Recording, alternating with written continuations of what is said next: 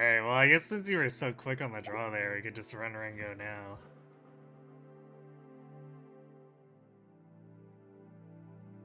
Let's go ahead and...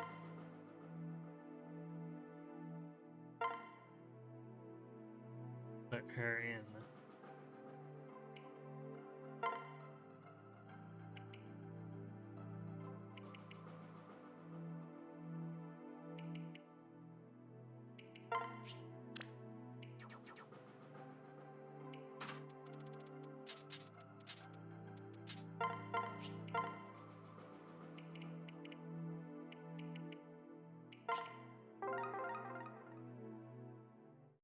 Three-game marathon, Birthright, Conquest, Revelation. Yeah, no, it's... With Fates, I'll probably just do Conquest. Although, I guess I might throw in some incentives that if they're met, I might do the other ones too. But I have a feeling Conquest is the one people are generally going to be interested in anyway.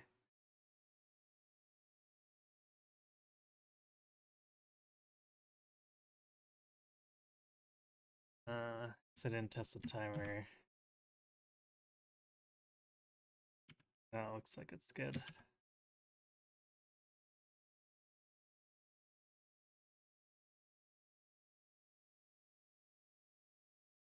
I suggest Radiant Dawn randomizer.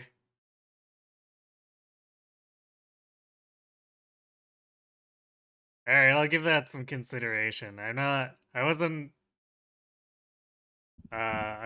quite sure if I was gonna do mods, but I think I'm familiar enough with Radiant Dawn as a whole that I'd be willing to do a randomizer for that one.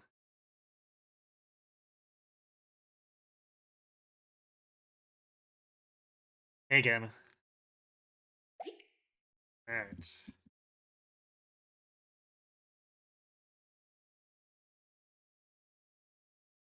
Sorry, 1 second. Cord tangled up.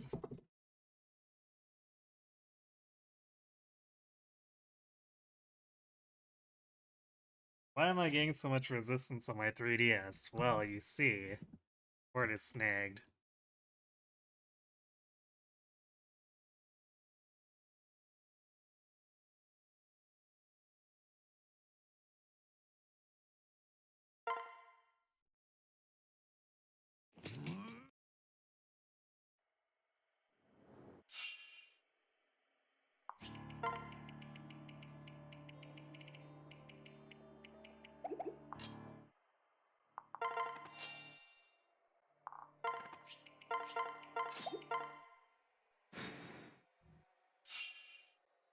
I guess it's been a while since we've done this run, hasn't it?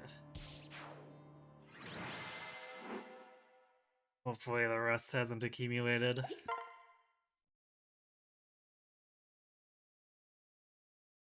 We already did the... It wasn't the Golden Girls, it was Gilmore Girls, but yeah. That's gonna be...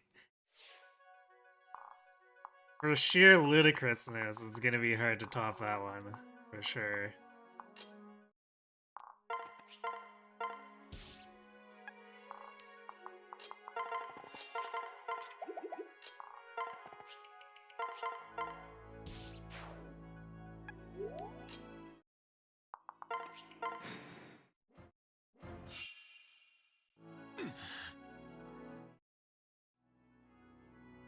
Setting up the seeds of pain? I see.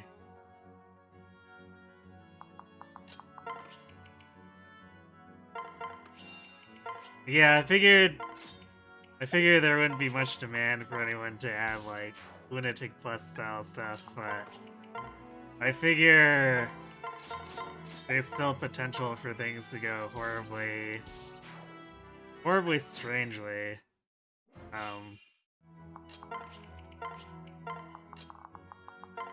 Depending on, I guess, how loose the criteria is for what it selects for the different characters.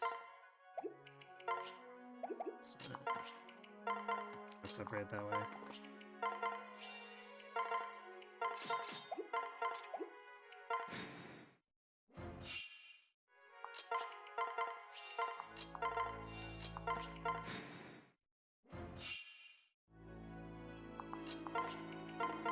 And Radiant Dawn especially has a lot of classes that aren't especially good, so... if there's not... Nice level. If there's not logic in there to prevent getting a really odd team, I thought we were a little closer to killing them. We could end up with something that may get stuck, depending.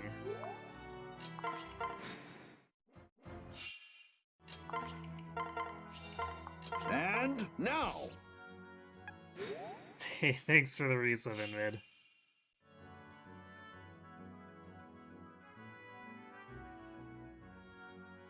And yeah, there's a Gilmore Girls ROM hack that someone made for her significant other.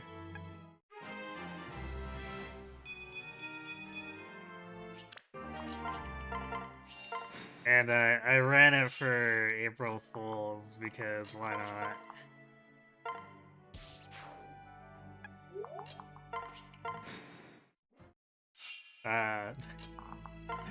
There's a lot of stuff that flew over my head because I'm not really a Gilmore Girls fan or anything, so that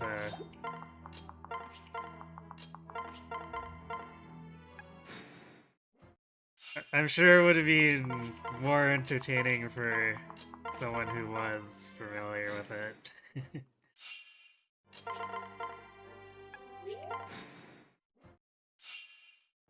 But I got a lot of generic laughs out of it.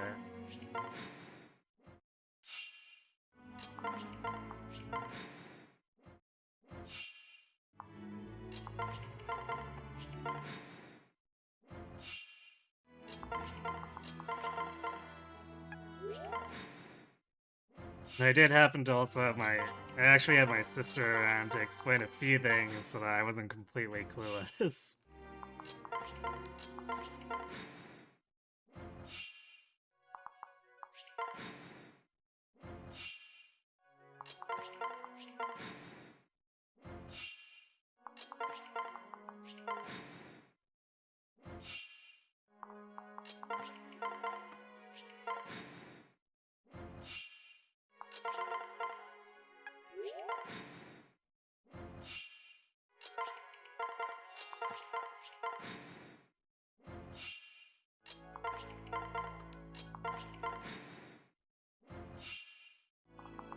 I guess on that note too, fun fact, did you know that YouTube will flag bad midis that don't even sound like the songs they're trying to imitate? So I found that out. Thanks to the Gilmore Girls hack.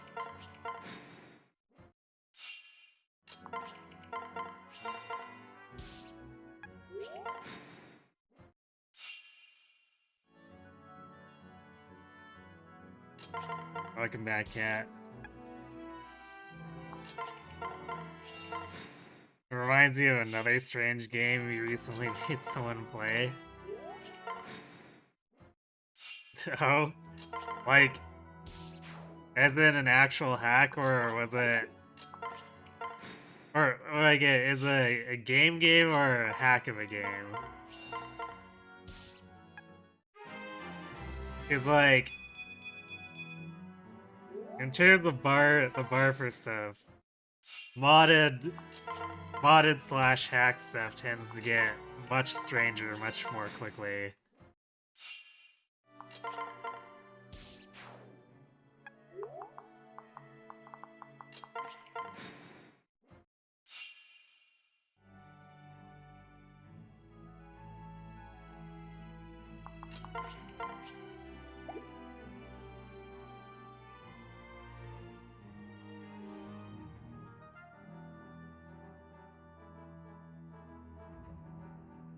You had zero context. I mean, you had the explanations from my sister too, right? So you had about as much context as I did.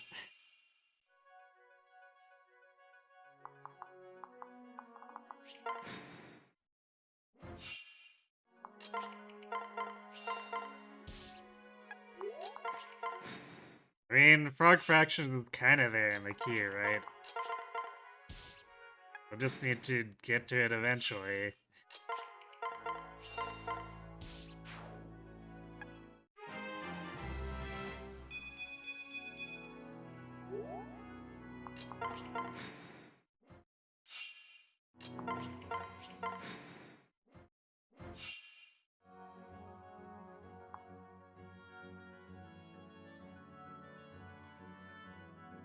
And yeah, for whatever reason, it did flag. I don't think it flagged both of them though. It flagged, I think it flagged the MIDI that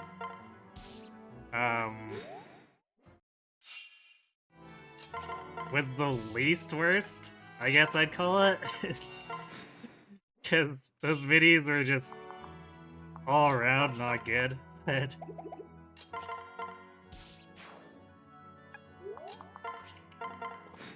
that, I think it flagged the one that had like a riff that actually almost kind of sounded like the song.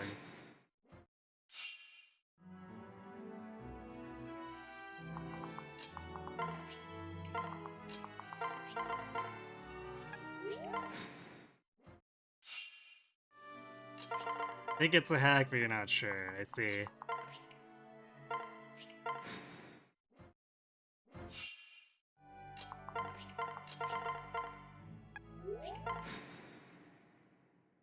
Where did you hear of the game / hack if you're not sure though?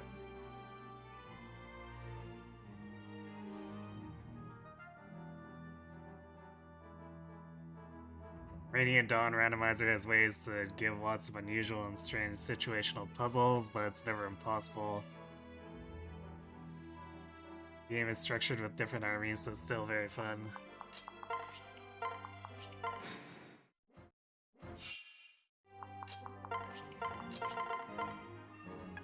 I mean, I figured it would not be impossible. I'd just possibly run into a place where, we're having to retry things a few times because things are really wonky.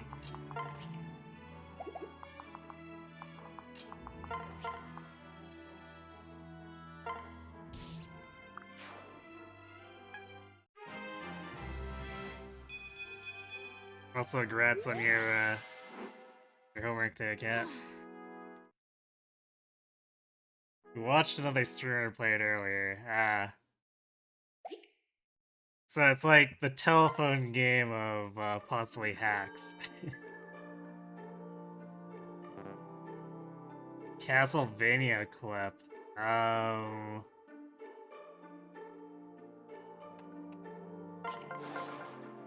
Not sure if I remember that.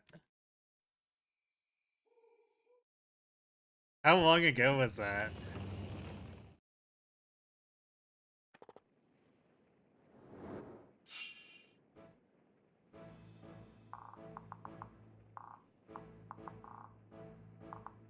Okay, well, what up plus on what's the key enemies?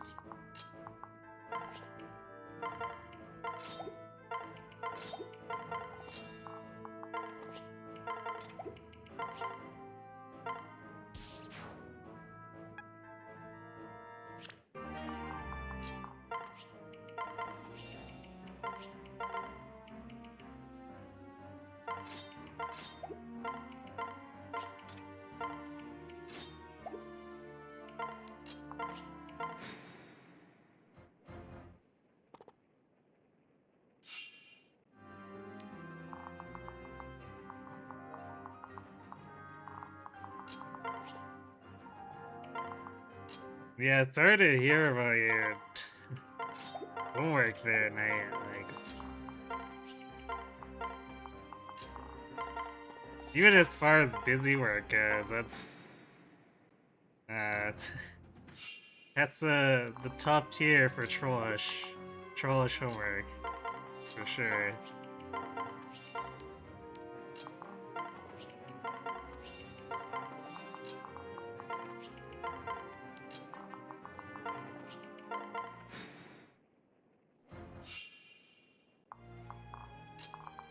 I've never really liked how... Or like that trend where they add the letters to the numbers so that it multiplies your questions, so your actual work is so much more than it first appears. Never been a fan of that.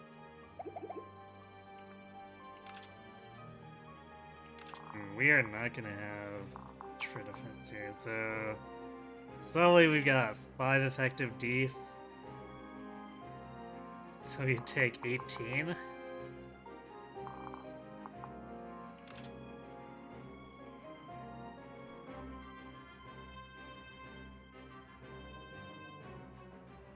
It puts at 6.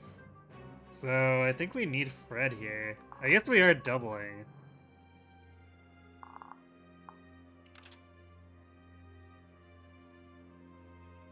So we grab Fred instead.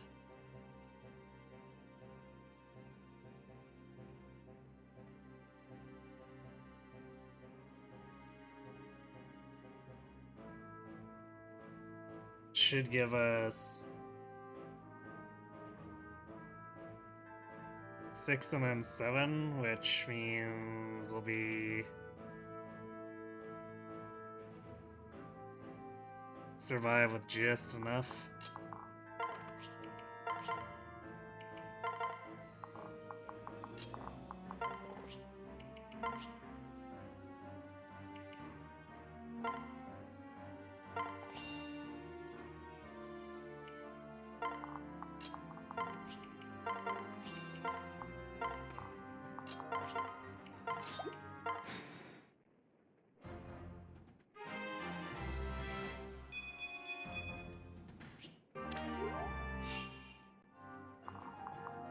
It would help if I actually transferred the right person.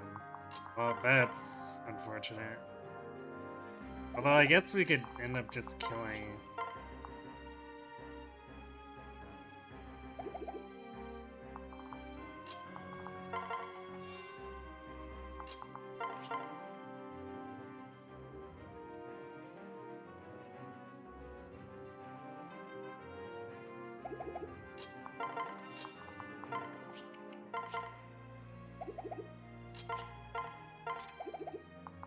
Yeah, with no vantage in play, this is actually still okay.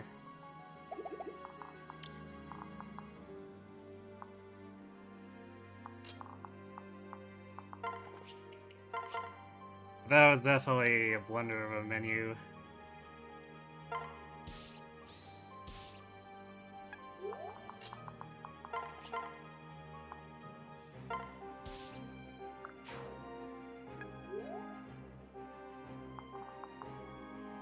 Okay, so do we actually need 5 effective defense here? We're healing up to 17. So we don't really.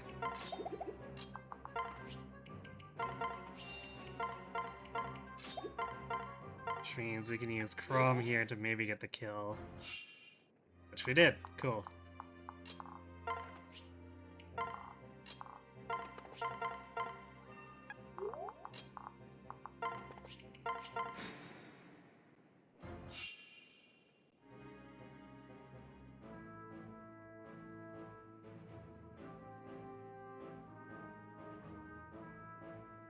It's not actually Castlevania, but was referencing the carriage scene from Rondo of Blood. Okay, I think I remember that.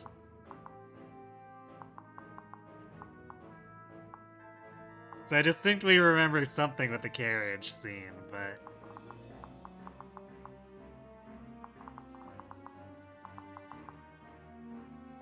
I don't remember all the details around it. We're gonna be okay separating out like this. I guess we probably should be.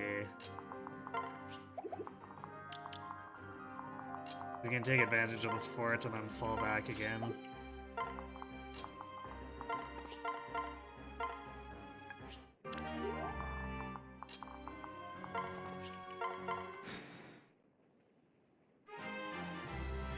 Nice. We've actually got a really good magic and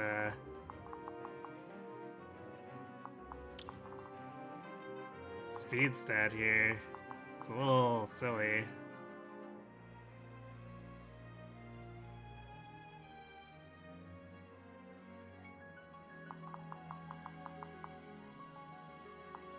So 10 crit means that we're not actually gonna die. Oh, this guy has advantage though, so yeah, I don't trust Thunder. So we're gonna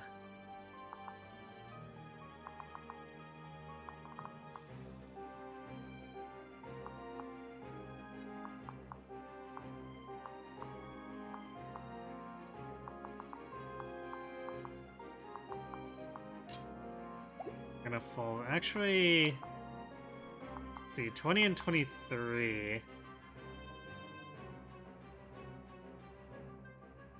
It's 11 and 14. Oh, that would actually kill us. Never mind.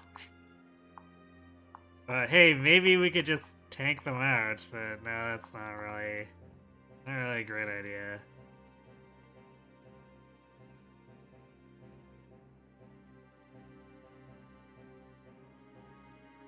I guess if we were at full health here, we'd be okay, because then the fort's extra 2 defense would make it so we would survive.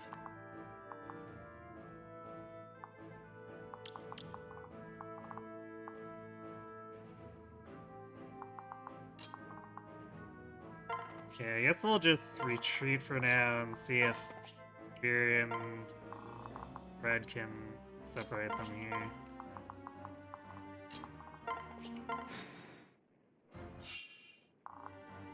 I guess the answer is yes.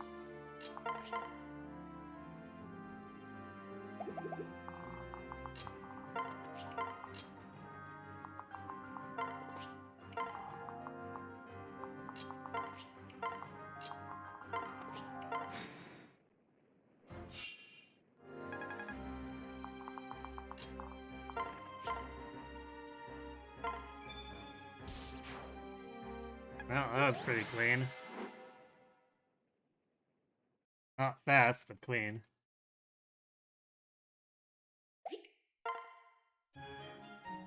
Fringo's doing all the talk about math is making her stronger. Apparently.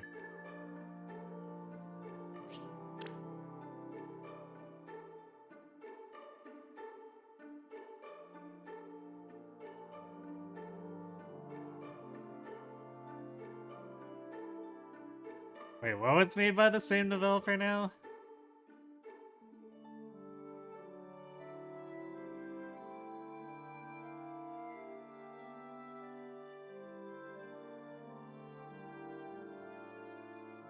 Or you mean the game was made by the same developer as one who referenced that Rondo scene?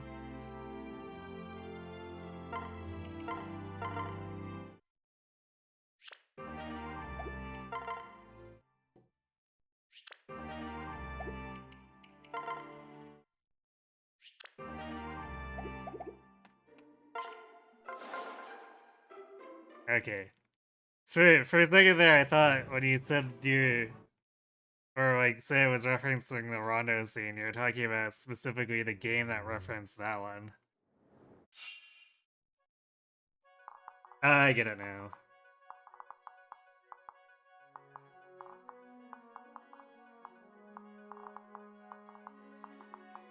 Well, lots of gamble, but not on the mountain barb.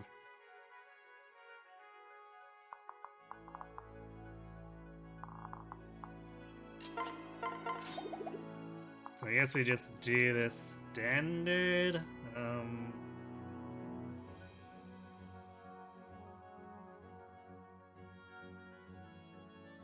See, no luck or deef increase the stall, so we should probably be fine leaving Ringo paired onto him.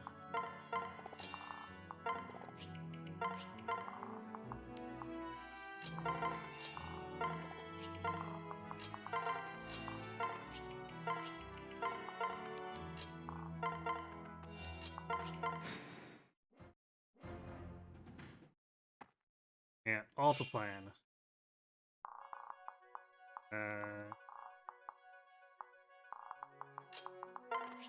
I guess that Merc died.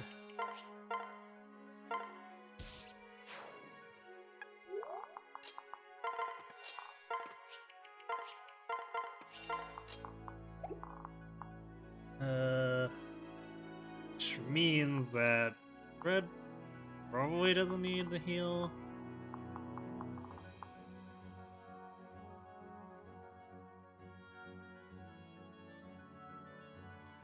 Mostly because I don't think overhealing him is gonna help.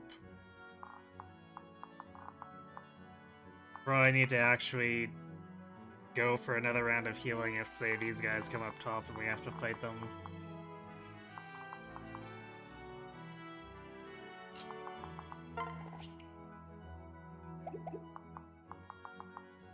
I don't like how this soldier is following us, so he's gonna start body blocking stuff, which could be a problem.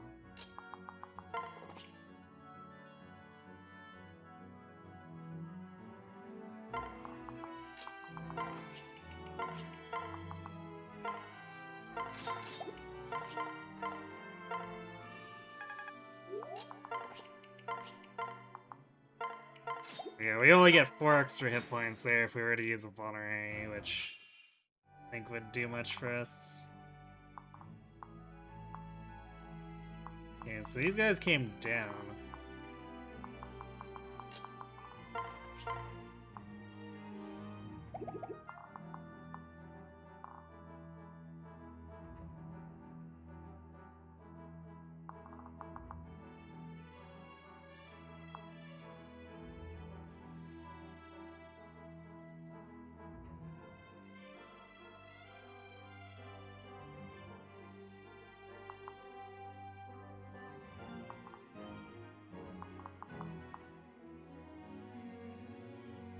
I guess we finish him off with...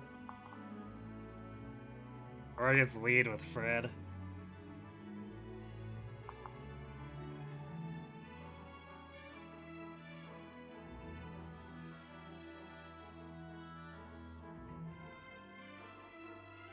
So we do want Robin to get the kill experience, if nothing else.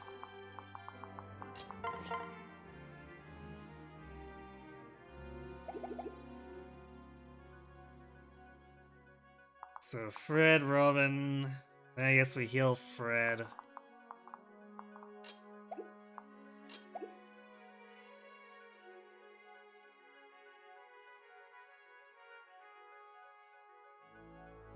Unless it can pair to escape afterward.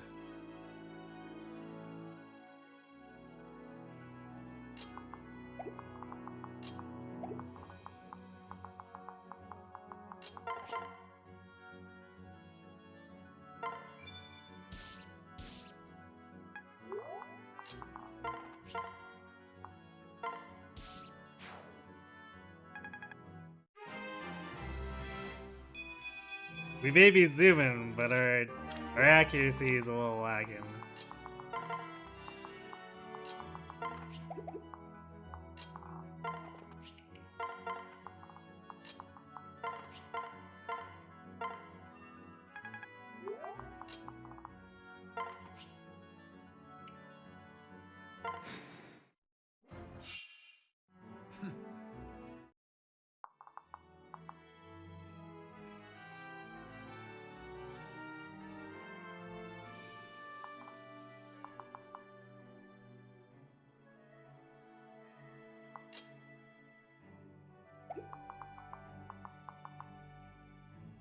Okay, so that's... more people going top than I thought they would.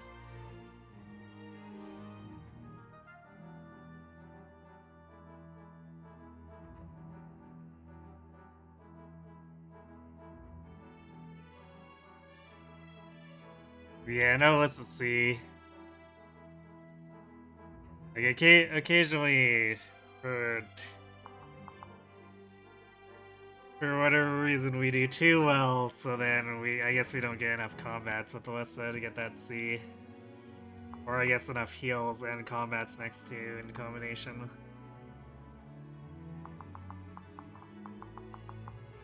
Okay,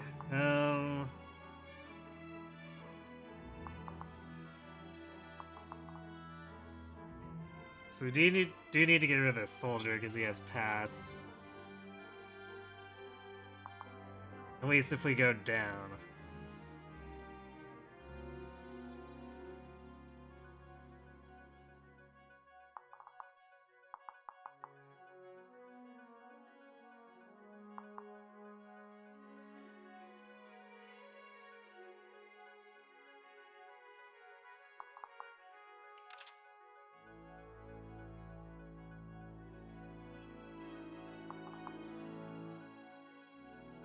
So we could take Crom.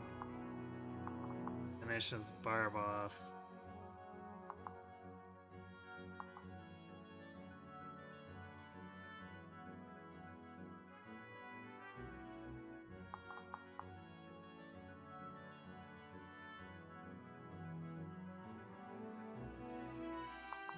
Assuming Crom doesn't dual strike, but Crom dual striking, ha ha.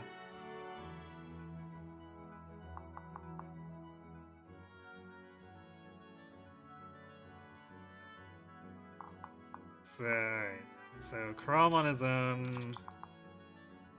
It's 9. That should be enough. So it's just a matter of he needs the hit.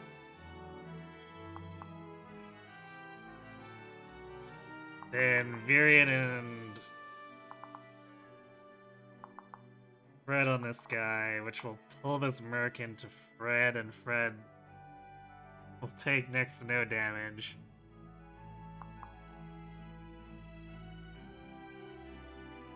And then this guy gets pulled onto Vig.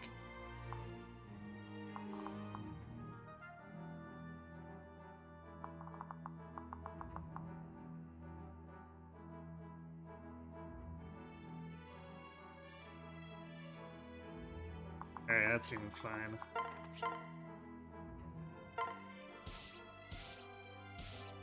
Yo, Chrome Tool striking. You heard me talking smack about him.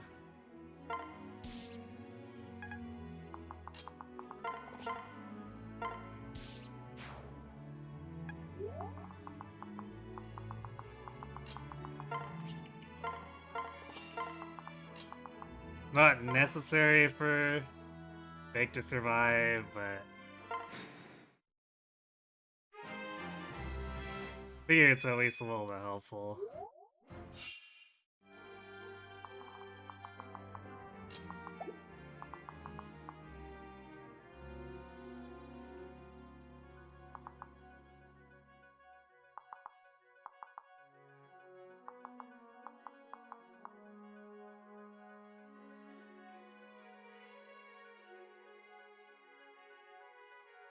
Okay, so technically, could kill the Virion and have him be completely safe.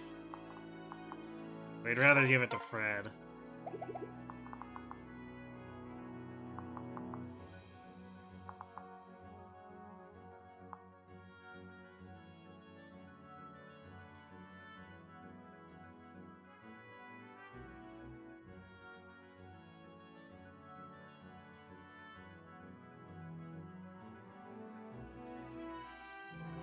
So Fred would then be left in range of Soldier. I think the Soldier should still go for Robin though, because Robin's only at 9D.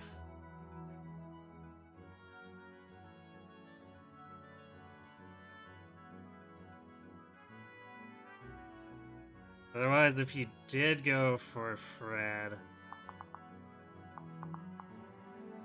he'd do 13. Which I guess... Yeah, I guess it would kill him after the mercenary does his chip damage.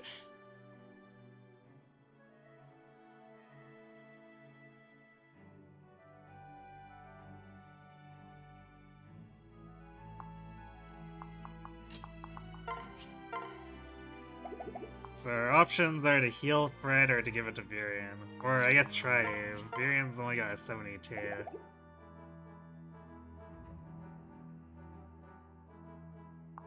Because this soldier won't be aware that he has Luna Plus, but he may still go for the higher def units on occasion. But I guess Fred's so high above Robin that shouldn't matter. So I guess We'll leave it up to Varian. Are you gonna be useful here, Varian? Yes, alright.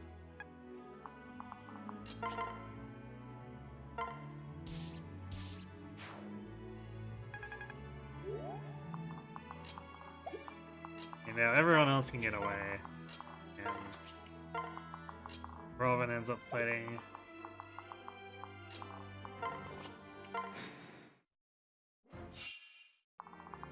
And apparently killing.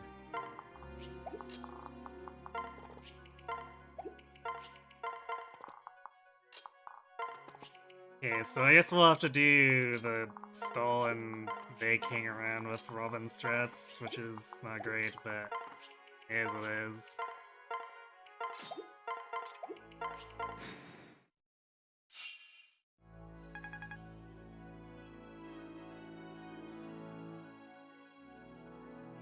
Sorry to hear about your allergies, Cat.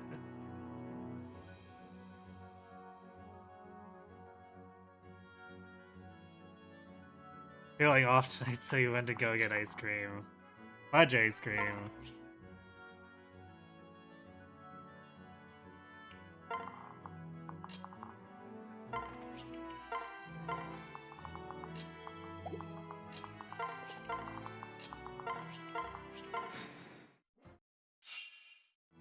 Well, hope you're enjoying that, Mid.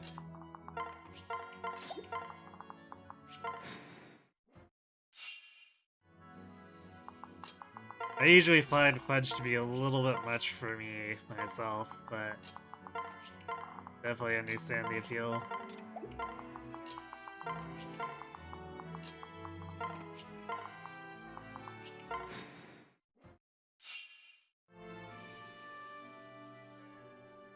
It's he's sneezing a lot too.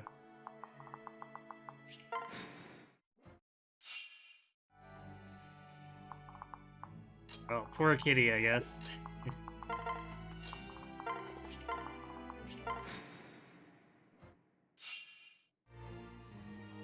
Yeah, cat sneezes are pretty cute. Occasionally, Sina will come over and sneeze. She,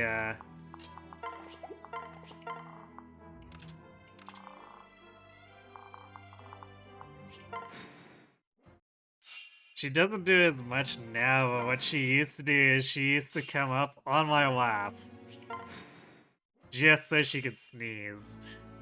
And then she'd leave.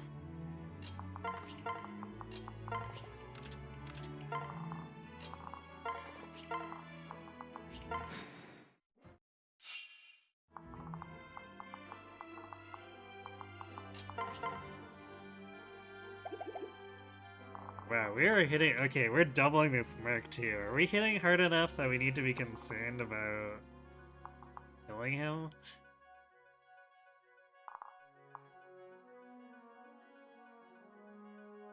Alright, no. We leave him with 2 hit points. Which is good, because if we killed him and left an opening, then we would die.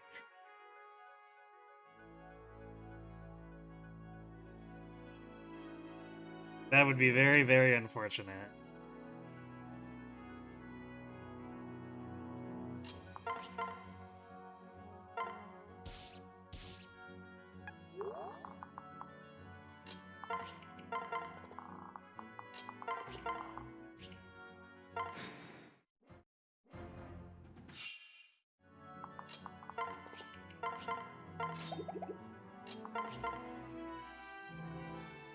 Yikes. 80 listed attacking into him because of patience.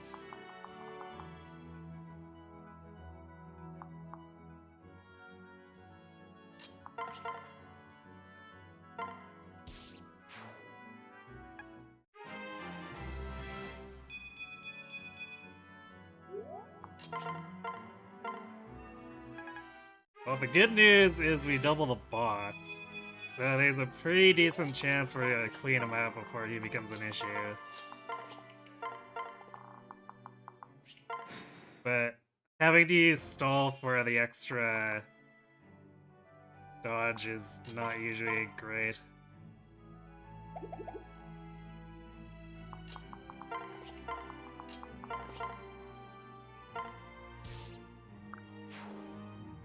Jeez. Chapter 2 boss got destroyed.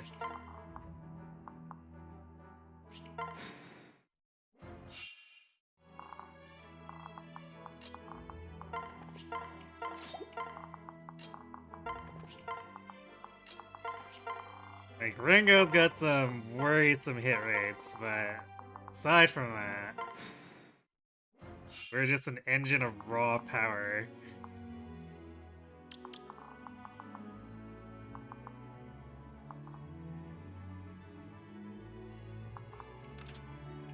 It's too bad we don't have the Iron Sword over. I guess we don't actually have the skill to use it yet, anyway. But, well, actually, let's see. We trade Vake over as a pair, we get 20 attack, and we still double. So then we actually kill this barbarian in one round.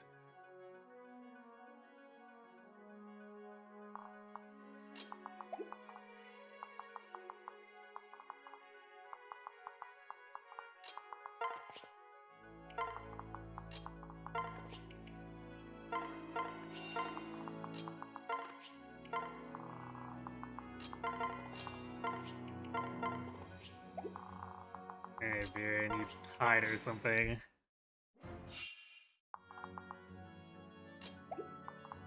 Well, the Hawkeye win a plus was definitely unpleasant.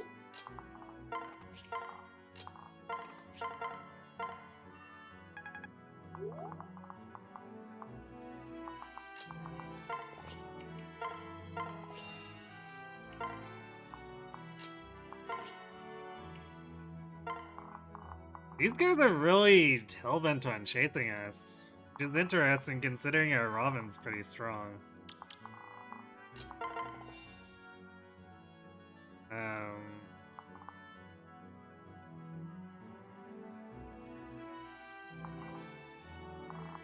Well, I guess going south with Crom's not gonna help us much, so let's see if we can get this soldier to keep chasing him. I guess that's a yes.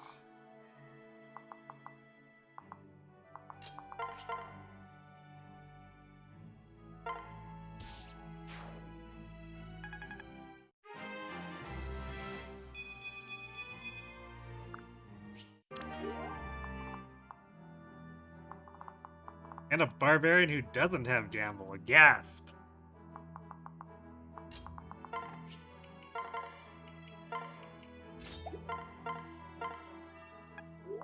That is unheard of.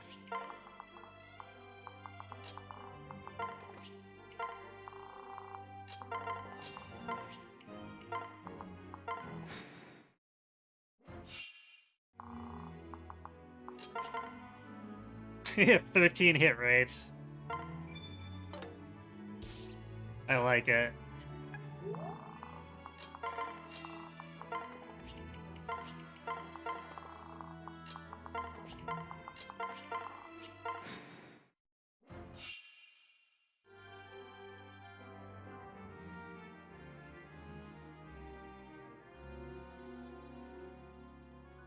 Yeah, base with plus speed is 8, so we've gained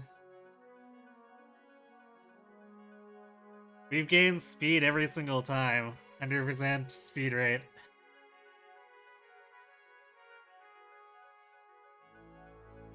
You found the best emote that you wish you'd found during or had during most of Rescue Dungeon or Rescue Team. It's a bunch of ellipses, nice.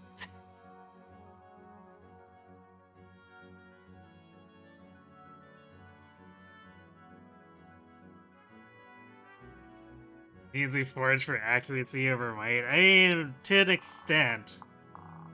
It depends on what we get. Cause like we have to be far enough ahead of the curve that I'm comfortable leaving the forges that we might need the plus might on later for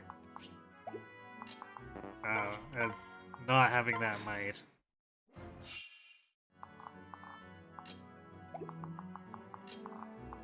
Let's see. You can take that sword and then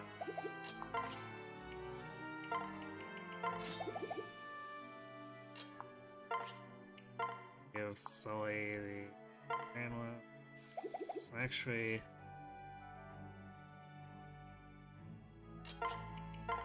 let's transfer over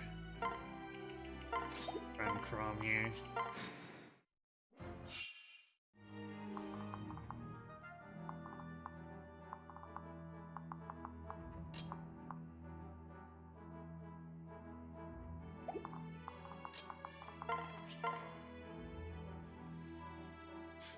Man, actually, if we had Sully as the pair partner, we could straight one round this soldier.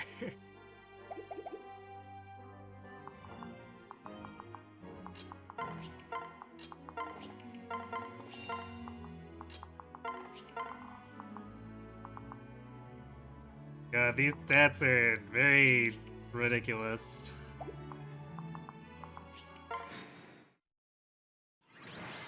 Yeah, that soldier just got whacked.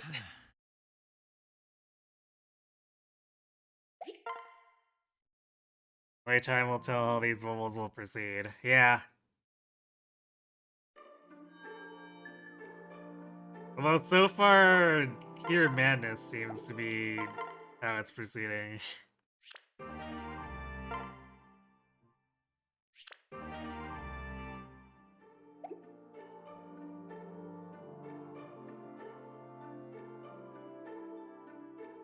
Because, like, luck, deep, and res are about average. Skills a little bit worse than average, and then speed, magic, and strength are just going bonkers. Speed especially.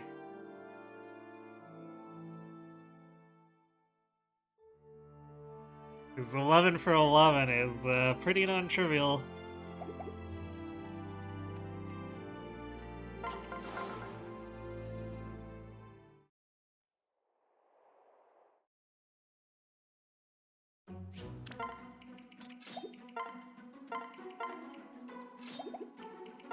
Okay, what have we got here?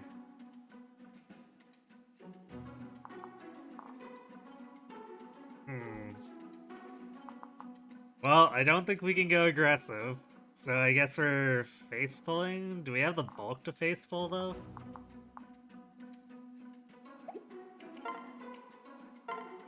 So we did get the Sully C, so we can have 13 deep, which becomes 9 damage taken, and then 16, so 25. Yeah, I guess that's fine. Only thing is we're... Well, I guess if we javelin this guy with Fred, he can die, and then Fred can take care of this.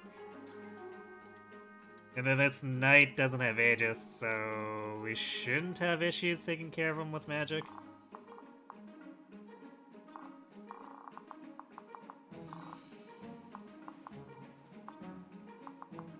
Oof. The right side knight and archer both have Win of Plus, so we need to be careful.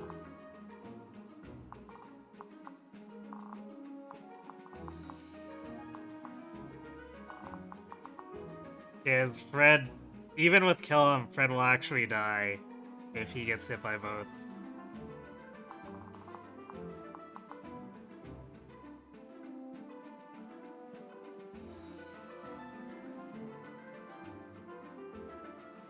Interceptor strat could be used here. It could. I'm not really a fan of the potential miss rate with Muriel, though. That's why I generally don't use it unless I'm extremely desperate.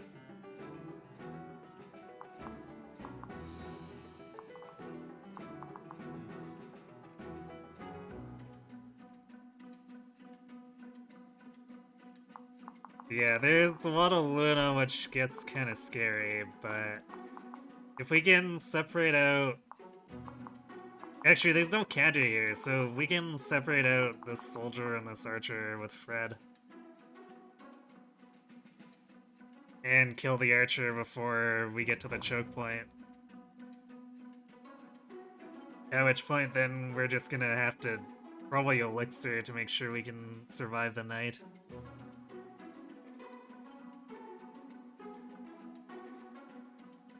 It shouldn't take more than one elixir use, though.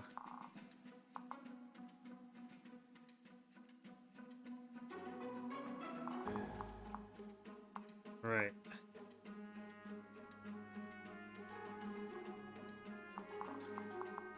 Okay, I think we better plan. Miss rate is even worse. With Kellum is even worse. Yeah, Kellum and Muriel are both pretty sketch for the strat there.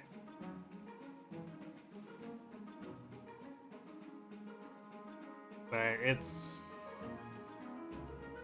it's probably something I should practice a little more just so that I can remember it for the situations where it is dire, but yeah, for the most part, it's just I don't really like the chances of missing, especially after like chapter 2 can have some not great situations with hit rates.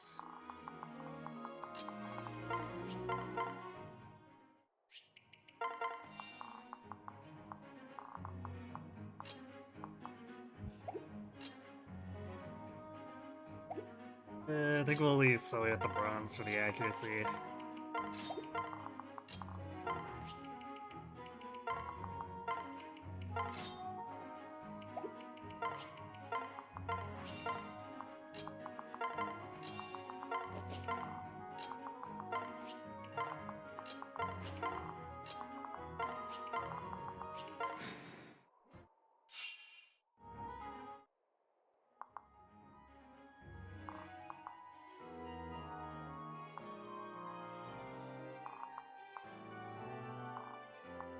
It's a good thing this archer doesn't have Luna, because it would definitely be too much for us if he did.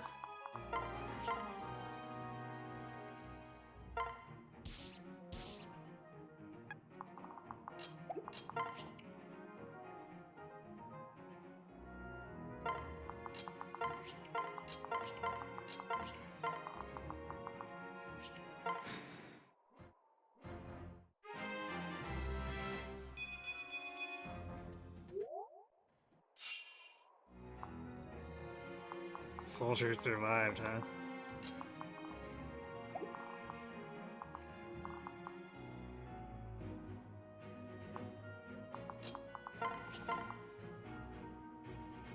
Man, we almost won around this night. Too much magic.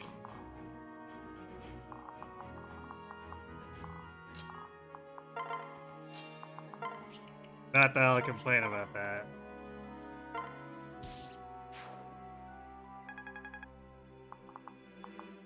Yeah, as much as I get Virion crap, but he's legitimately useful here, so, you know. Or in a lot of places, really. Especially for... Since there's not a lot of other chip damage that other units can safely contribute. Yeah, 15 magic already. This Robin's insane.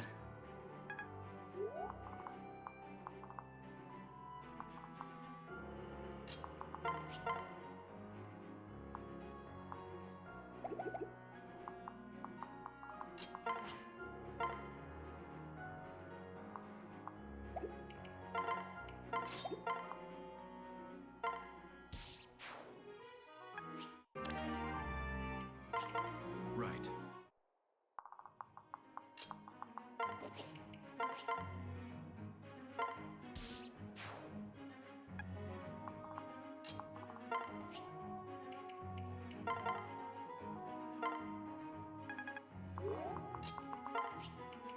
But she's far from invincible just because our defenses aren't super amazing, but the fact that we could just murder whatever we want, it makes it a lot easier to be safe despite not being particularly tanky.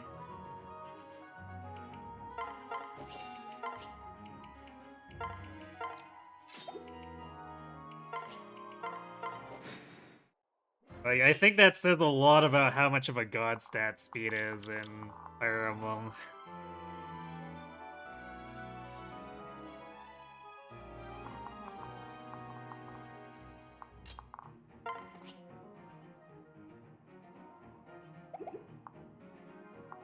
Yeah, we're gonna be okay attacking into this. So without Sully, we've got 5 effective def, like 22. So as long as, I guess as long as Wissa heals us enough, it's fine.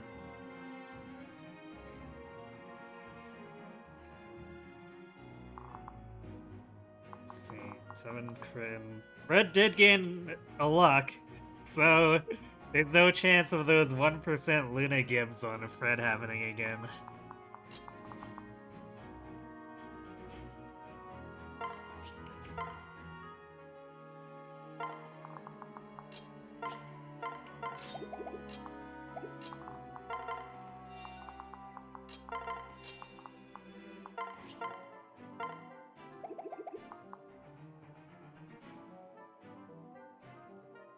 Red is gonna take 12 and 3.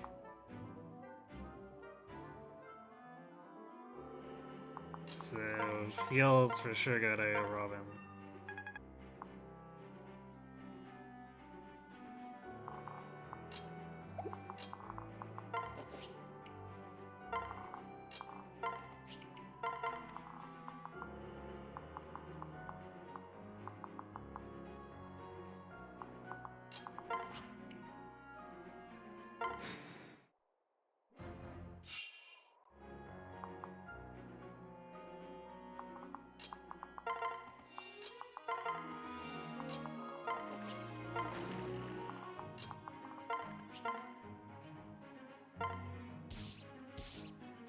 Yay, Chrome helped, so we don't even have to tank the shot. Okay, so if we vulnerate with Fred here...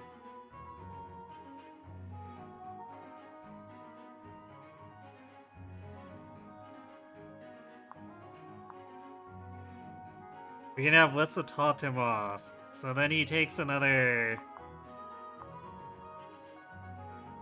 15. So we can top him off again and not have to use an elixir in order to tank the knight.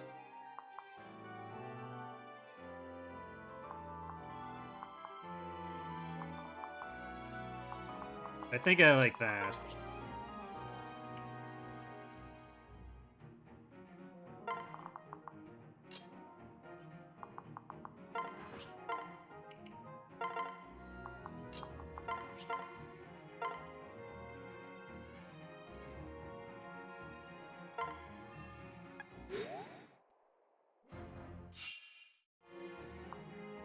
Oh, he didn't even take alright. He didn't take damage from the archery, so either he dodged or Kellum gave him a dual guard.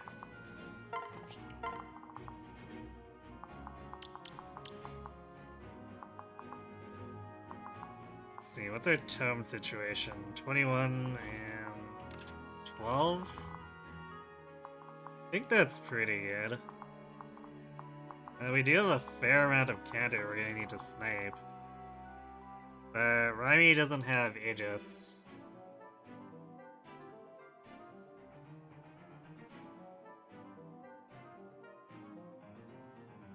At this point, if you were in control, you'd be renaming the Forged Tomes to be called the Leap Button.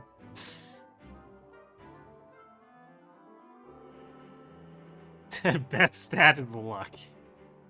That's a great amount.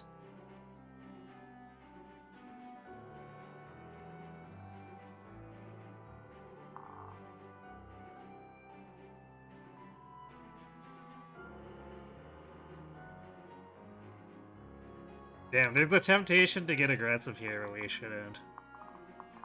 Because they could pick up this soldier, but then the Fred gets dogpiled. Which he would technically live, just it's not something we should do.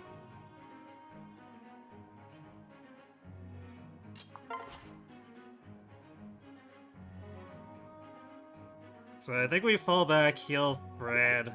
And Fred hurts his knight.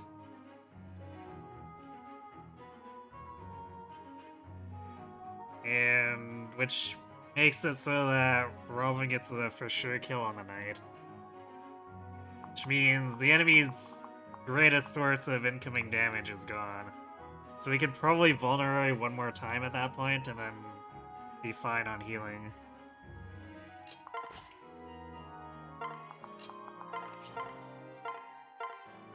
Actually, Blisson's got a whole bunch of extra staff uses, so we're almost in a situation where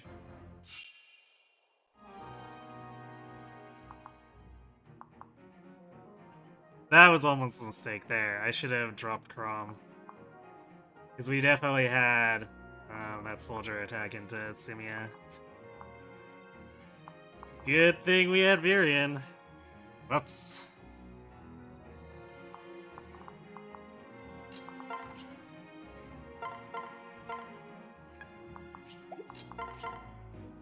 The rest is real, I guess.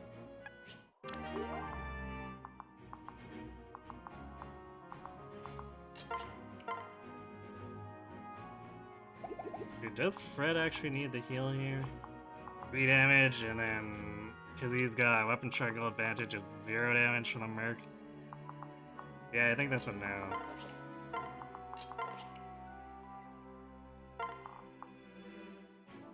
So even if Fred crits and kills both of these, where the...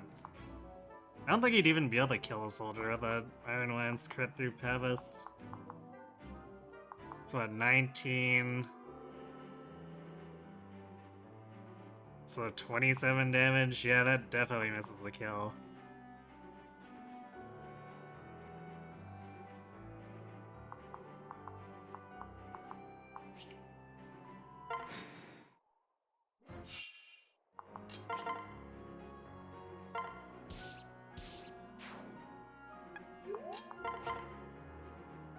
Yeah, definitely close. I need to not get sloppy.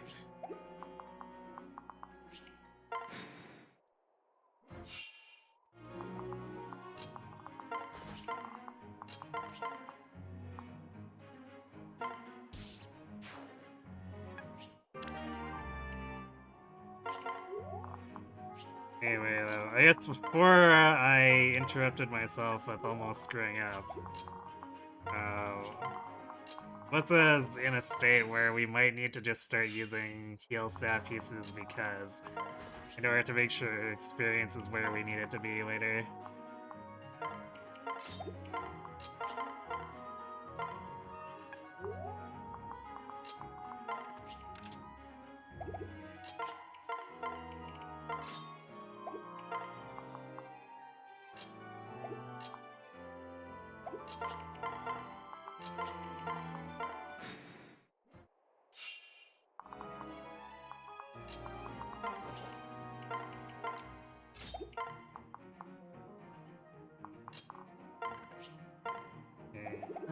Let's also trade that Thunder over right now.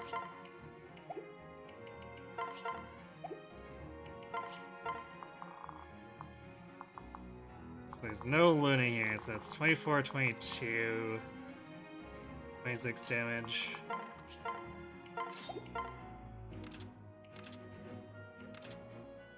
Actually, we should probably swap Crom to Bronze Sword.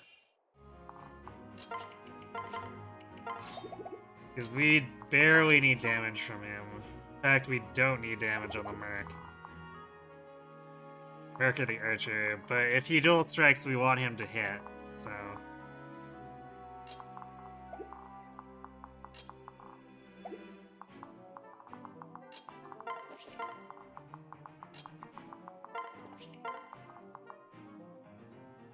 So we're going Bronze Sword because even 1 damage from Crom is enough.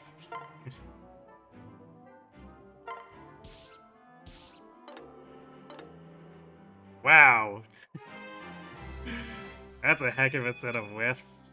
But not completely unexpected because 6 skill attacking into patience.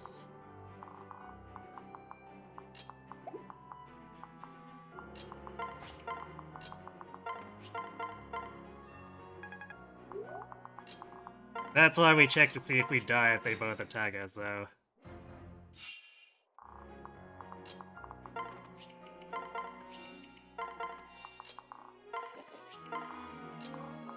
Because at the end of the day, Crom gonna Crom. Fine, I guess in this case it was Robin screwing it up. It's short of, I guess, using the rapier and getting a rapier crit. We're not getting Chrome to clean that up.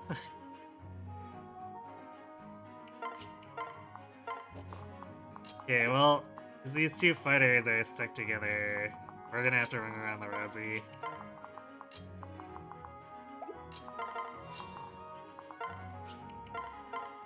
Otherwise, we counter, and we die, and we cry.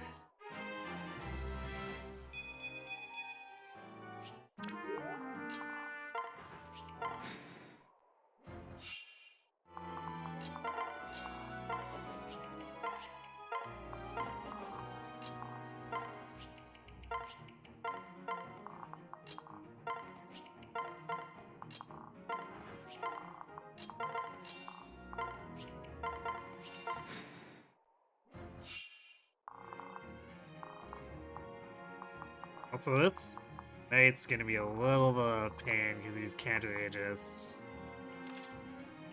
I think Fred weakens him enough.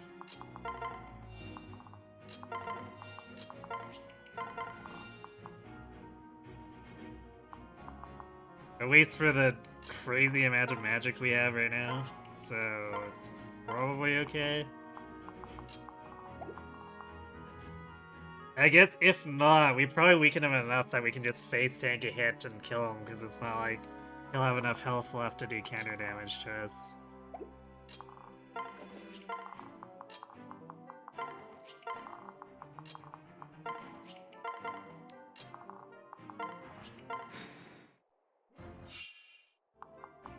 Oh, this is slow.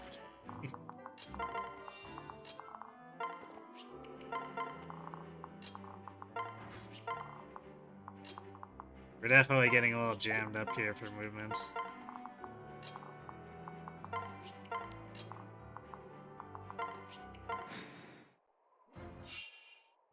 But we do have the secret of pair up and run, which allows us to move way farther than we rightfully should.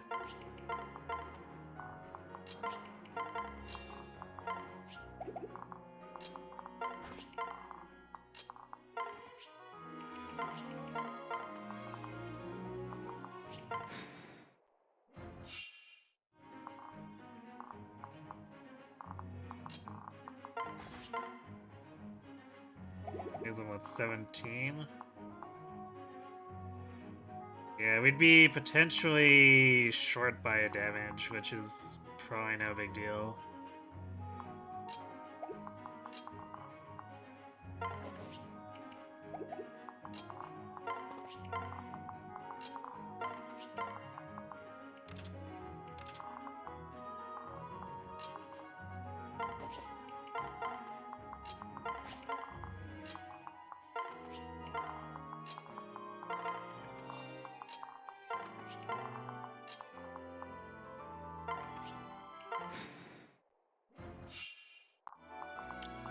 This fighter is uncomfortably close.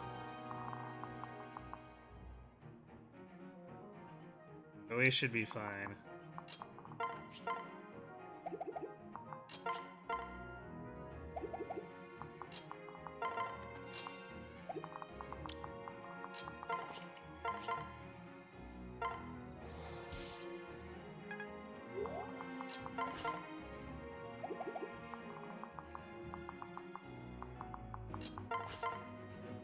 Actually, I guess I could have swapped a Muriel here for the extra magic, which would have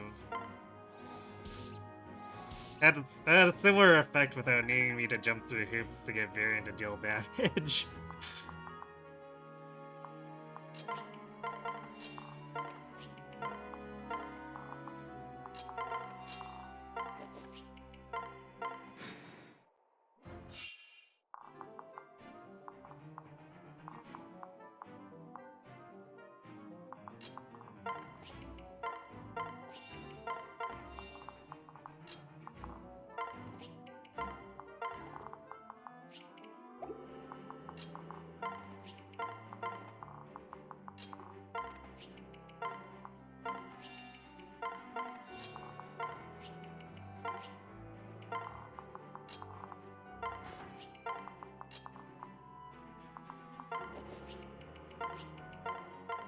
Okay, having to do that though, now we're kind of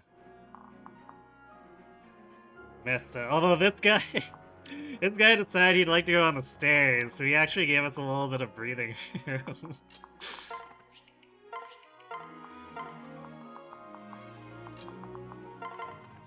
Roxy fascination with stairs leads to defeat for supposedly elite barbarian guard.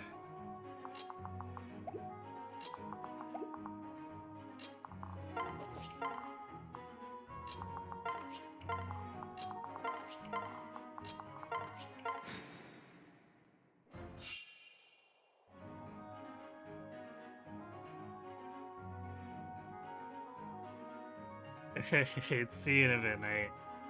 Artificial intelligence, yes.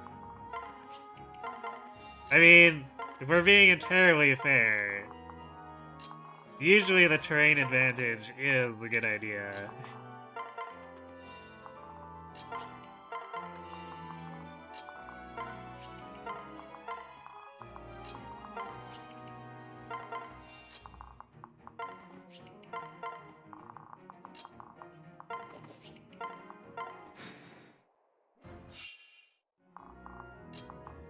Just occasionally the AI doesn't take into account some of the context stuff.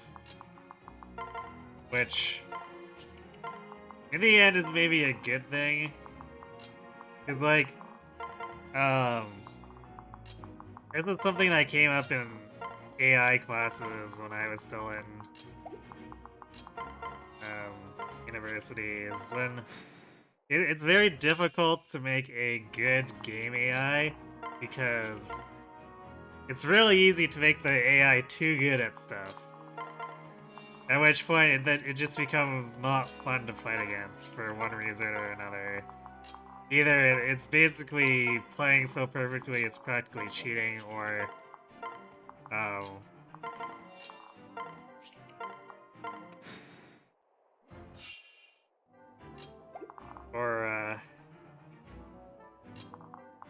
if you dumb it down too much, then it just stops making moves that are engaging, and people get bored. So you have to strike that balance where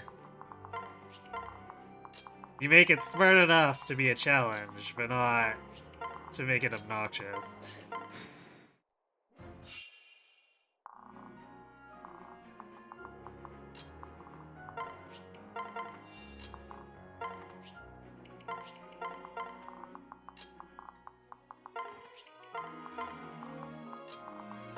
And of course, there's also, I guess, processing power constraints too. Because no one wants to sit around and wait for the AI to take like 5 minutes for a turn. As evidenced by Radiant Dawn.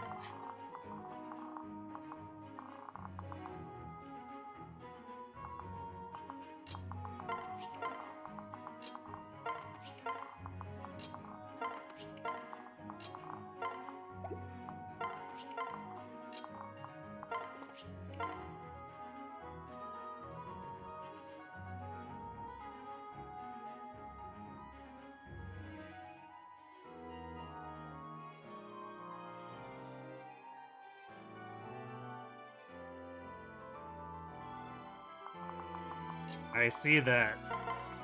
It's a bot trying to sneak in there. I say no to you, sir.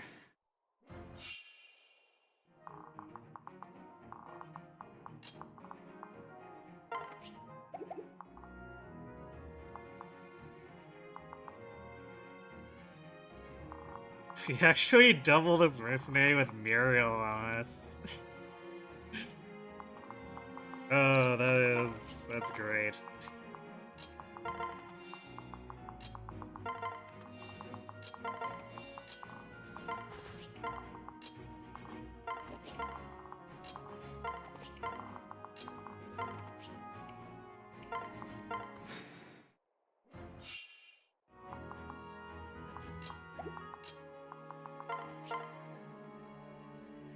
The only problem is that our hit rate is still real trash. Well, I guess we'll hang out in our friends for the extra 5 hit rate.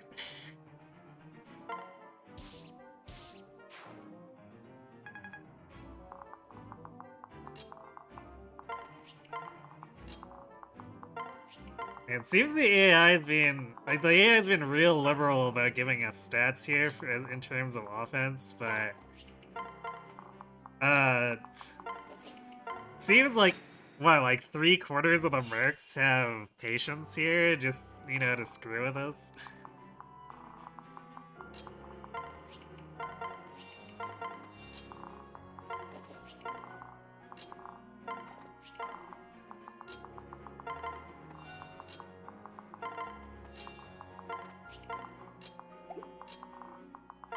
In general, it hasn't been dangerous, but boy has it been annoying.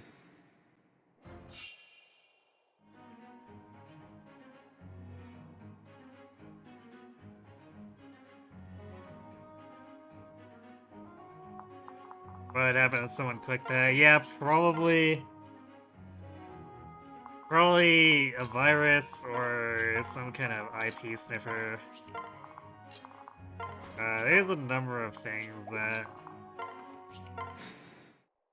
malicious web software can do these days.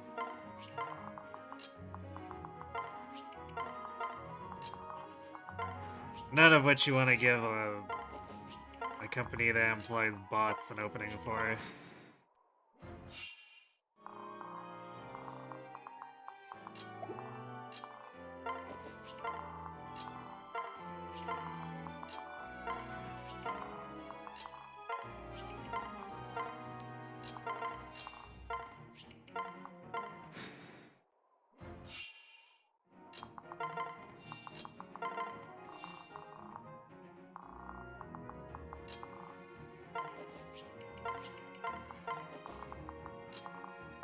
See if Sumia will entice Mr. Archer to turn around quicker. And in a way that doesn't involve bringing a fighter with him. But I guess the archers are typically the best ones to have additional enemies come along with. Just because the archers will habitually overextend just to attack us, which then leaves us other openings. Whereas usually the melee doubling back with each other means that they're covering each other, which is extremely annoying.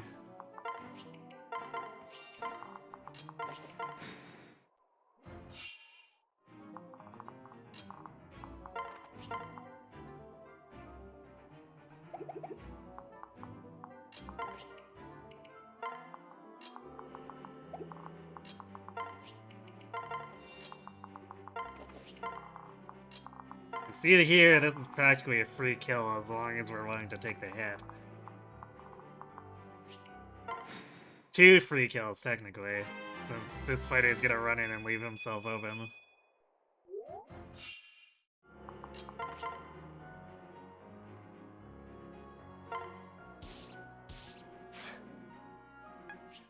Man, this is too much power. Like, 21 speed with 15 magic and then Muriel on top of that.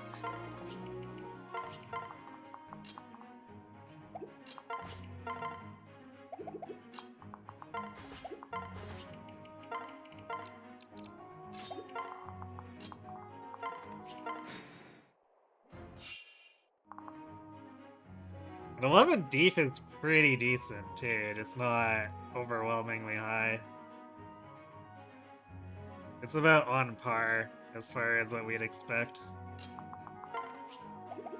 Oh yeah, I guess this guy's lingering. I'm like, let's engage Raimi next. But wait, there's a fighter who hasn't actually been killed yet. Poor dude. I guess you thought we forgot about you. Well, let me fix that.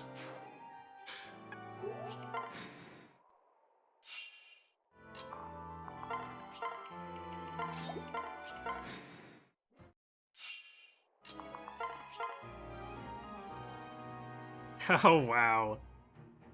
We're 3 points off of one rounding Raimi.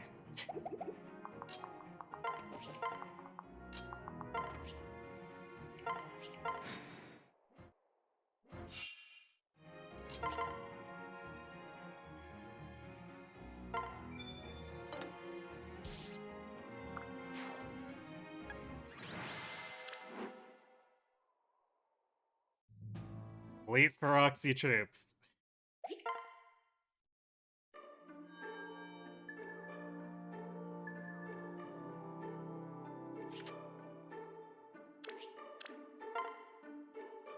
Yeah, when I've got really high magic like this, I build towards the Muriel Sea in case we need it to one-shot stuff in chapter 6 and 7. Because if our magic gets high enough, we can use it to make 6 and 7 safer. Well, safer as in we kill counter stuff more easily. The unfortunate part of taking Muriel as our parent partner means that we're usually dropping something like 20 avoid, 15 to 20 avoid, which is not great. So at that point, we have to really count on our defense not being in the garbage for that to work out. Only the finest. But if we've got really high magic, and well, I guess not even really high, it's like a little bit above average magic. And we probably need a decent amount above average def. It lets us fairly clean sweep formations that would normally be very scary in terms of counter.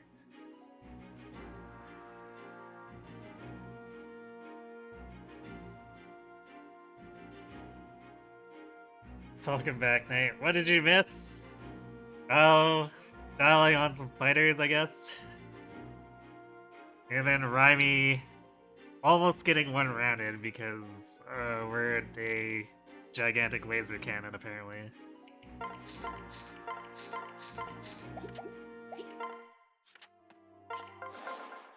What can I fix you with? So the only scary thing here is our skill is not great, and our luck is not much better than average, so our hit rates are going to be kind of sketchy.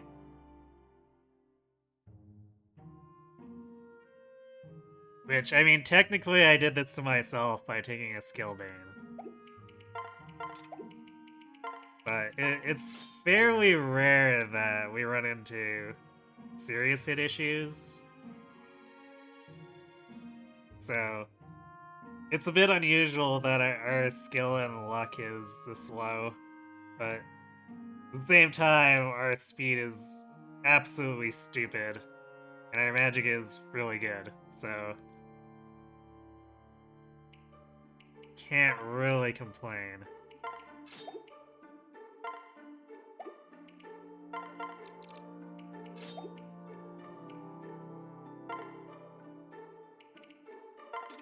Man, I guess I need to actually get the bonus box or renown and reward stuff before I can actually give Red the Orsons.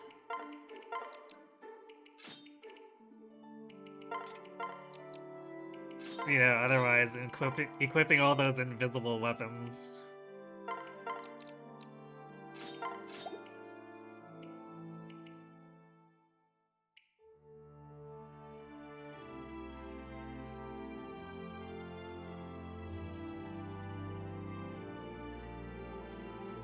So we do have decent res and decent def. Red brings it up to 16. This could still be a little bit scary. Because I don't think we're quite strong enough to one round the fighters. I think we need one more magic for that. And we're not super bulky, so if the two of them have Luna Plus, that's gonna be a nope avoiding that side. And if they both have that, then we are gonna have to improvise. Ringo can't be perfect. I mean, in general, statistically, it's very unlikely for us to have a perfect Robin anyway. I don't know if we've ever really had a Robin like that before.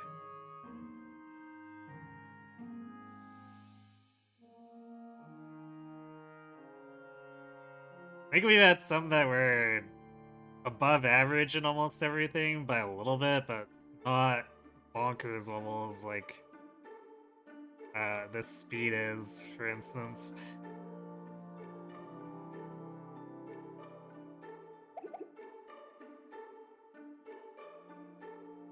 So even just getting the two most important stats to be going above and beyond is somewhat unlikely. Which is why the run assumes that we're just gonna be average, but, you know. Random rules rarely actually work out to being average. So we get weirdness.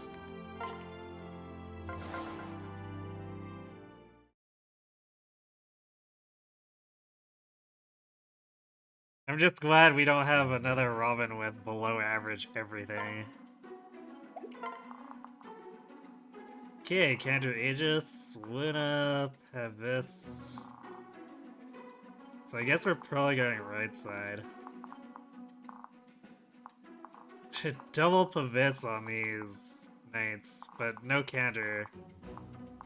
The Vulnerary Knight having Pavis and Aegis is really troll though. Because what's probably gonna happen is we're gonna injure him and then he's just gonna run away and use the entire Vulnerary. Oh, and the Lucina has Pavius as well.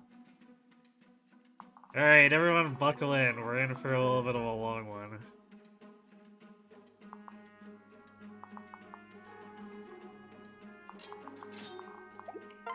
Actually, it's...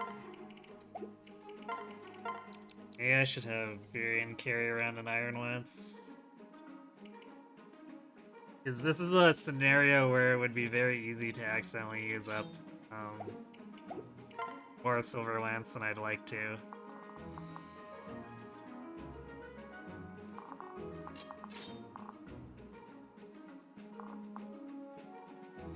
Okay, so if we're going in, so 21 damage and...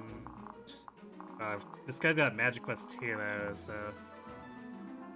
21 and 12. We actually die, so I guess we're gonna have to bait this fighter.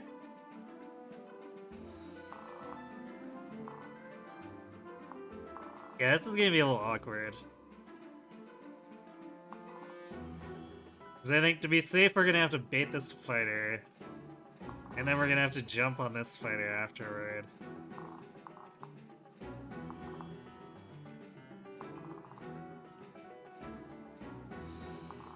And we're still gonna end up with these mages running amok.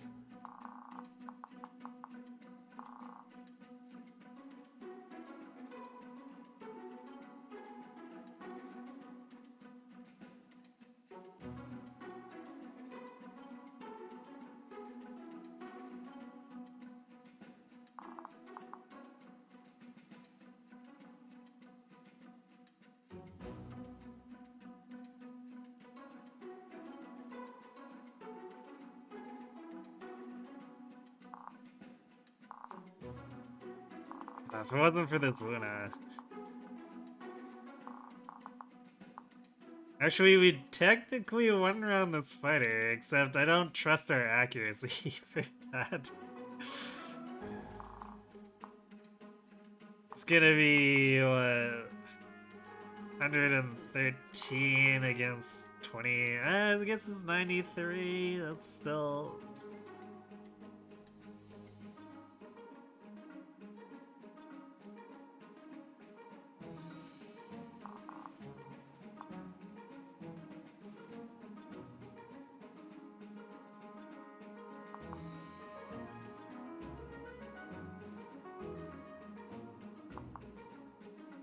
I guess it's probably fine.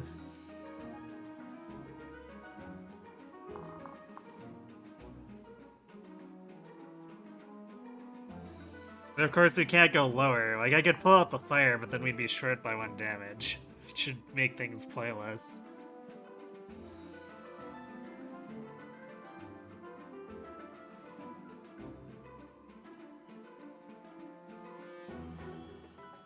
Everything how Crom could have told Raimi just to check his shoulder for the mark. Now for Oxywise are wasted because it can take 2 extra seconds to talk things out. Yeah.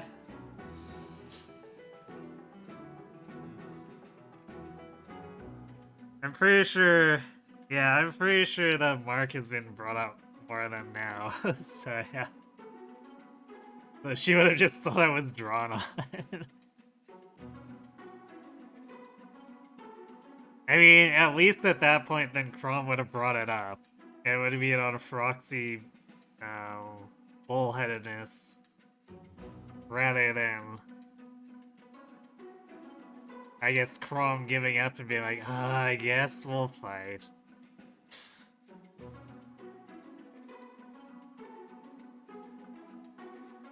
Although I suppose he did keep trying to talk until she started throwing javelins at him, so you know, things.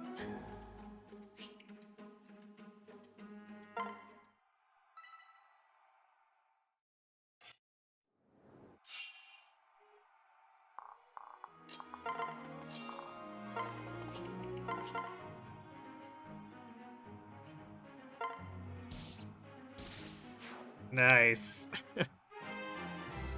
Pick a god and pray. Okay, so our magic growth is slowing down a bit, which is of some concern. On the other hand, 22 speed, which is... it sure is something.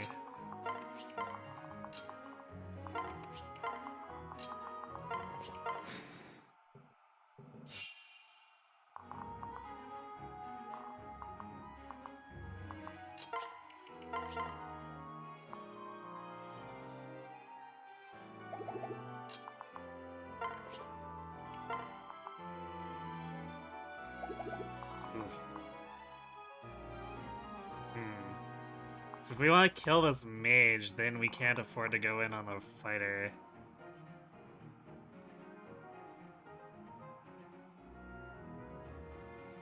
I guess that's fine. Then we kill this guy and then go on the mage after.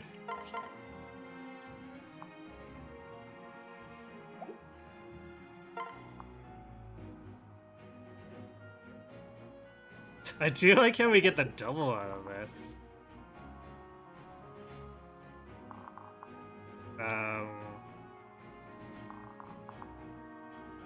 We have the health to survive if we want to. An interesting play if we want to do it like that. Then Fred would leave him at 4 health. Which...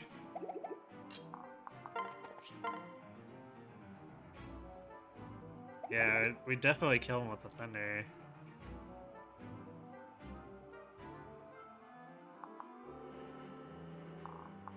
So we could do that if we wanted to. Is that a good idea?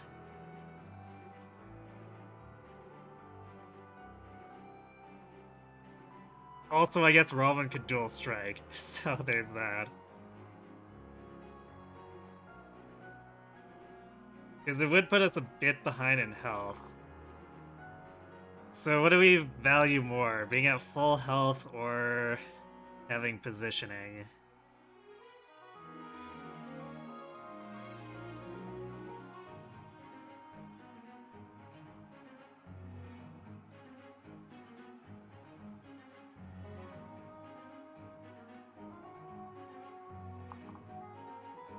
So if we kill him, get attacked by the mage, are we gonna kill him? 19... No, we're gonna miss the kill on the mage. So there's a possibility that mage survives. Which then leaves us open to here, and we have low health.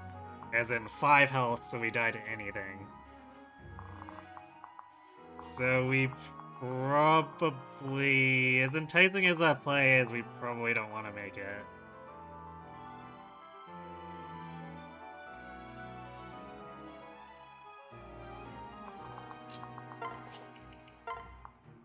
So we're gonna go with killing this mage off instead.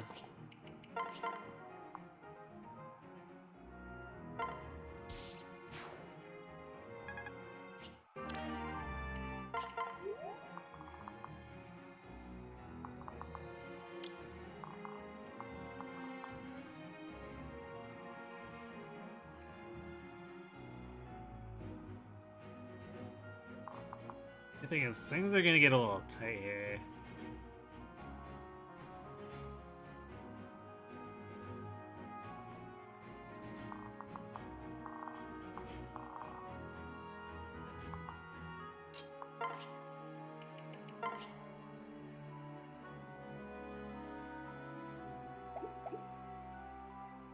Let's see, what's this healing us to 28? Is that hit point gonna matter? 12 damage, 15 damage. We survive by 1 hit point or 2 hit point if we have to fight both of these. Although, I guess the knights should be moving forward first, so... I think we're fine.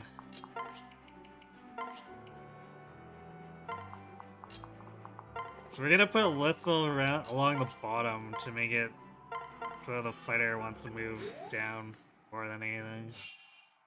Like that.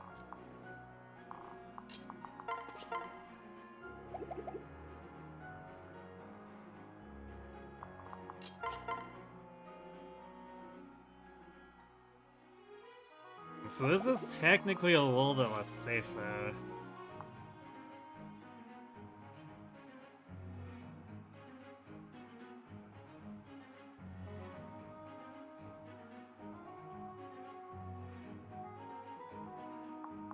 So I think we might want to transfer to Fred, get the double.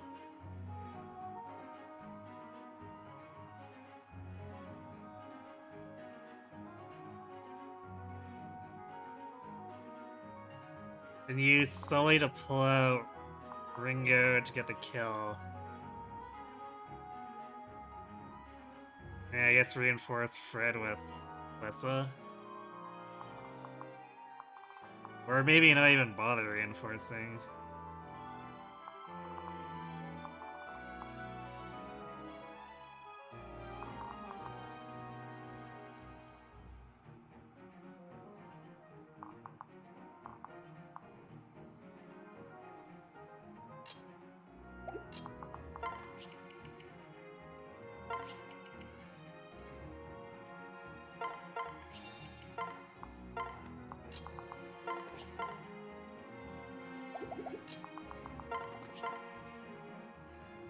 Yeah, 21% crit chance.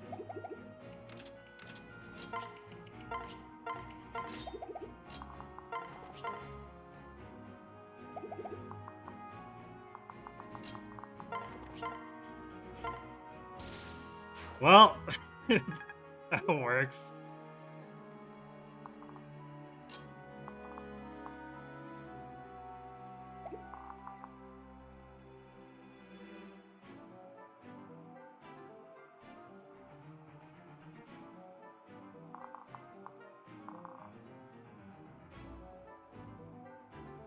Okay.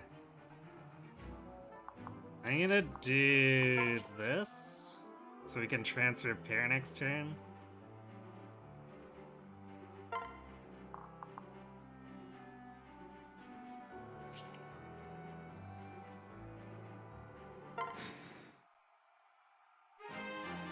Wow, alright.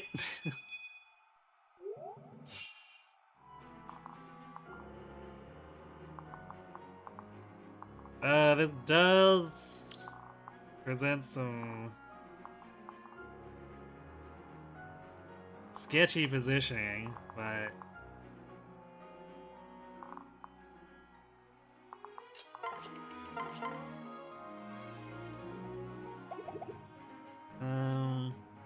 probably fine overall. We're gonna have to worry about just these two being full walls. But I think we shouldn't have too much trouble eliminating the two on the right. It's just Lucina and this knight are gonna make fighting around this fighter really difficult. Especially since this guy's got hit points plus 5, so we're not guaranteed to one-round him.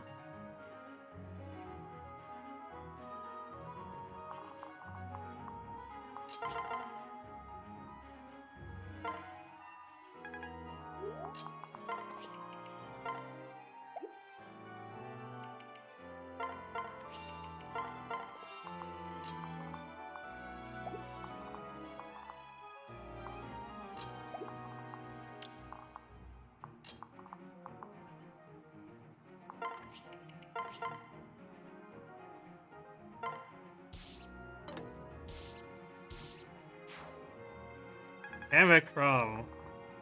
It's not a good time to be giving me heart attacks. Alright, so this allows us to move Fred out of the way. The short axe was probably still attack into Robin, but...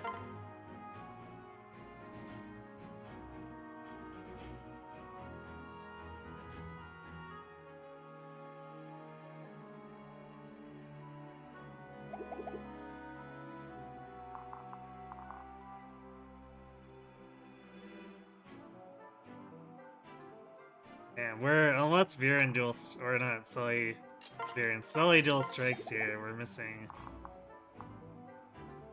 a kill without Chrome's dual strike if we decide to have Red weaken this guy.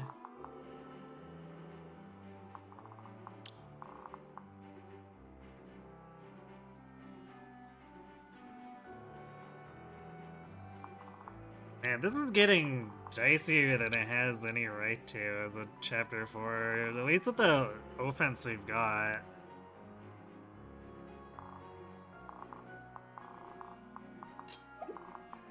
This is definitely trolly.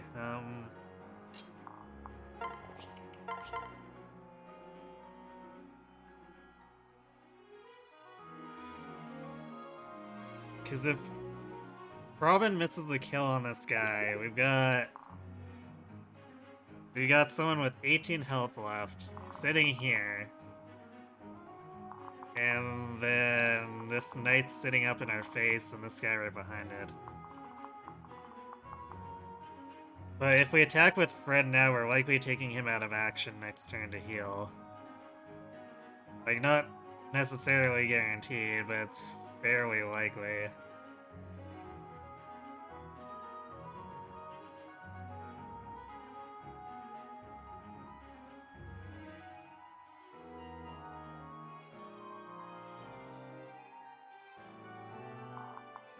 And this guy could still technically survive with 2 hit points, but at least he's killable by basically anything if we have to.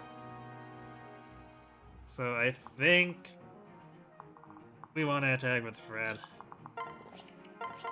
There's also a 1% chance of crit, but yeah, come on, 1%, really? I don't think that's happening. Sully tried.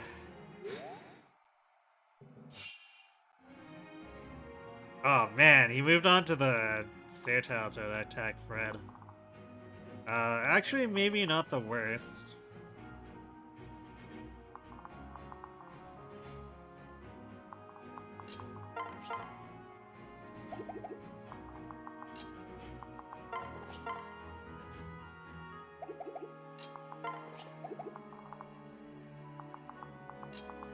So we can actually do this now.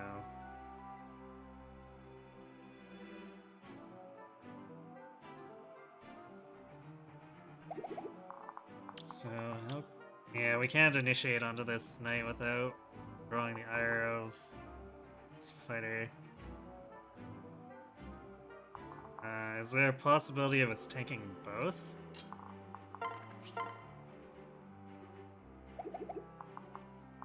$13 and $16. We heal.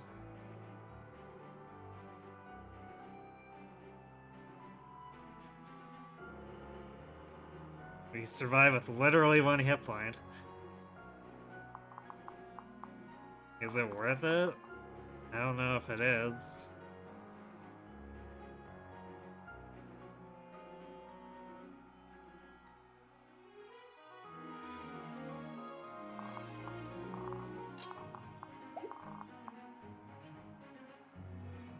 I might need to kite Lucina out here.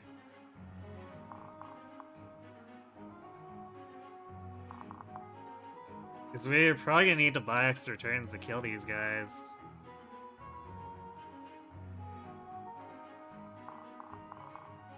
But can Fred afford that? Like, he's gonna have...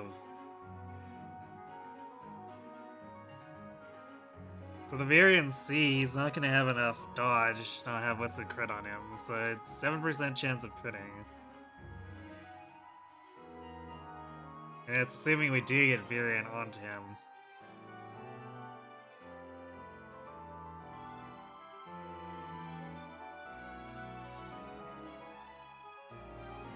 Which, if we do... It's 18 deep, so 25, 7 twice.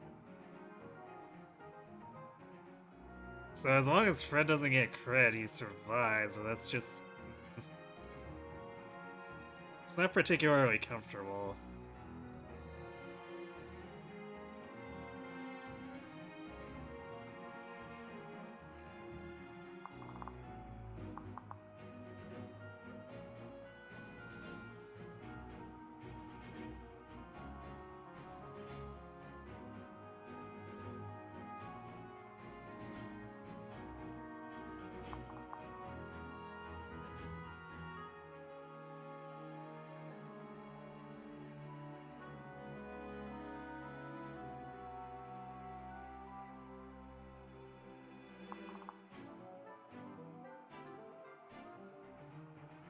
We could get the hammer onto Fred here, but the hammer's not gonna do much better than the Silver Lance. Okay, so we could attack him and trade the hammer and heal Fred.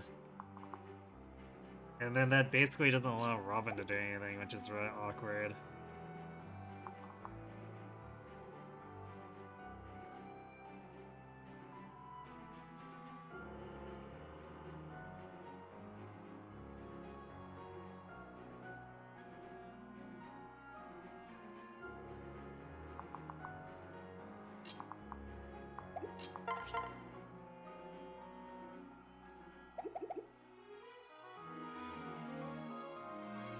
It's too bad we didn't have the health to initiate here.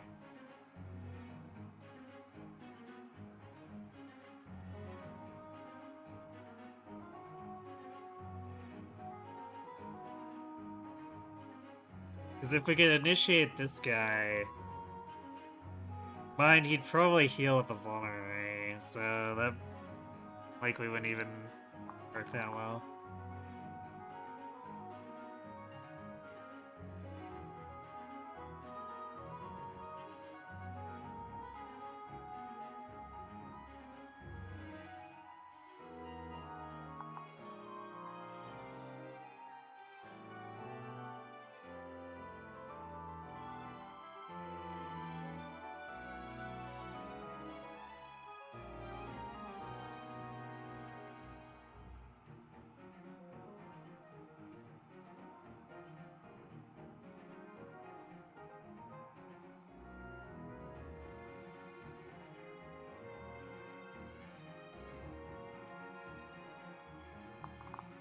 We cost that's an elixir, but what we could do is we could go out here, heal with the vulnerary, and then run out and heal ourselves with the elixir after. That should eliminate the fighter. Problem is then we divide our forces, and Wissa possibly gets cornered by Cena.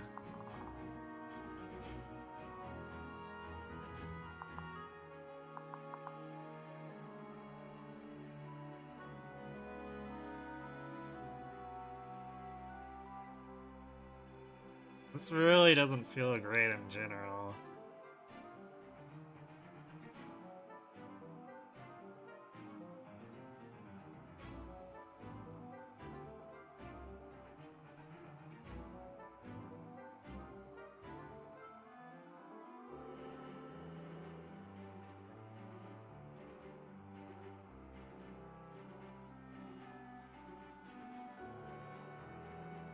So maybe we do want to bait off with Fred here. That's risking two 7% crits, which is definitely not great. But it can misdirect Lucina, so we have an extra turn for Fred to come back, kill these guys, and then we heal.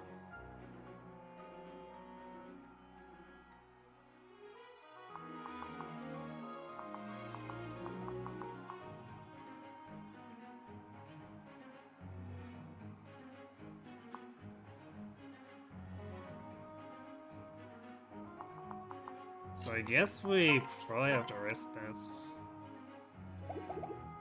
Oof, his hit rate though too. I guess with the sword we're fine.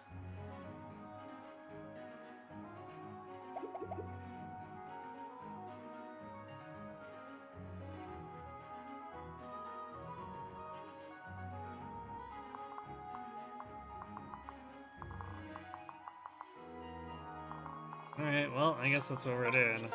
This is in a nasty chapter 4, which is pretty unusual.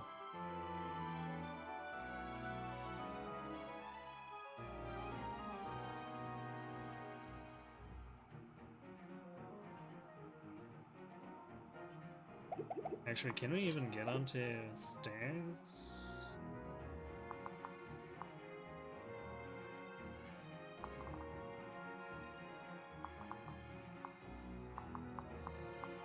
Varian's not going to be able to reach.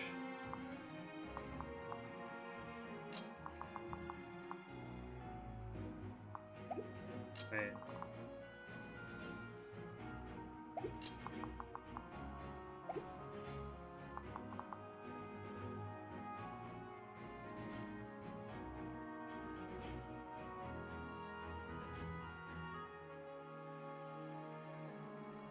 Am I forgetting that stairs take less movement here?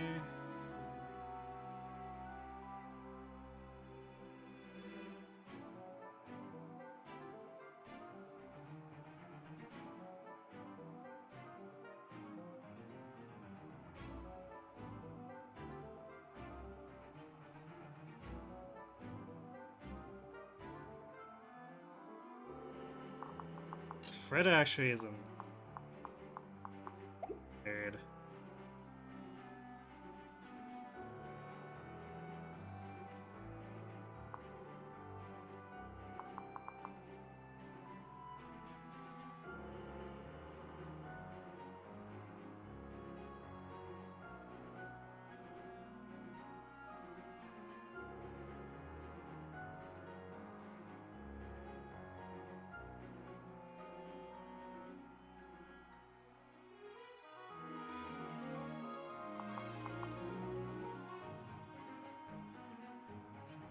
Well, we could do this safely by attacking from here and then trading over. Let's use Virion. Which means giving a possibility of rapiers, so... Let me just check this real quick.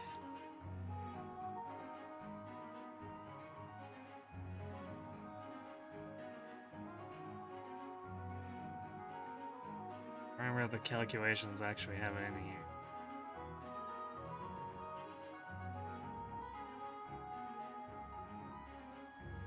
It's better to look and to just say, it'll be fine.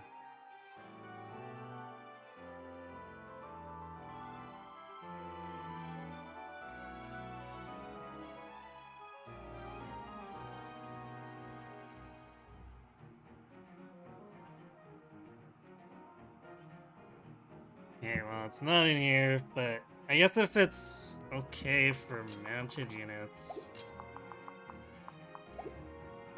What units are probably fine?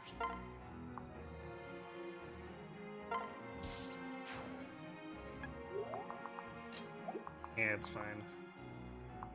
Got worked up over nothing.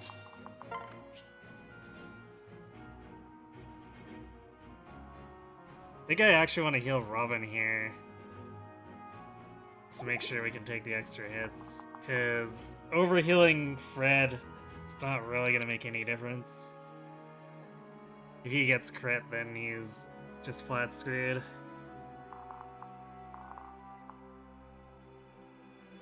Actually, no, that's not entirely true. At least as long as we pass along Virion. If he gets crit once, he's left with 2 hit points. As long as he's at full.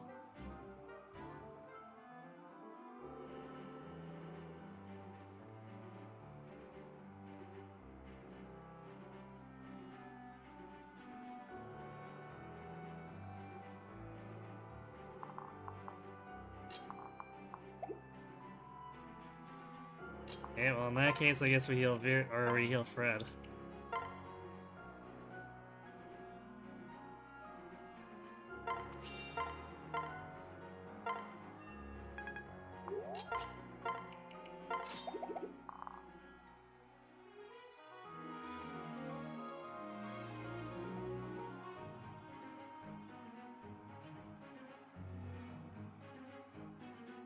Now, where do we put Fred? Because if we put him here, Lucia's just gonna come here so that she can threaten Wessa at the same time.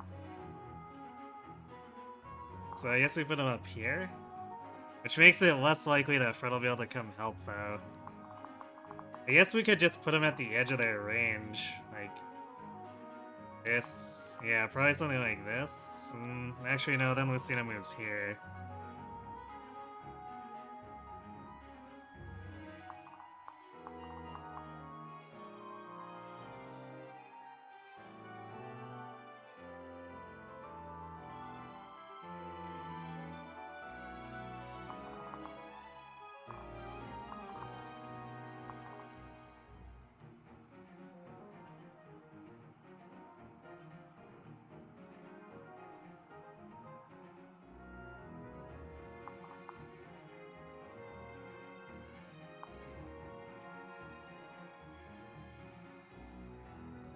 Yeah, I think we're actually gonna move as far up as we can.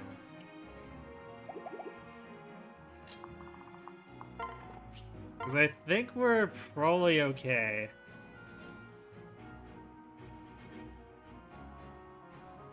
If we don't have Fred's damage. As long as we can keep Lucina away.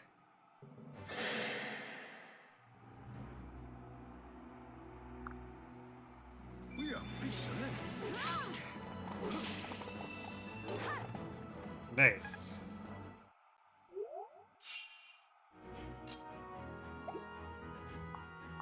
Oh wow, alright, and this guy chose to chase after.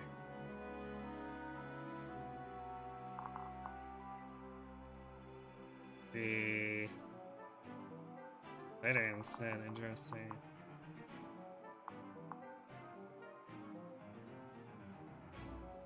Actually, wow, what happened here? Did we miss?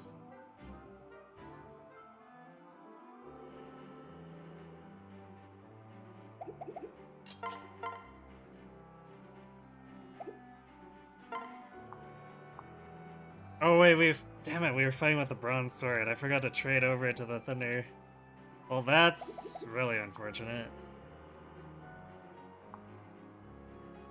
'Cause this actually traps us in here.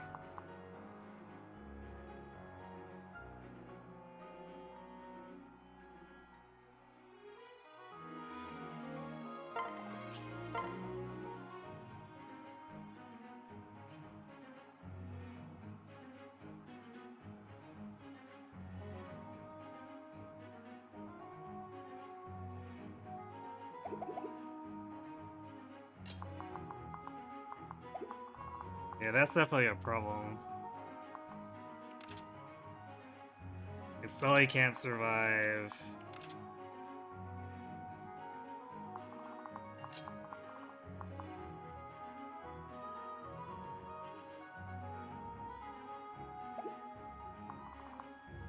Sully and Melissa can't survive fighting this guy.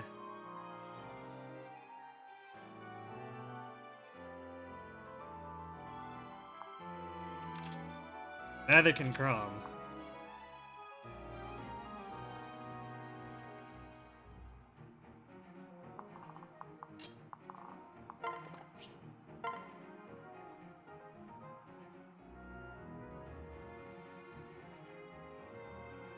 So I think what we have to do here is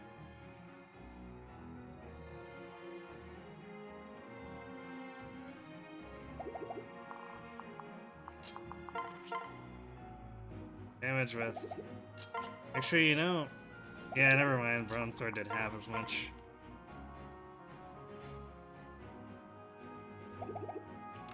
I guess we can see if we kill with Robin, otherwise Fred's gonna have to come down here, clean up, get healed by Wissa, and then Wissa will get attacked by the fighter. Then we'll have to swap to Sully to kite away. It's gonna be a real mess.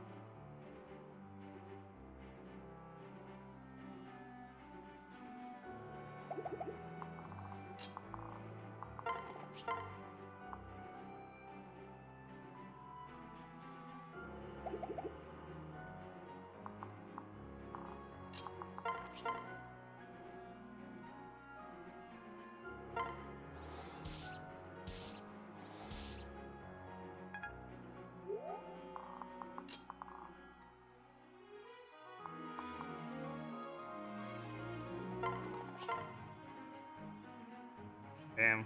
Yeah, not getting the... or forgetting to trade swap the Thunder was definitely a mistake. Because we would have killed this guy now if it wasn't for that.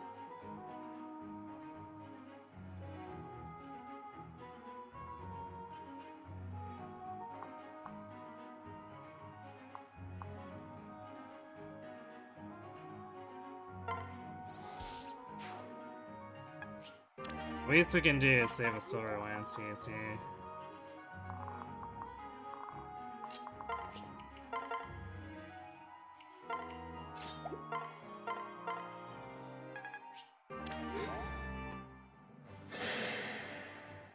Miss me?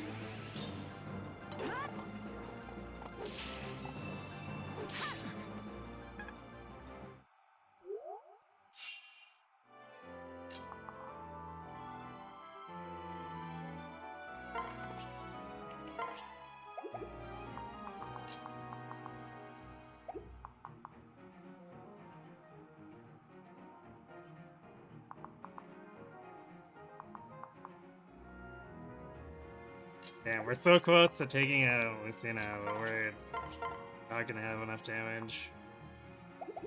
Not without being risky.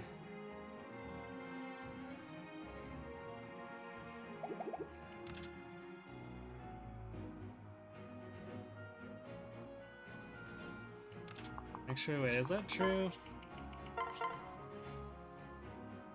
It kinda is. Chrom's hit rate is also not that great.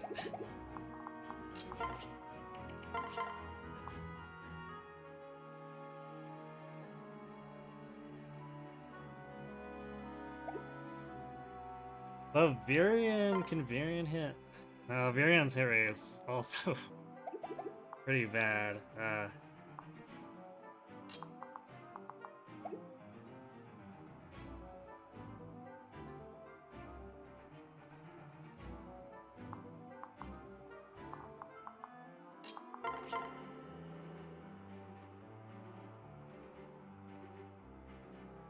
We don't have enough bulk to just ignore this guy.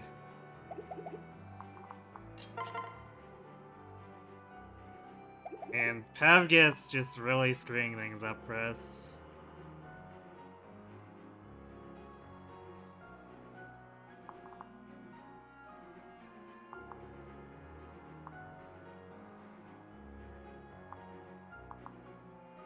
Alright, well, if we don't want to be aggressive, we can fall back to the left.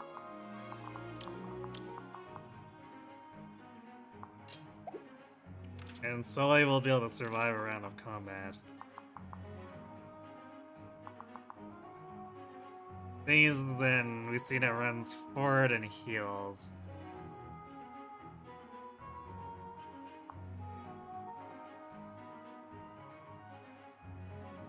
Or maybe stays in place and heals.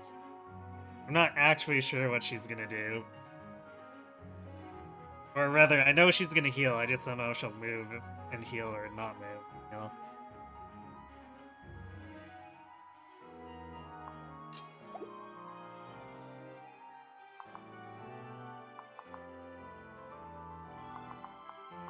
Okay, well, we're gonna go here. Unequip.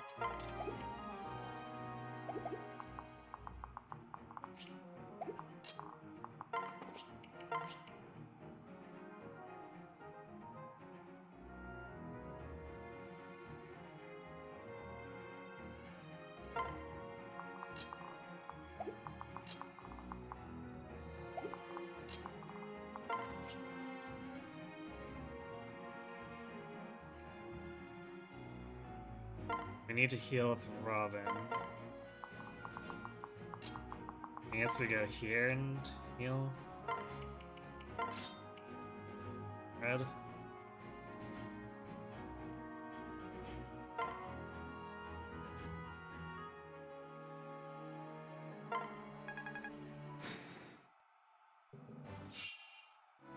Okay, so she didn't move.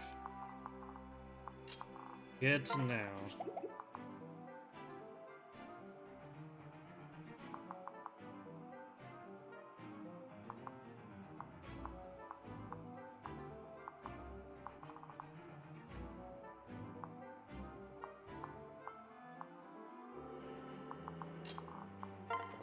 So we'll move Red out of here for now.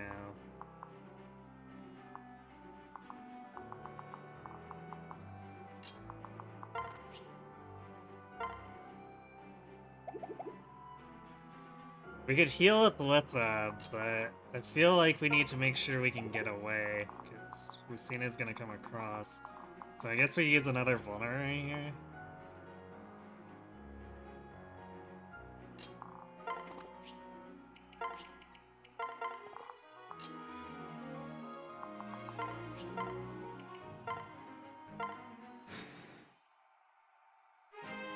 Of course we missed the kill too.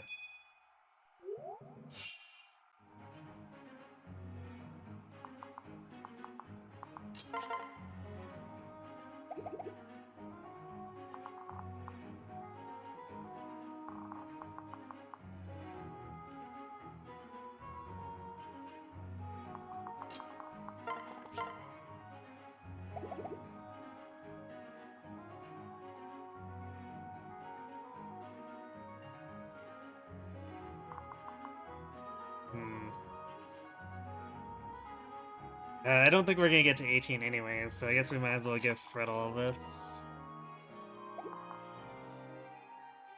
It's a good thing our stats are really high.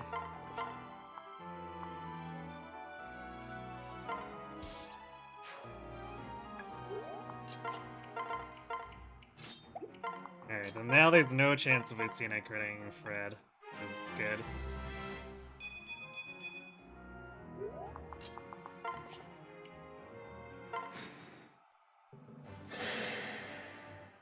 Follow my lead.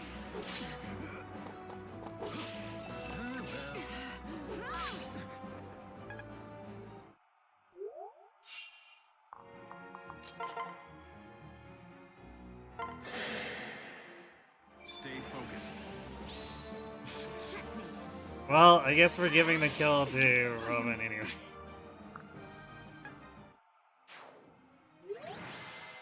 That was a really long chapter 4.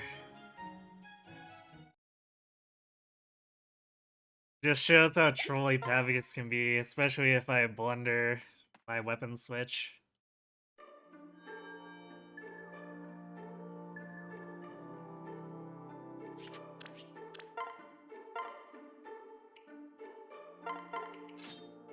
Okay, well... that was gross. And we actually didn't gain that much for magic. So... Mural strats might be off the table.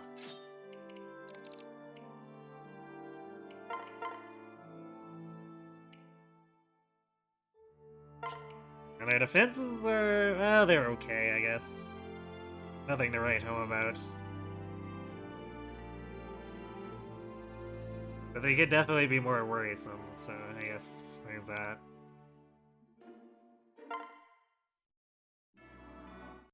That was interesting. I'm sure it was. It definitely could have been more simple if I'd remember to swap off that thunder. Or swap in the thunder, rather. I carry only the finest.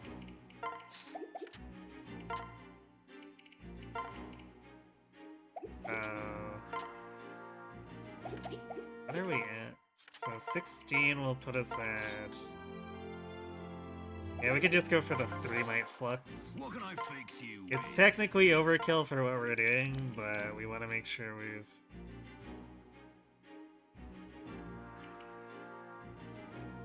we've got the might in case our magic decides to stall further, which we've only gained 1 magic over the last couple of chapters, so you know, it's definitely a worry.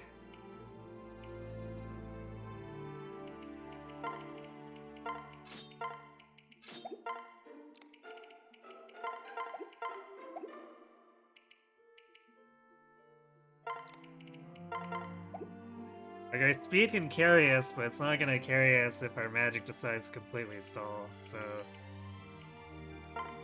Fingers crossed.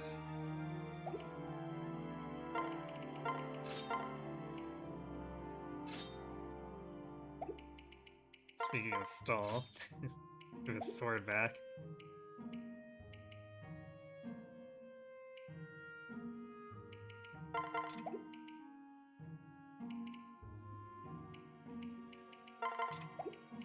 And Crom's probably not going to be in a good place for the Killing Edge for Chapter 5 either.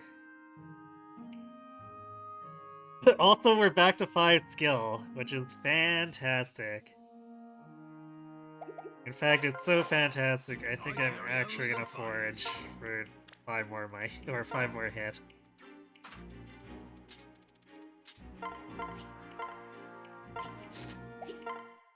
Since we don't need to spend the extra money to go to 5 might.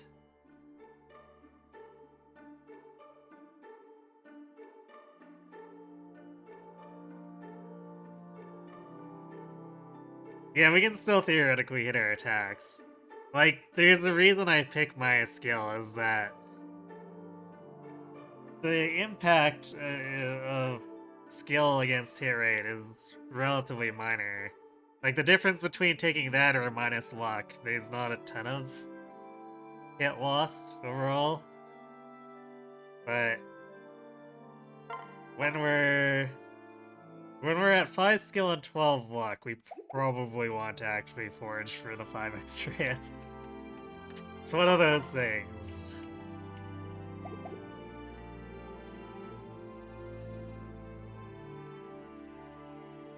Alright, well... hopefully Paralog 1's not as trolly as Chapter 4 was. Because this chapter is a lot more deadly if it's a trolley chapter.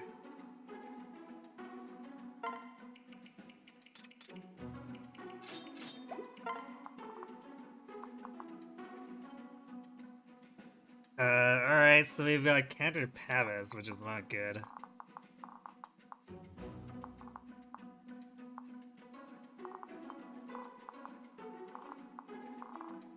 Also, Counter in general on this first wave, it's a little scary.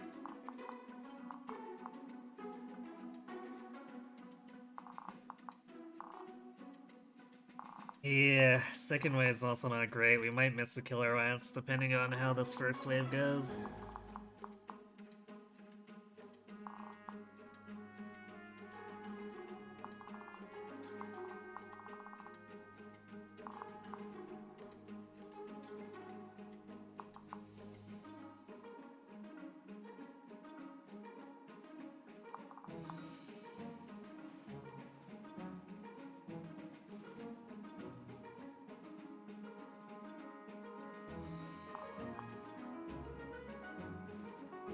So we're gonna have 110 hit rate.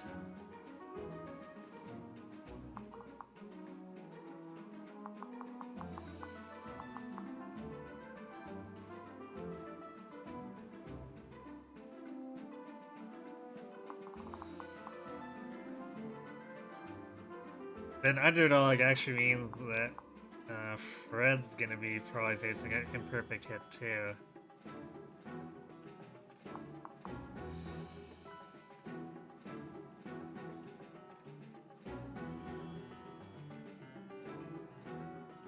Well, this is gonna be an opening.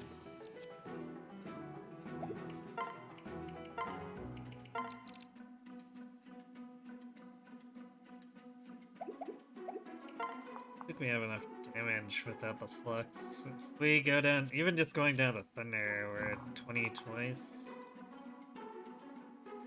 Actually, no. Thunder kills. So, unfortunately, I was thinking about going down to Fire, but Fire is short by 1 damage.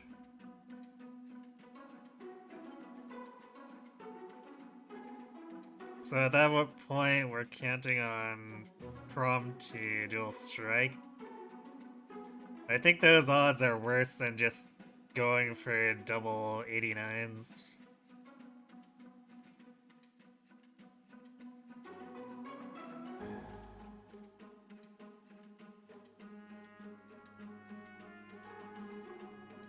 Yeah, we do have Hex, but a lot of the time I don't get to utilize it. There's a few times where we can line it up, like,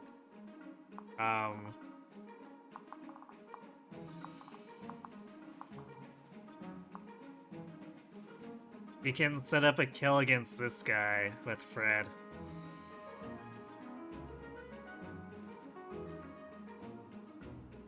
Although, we'd have to actually kill this guy to make it safe for Varian, so... probably not gonna end up doing that, but we'll see.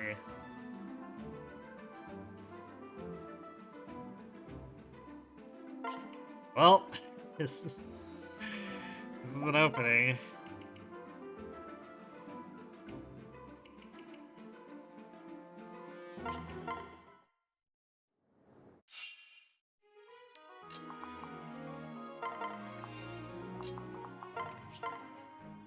I guess it's 91, so it's a little bit better.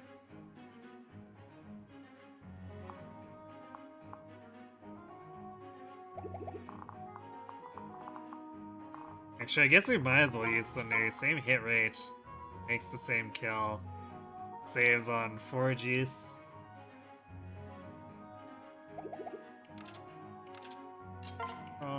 Probably doesn't. Yeah, let's not waste rapier uses.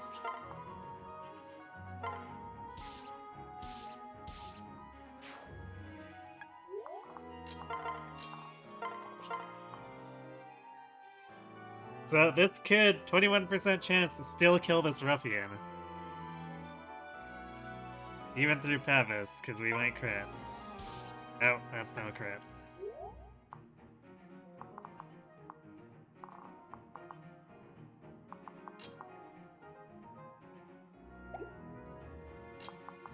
Okay, well...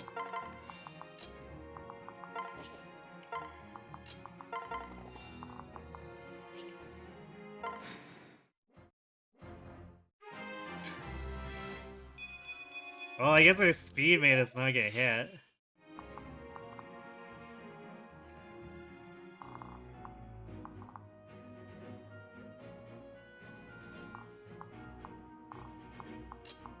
Yeah, because see, I could set up for Hex here, but I'm not confident about killing this Barbarian.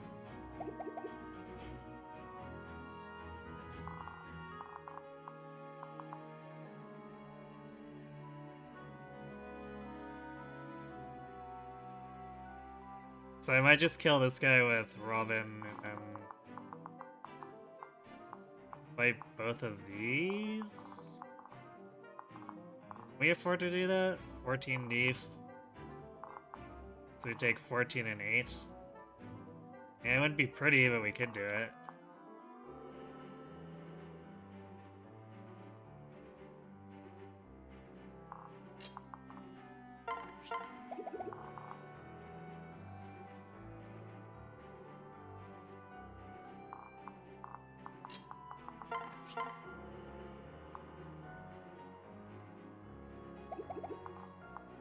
I guess we'll equip the glass sword since we are fighting an Aegis guy now. Enemy phase.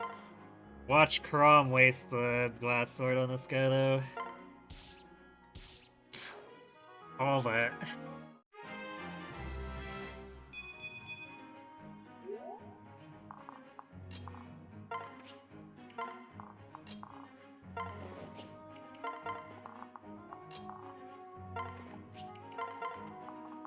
Okay, what do you want to do with Fred?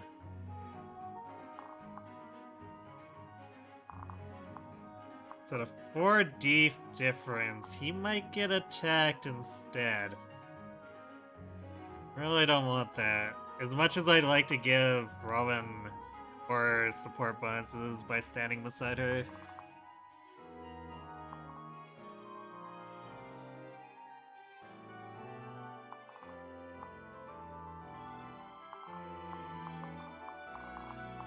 So I guess we just have him wait up here.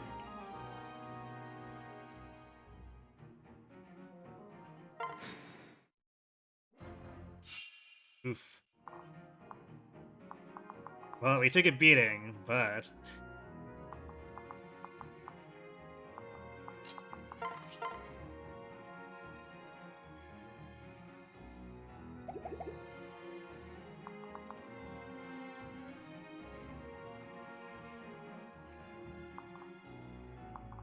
Still alive. I think their movement's gonna overlap because these woods decreases his attack range.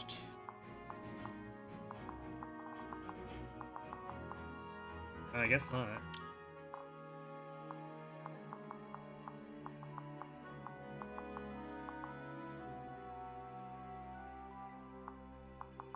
Yeah, I guess because this guy's farther away. Okay, I guess we do that. I'm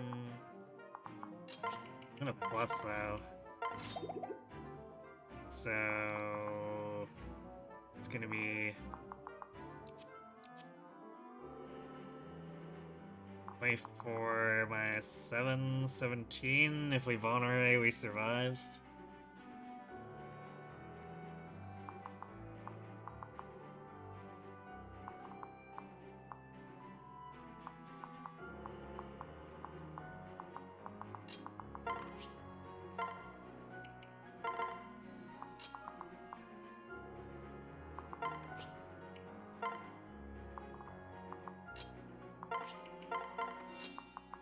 Actually, we can do this to heal more.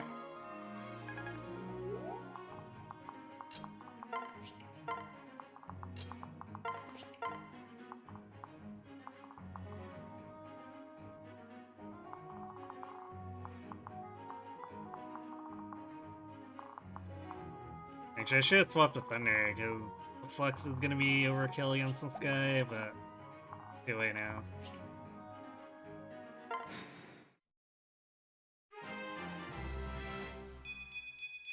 We got skill! Amazing.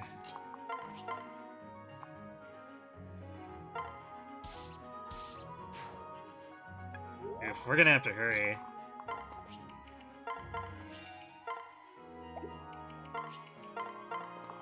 Although, what are we gonna do about this?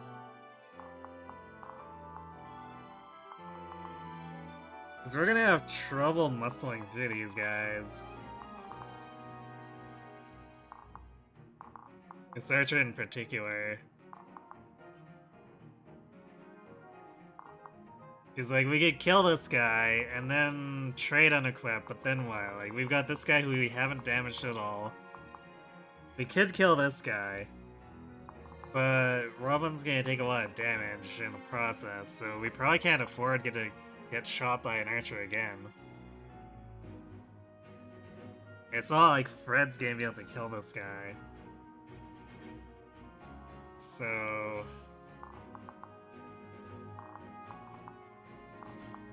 I guess we could try to come through down here, because he doesn't have counter.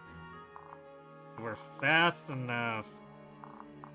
Maybe we could get through these two before this thief reaches us. It's probably wishful thinking. might be able to make it work.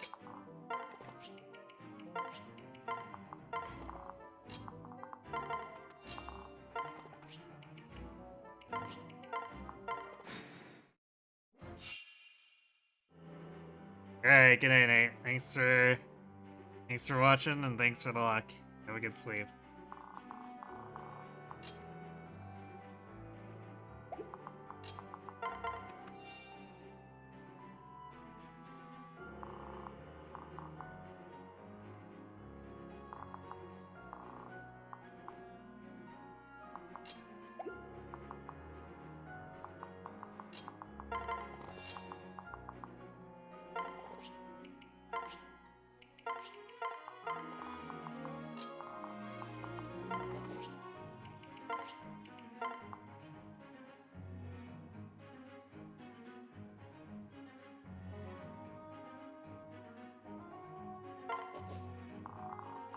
Let's see, 1,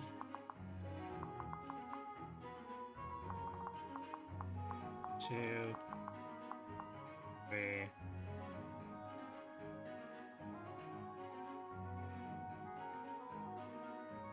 That's a pretty big maybe.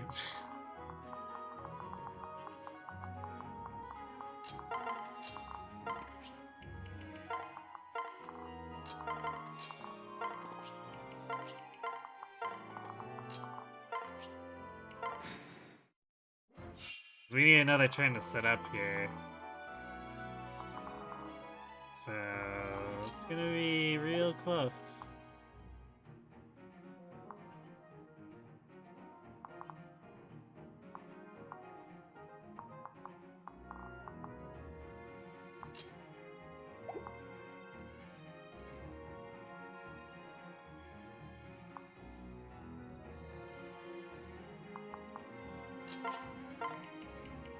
Fred's not gonna have enough damage with Simia here. Or is he? Actually... Is that an exact kill?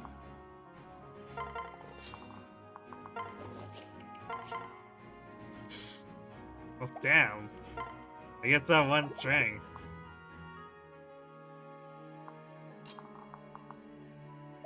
Okay, well, we might be able to... Except this guy's got Gamble. Not a fan of that.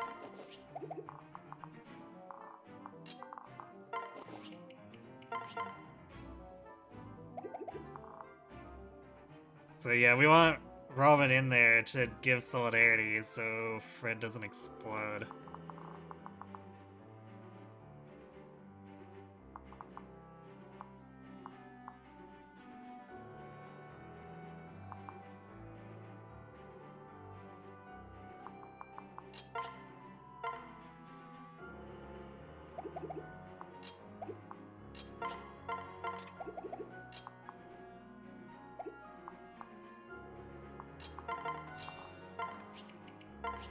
I don't think there's thief pulls here, but we're staying unequipped to make sure. Let's do that. And...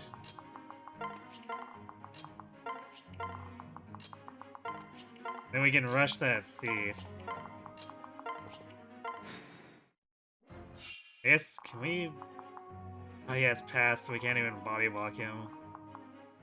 Yeah, that's gonna make things real awkward.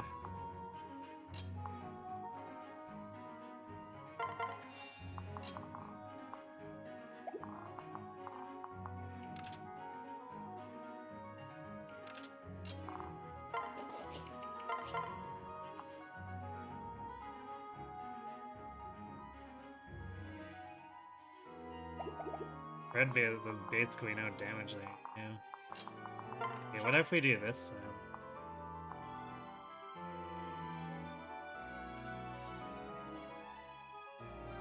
Hit rate's a little sketch, but then we can kill this barbarian. Well, I guess 95 is not that sketch, but we can do this, weaken with Fred, finish with Robin. Kill this guy, and then I guess Fred kills him, we kill this guy with Robin? Only concern being we're getting hit a bunch of times.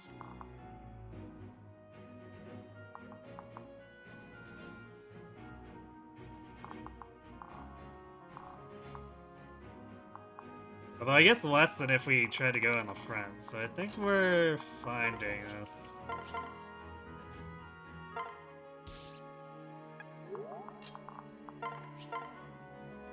Oh, this goes to 102, so... Yay, supports! Friendship! Enabling murder since, Fire Emblem began. I mean, what?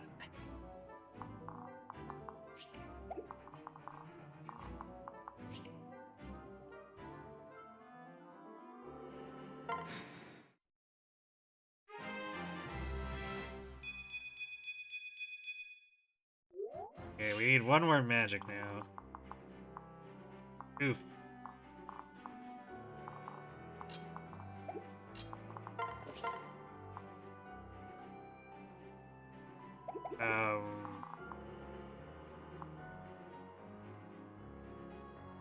I think Yui's here, so if we block this tile, pass even won't get him out, but it's a bit yikes.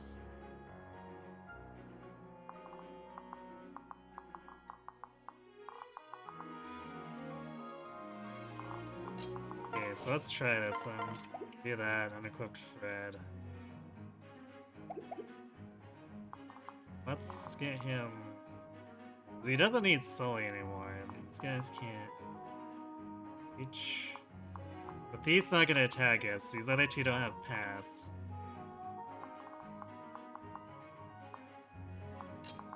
We can do this. But Fred is a little more tanked, blocking this tile off.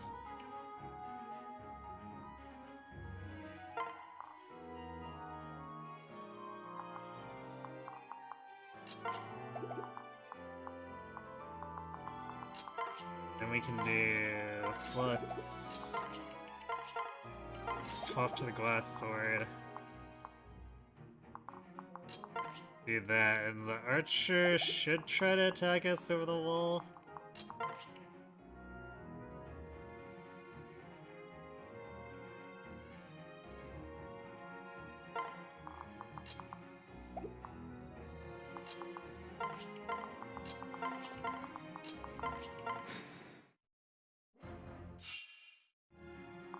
Yeah, that about turned out as expected.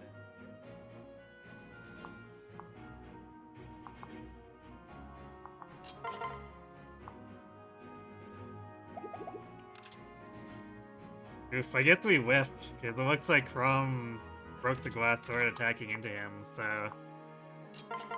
I guess we would add, what, a 73 because of prescience? Yeah. It's not exactly the best hit rate, so... Yeah, no wonder we missed.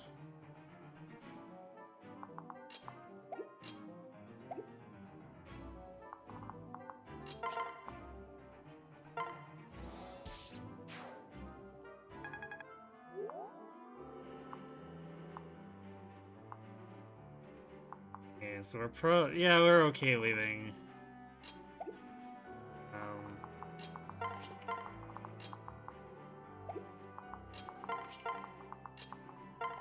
We're okay leaving this barbarian. So he'll do 10 more damage to Fred, which is not gonna be enough to kill him. And we can heal with Alyssa after.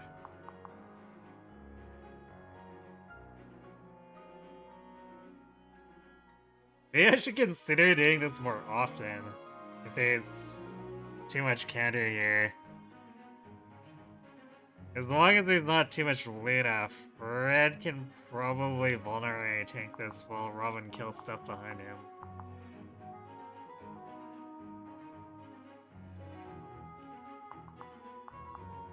So I should really consider just doing this on a regular basis. Because, like, jumping straight into these guys is often not great.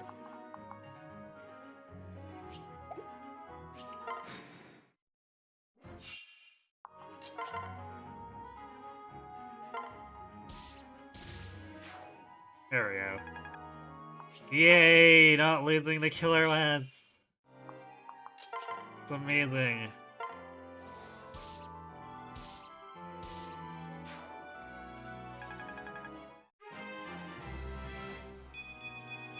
Okay, there's our 18 magic too, which saves us money. So we, in the end, we don't even need the Killer Lance, but the extra funds will be helpful.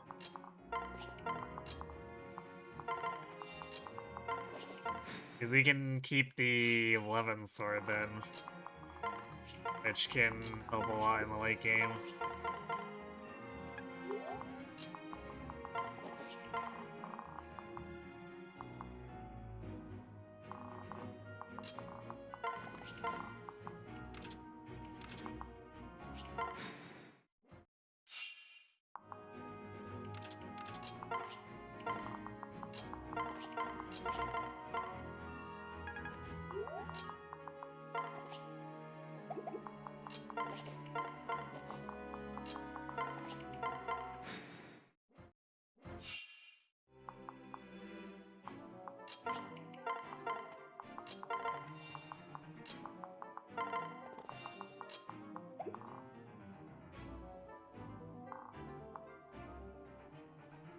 I guess we could probably face pull with Robin here.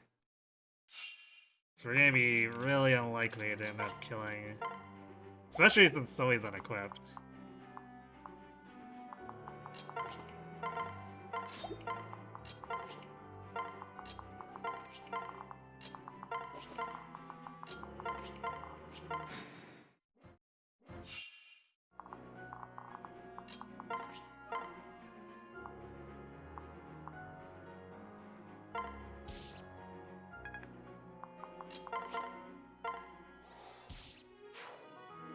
Hey, we utilized text there.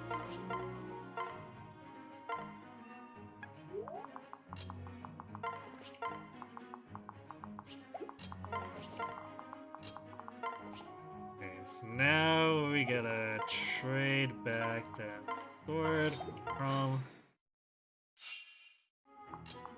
Because guess what? This guy has us encounters, so Donald's gonna be at it for a little while.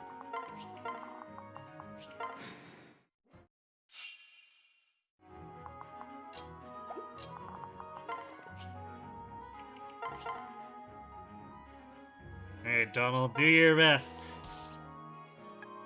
Remember, try not to kill yourself from being so exhausted trying to kill a man that you fall over dead. There's the key to winning in war. Or something.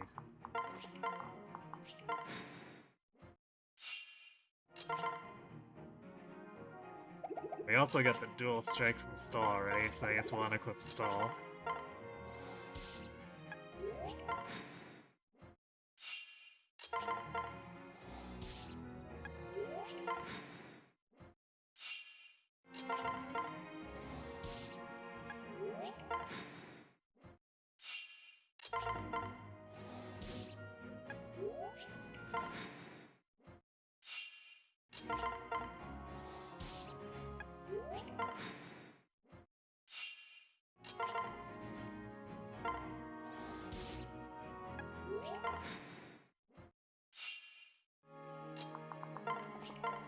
Look at Donald, so strong he almost died killing a helpless man.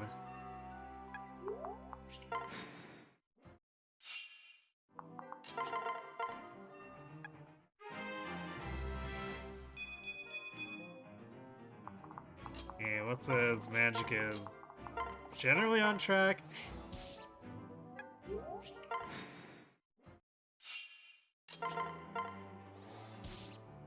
Actually, her level's, yeah, her level's a little low. That's why her magic doesn't seem as good as it should be.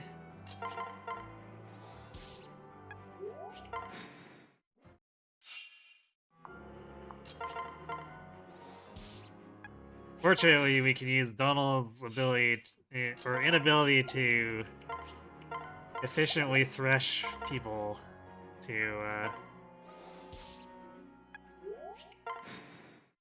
allow Alyssa to get a bit more experience.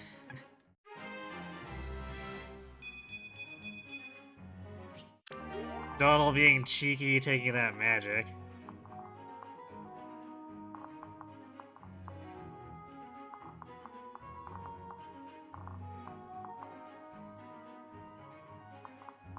Man, both these guys in here have Aegis.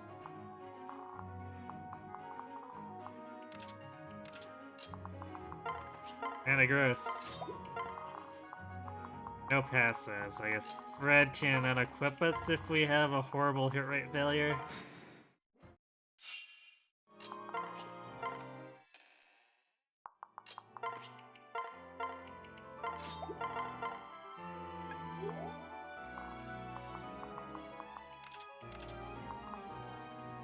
Yeah, I think we're just gonna have to start healing everything with Wissa to actually get her to level 10, which is where we actually want to be.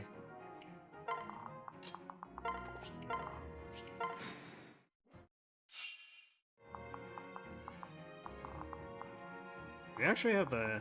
Yeah, neither of those guys have Winnows, so we've got... Actually, our defense is ballooned. 15 defense. Oh... Right. So we actually only take 11 damage from each of these guys, so there's no chance of us dying outside of counter. So we need to... we need a dual strike from Chrom, otherwise we're gonna take 12 damage. Maybe we should scoot Wissa back in case things go horribly wrong. Because this is actually a little bit sketch.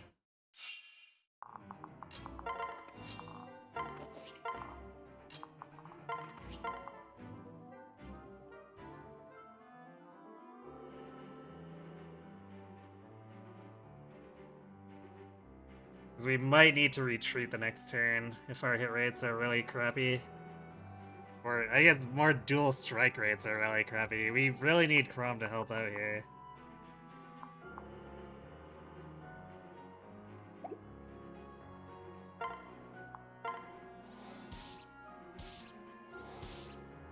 Okay, perfect. Actually, technically more than perfect. We didn't need 2 dual strikes, but I'll take what I can get. Especially since Chrom's only halfway to Sea Swords, that's really not good.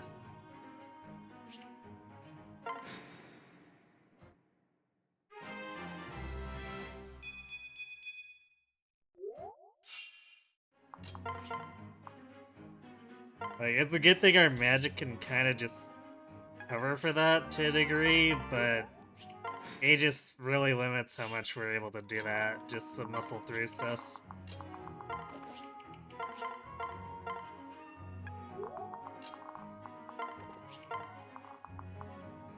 Speaking of Aegis,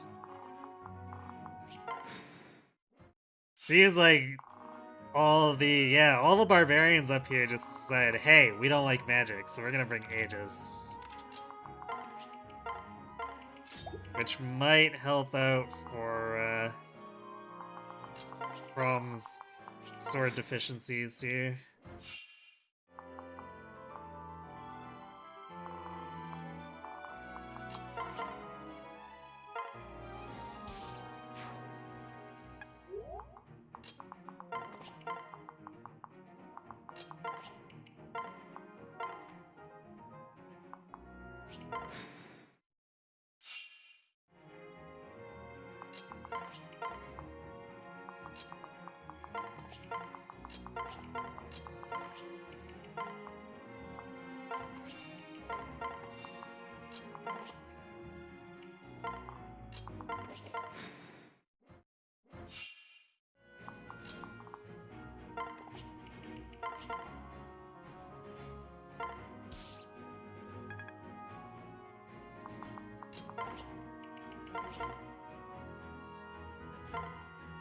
Yeah, I don't think there's a lot of hope of getting that Sea Sword before, like, a third of the way into Chapter 5. But I guess we take the experience where we can, because we really need to.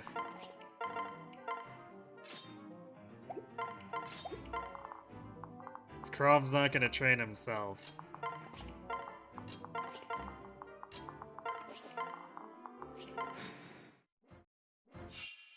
At least not in a timely fashion.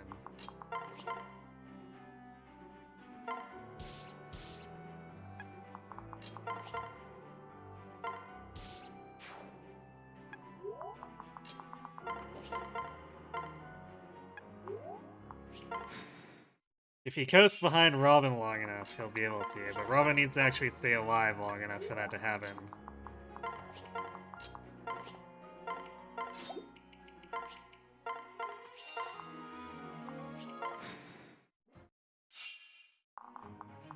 We are in a position where we should be able to leverage Muriel strats, though.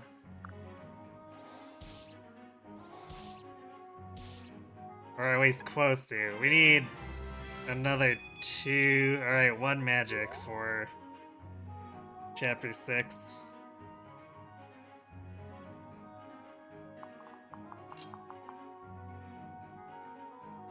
Wow, we're really not even at level 9 with Wissa. That's a thing, okay.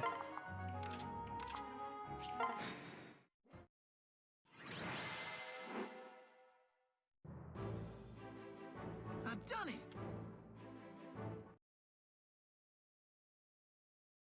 Actually facing the counter in both hits. Yeah, I suppose we could have. But if we fail to kill them, I want to actually have health to kite back with. Oh.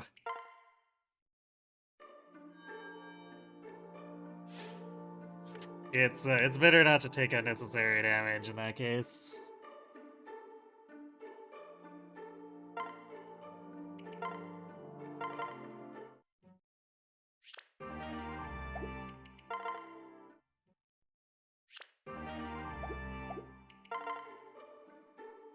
Okay, well, I guess Long Ku gets his killing edge back. We'll take Bronze Sword off of Chrome too. Yeah, wow.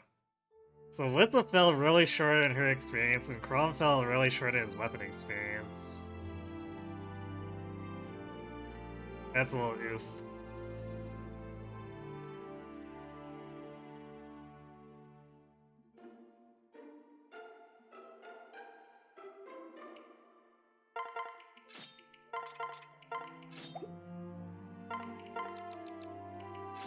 What side? What can I fix you with? Our Robin is stacked enough that we just need... Yeah, I guess we need to actually sell more.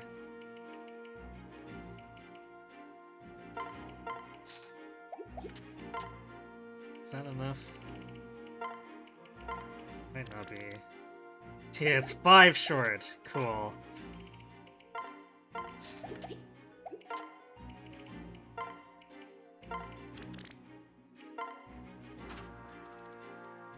There we go.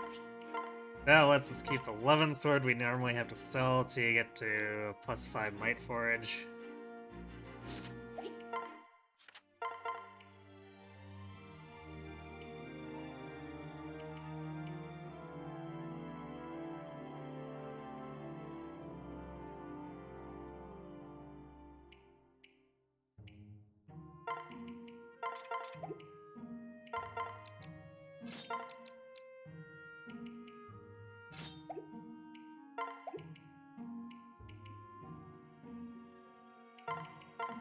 Alright, we'll put the 11 sword on Long Ku just in case we need the extra ranged attack at some point.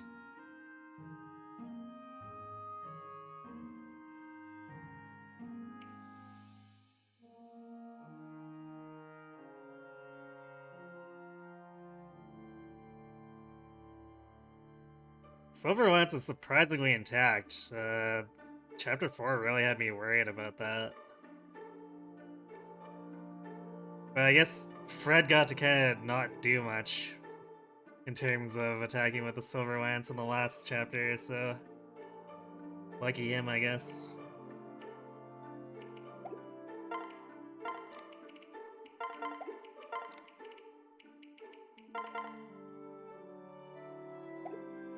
I think our magic's in a place. Well, yeah, we should do the Strength Tonic on Chrome. This is good, but it's not quite good enough that I think we can ignore needing that extra strength on Chrome. We might be able to get away with it on the Barbarians, but if there's Aegis Dark Mages, that's gonna turn into a problem. Not because they're a threat to Robin, but because they're a threat to everyone else if they survive.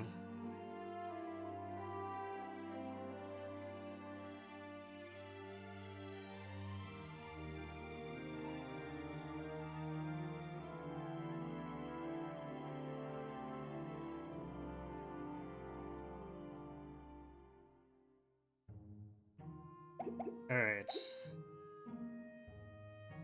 That covers everything.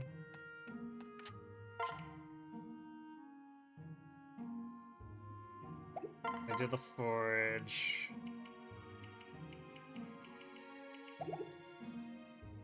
Quick fake, quick new. Arrow. So we're good. Alright, chapter 5.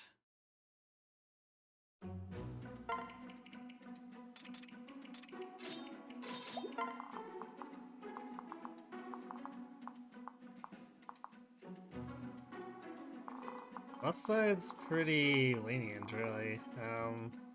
Aegis on this barbarian might be a bit of a problem. Is I gonna want to use the wind to make sure we kill the counter Merm? Which means this guy might squeak by with a little bit of health in the end. We'll see.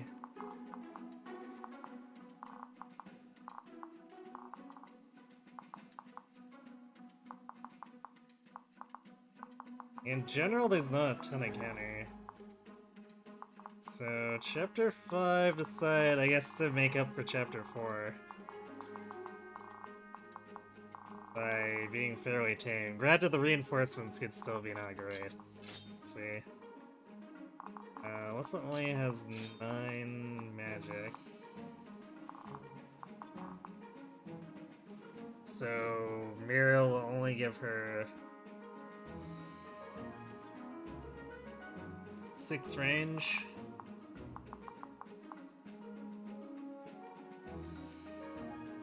So she has to stay put if she wants to rescue.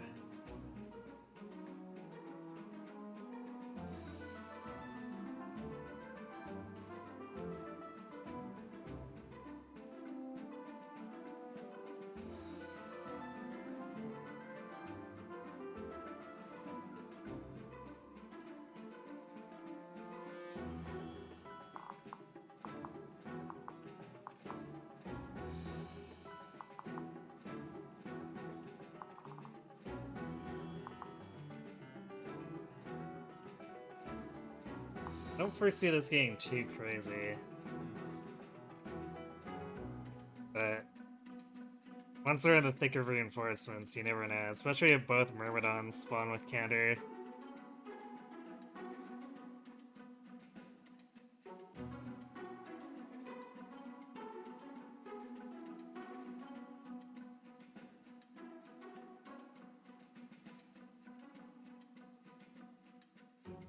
Okay, let's do this.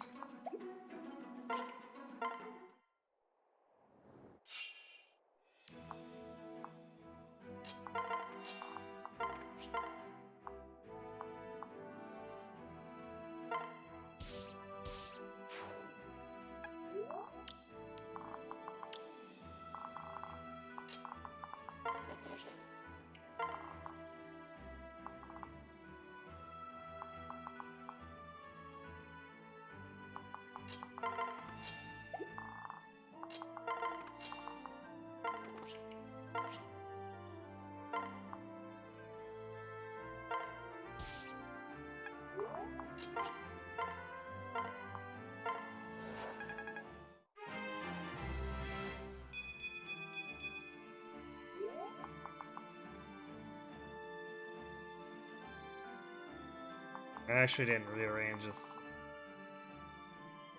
most optimal way, but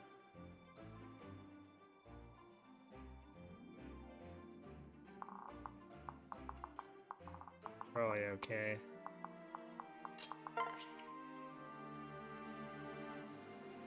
Just won't end up attacking with Varian here. At least not with... Normally, Varian and Fred are swapped. but we don't really need, probably don't really need that anyway.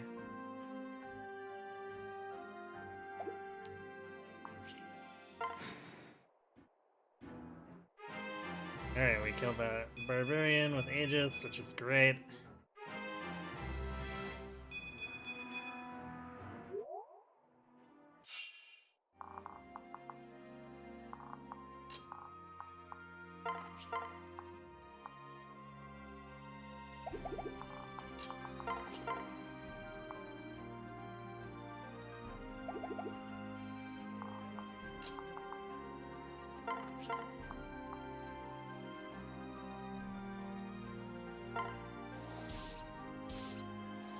Yay, Chrome doing things.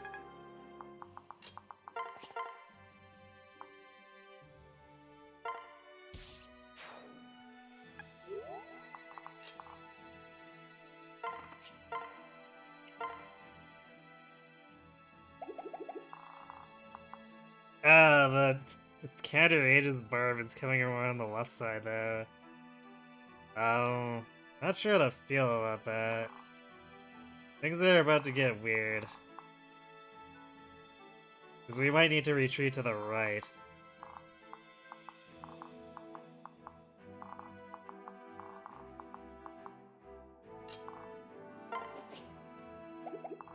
We will... Well, I think we need to heal regardless, but... We're going to set up kind of midway, and... If we need to, we can swap, but...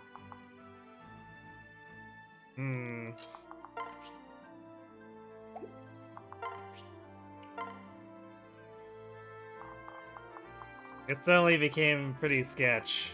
It looked like the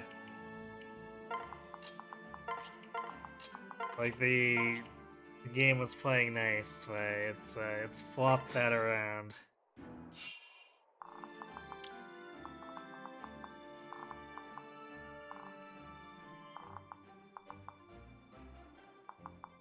Yeah, we can't really muscle through both of this.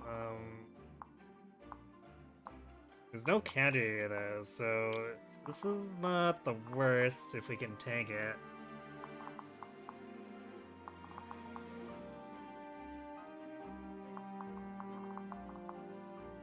So let's see. If we kill the 30 strength guy, then we take what, 11,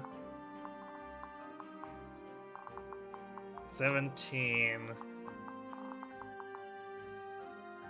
plus 9, 26. Yeah, nothing too crazy about that.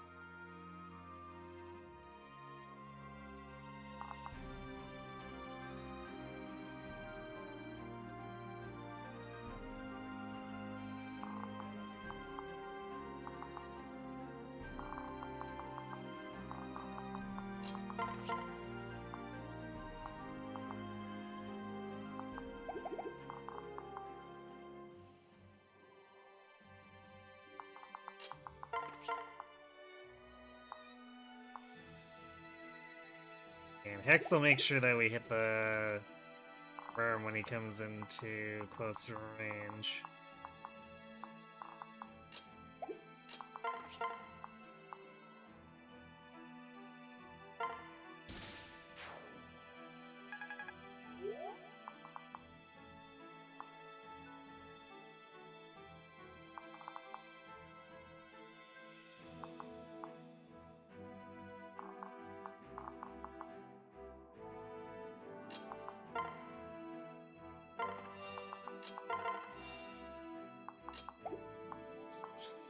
This is gonna get awkward.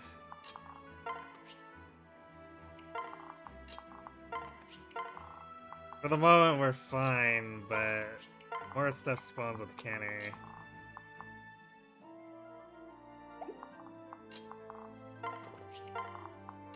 He could end up getting a little pinned.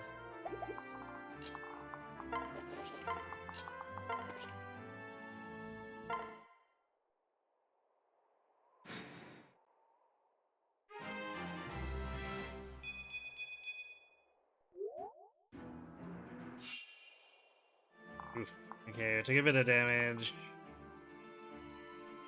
2 counter enemies. 3 counter enemies. Alright, now we're in a bad situation.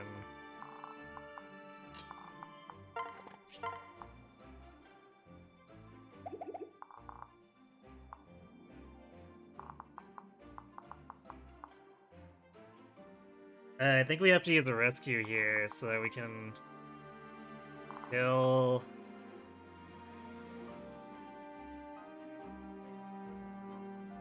this guy with Robin.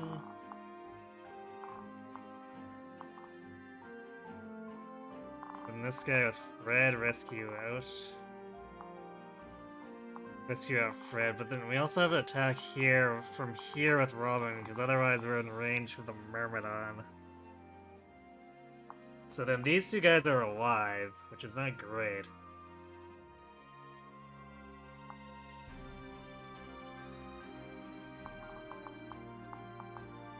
And we got more counter coming up behind it. Oh wait, this guy's a ranged, so that's fine.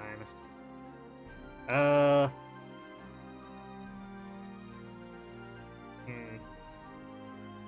guess it might be okay. It's gonna depend a lot on what comes out of the next 2 reinforcement waves. Because we are gonna have something coming straight down here, and that's why I don't really like being in this corner.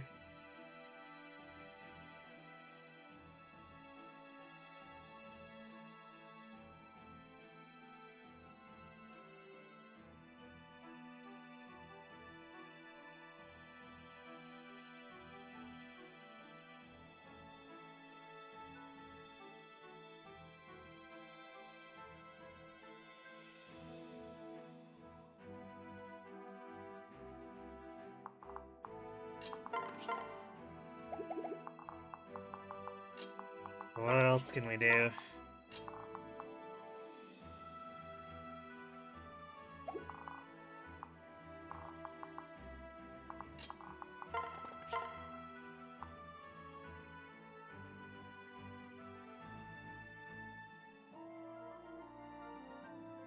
Okay, so he'd have 10 left. Red. Thunder covers that nicely.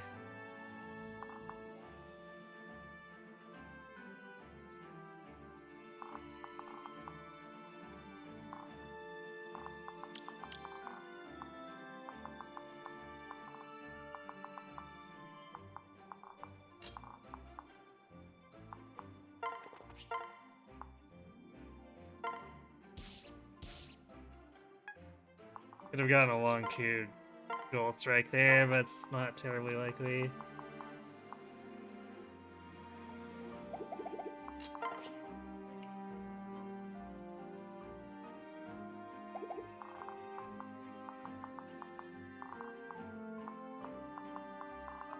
I'm gonna shift Maribel so that we rescue Fred. Although, I guess it wouldn't be the worst if he got rescued into the enemy range.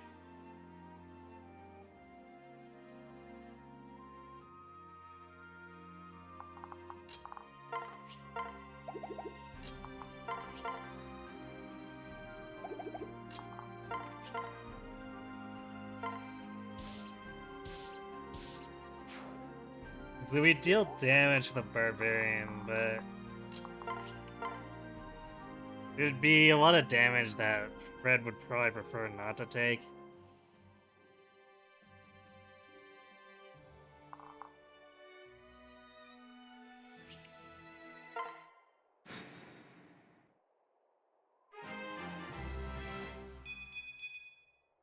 Alright, we got Anathema, which helps out the rest of the team a lot.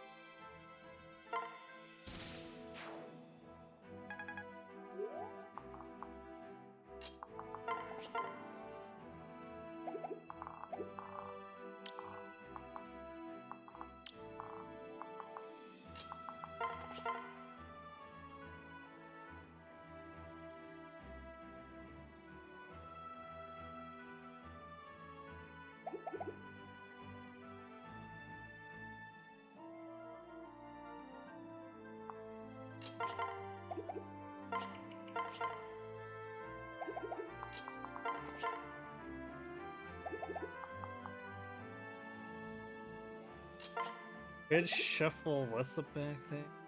Well, I guess it's turn 5, so yeah, we don't really want to be moving left.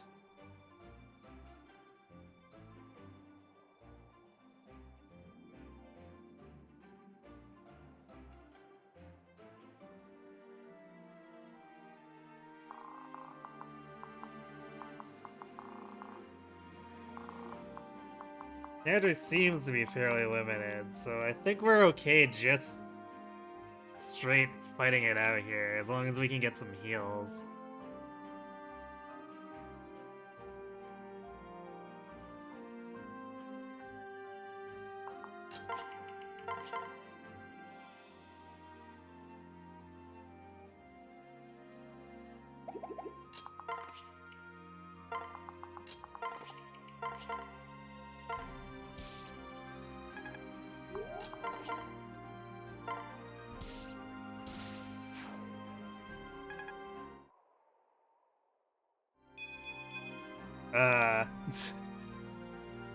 That's a weird time for the music to die.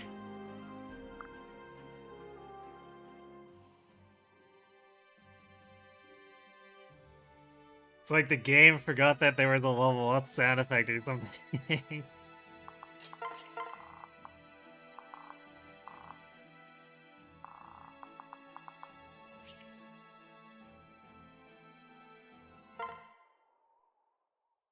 Alright, here they come.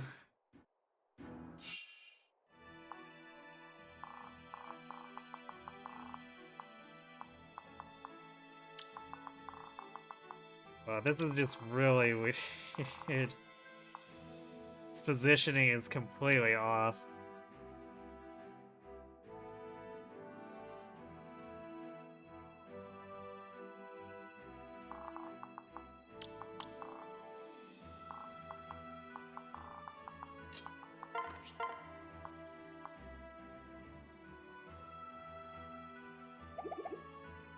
Okay, so we're gonna take 3 damage here.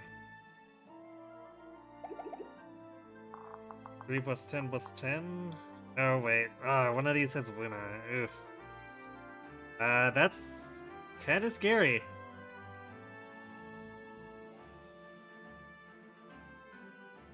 So 28 with Luna, 30 without Luna.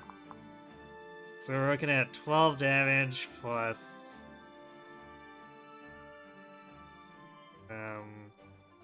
19. So we take 34. So I guess as long as we get healed.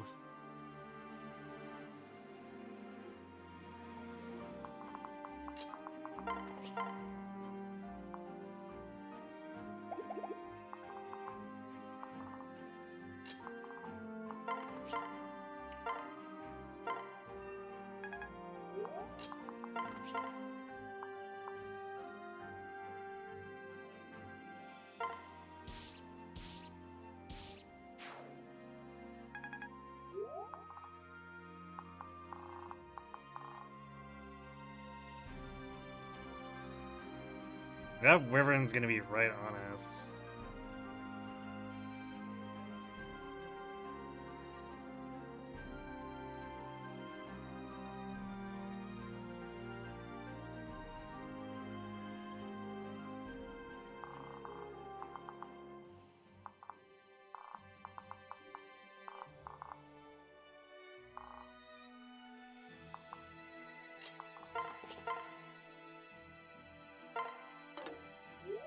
Nice. Nice 90 or 88 miss, frickin'.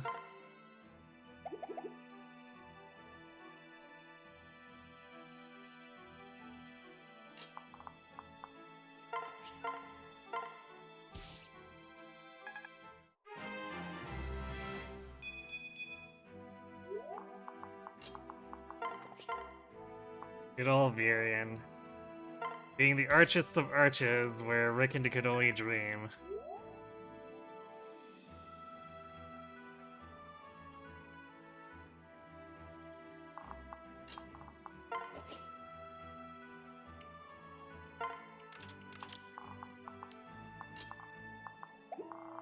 So I think I toggled it, but I didn't actually turn it off. Rickon is bad. Yep. Like, man, you question why Crom told you to stay back at the garrison.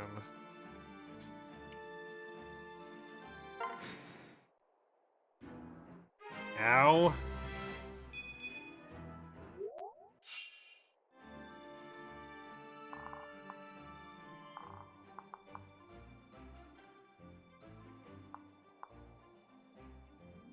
Yikes.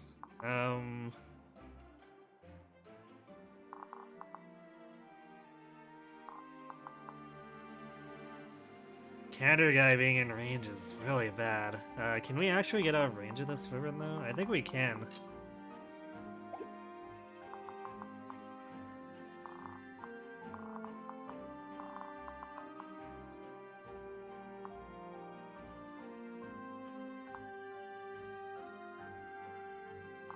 Ooh, yeah, we're just barely able to skirt the range. So all we have to do is kill this guy, which we can do if we just air transfer and attack with Sumia. Or use Sumia to get us there to attack.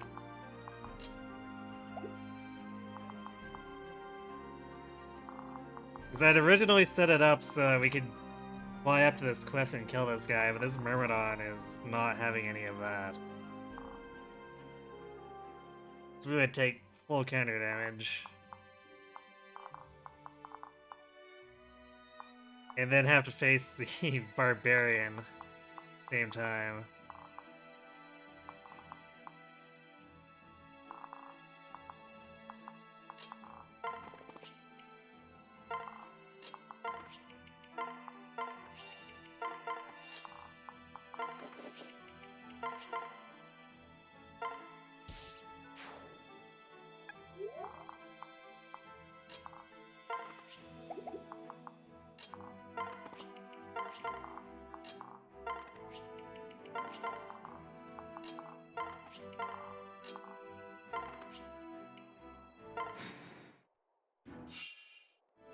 Well, that definitely got really scary there.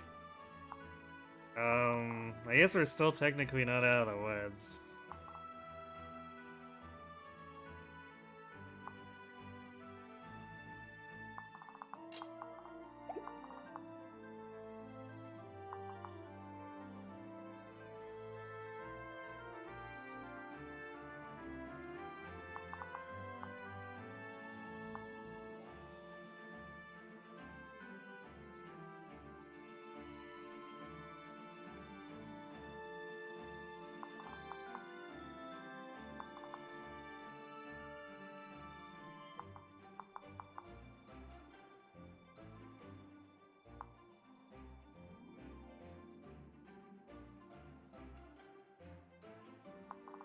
Actually, I guess we can just mend, kill this guy, and then have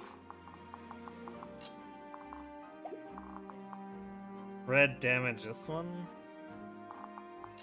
Is that gonna be enough with one coup though? Rather than red risks taking counter damage.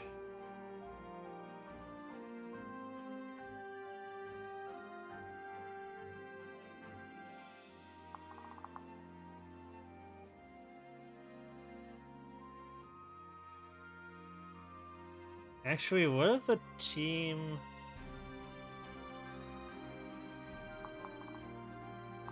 kills this one?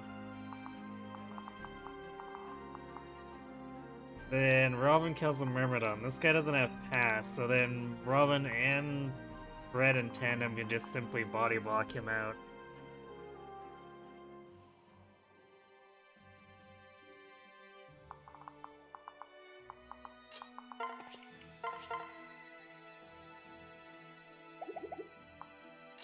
God, Rickon, could you just, like, not have bad hit. Varyon's got imperfect too. This guy doesn't even have tantivity.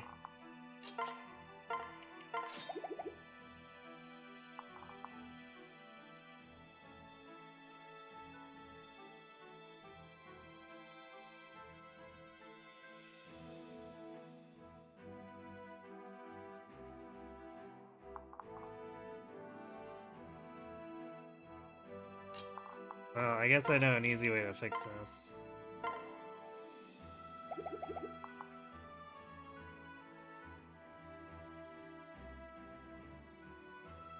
And it involves using Vague. So let's check our damage here. 14, 23. So as long as we get the hit rates up there, then we're fine. Heal.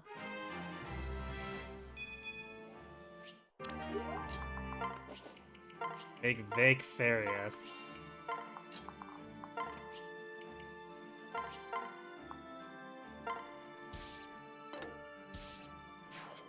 Wow, Vake actually tried to help too. What a guy.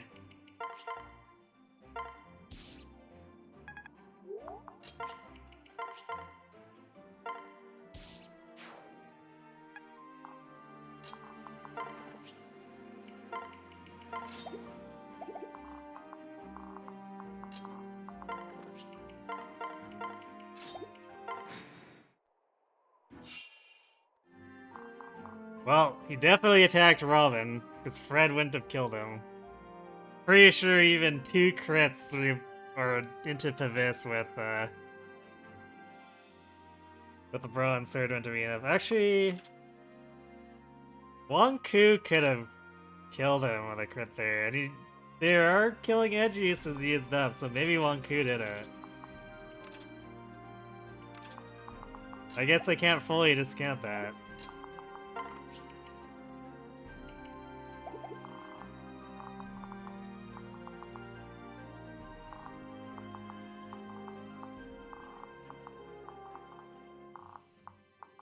Okay, so we're gonna try to build up more Muriel support points here. We've done a lot of fighting with other characters though, so I don't know if that's really gonna turn out. I guess there's also the obligatory, we have the Seat of Trust that may make things work? Question mark?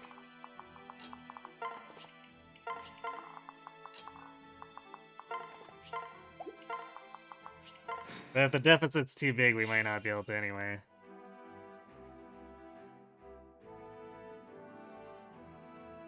Tried using Rickon in your current Lunatic playthrough, and he's slowest unit in your army. Ah.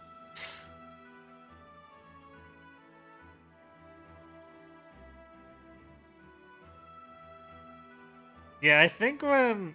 Like, I did one Highman where I used Rickon here, and I think he needed 2 Speed Wings to get into being able to one-round things, which is not great, to say the least.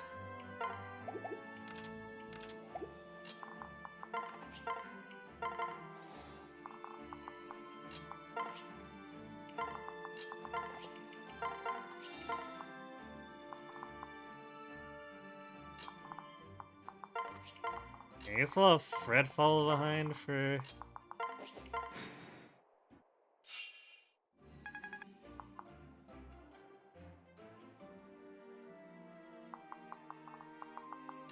for extra support here. I guess it doesn't matter. Yeah, this guy's got Hawkeye, so we're gonna get beamed in the face regardless.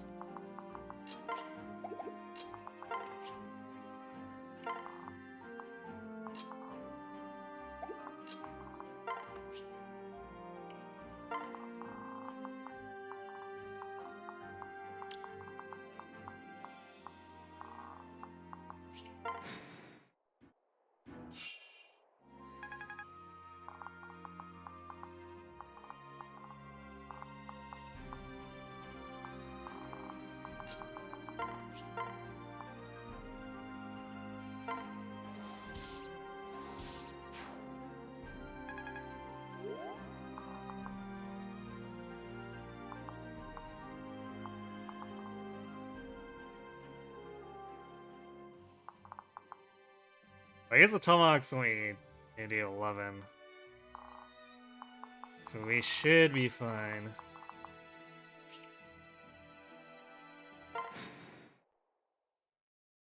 So we'll kill we'll kill the counter guy, which leaves only the other guy. Well, that was a level. I guess we are capped on strength and speed.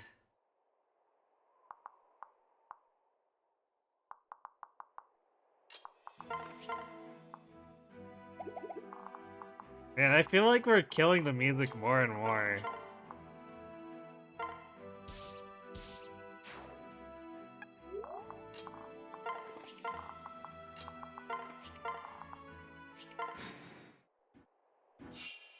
Alright, we took a bunch of damage, but that's fine.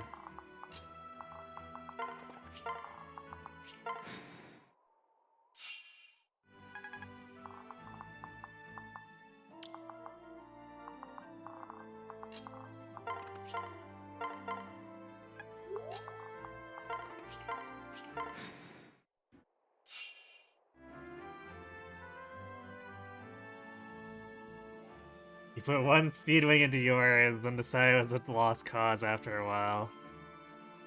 Yeah, that's unfortunate.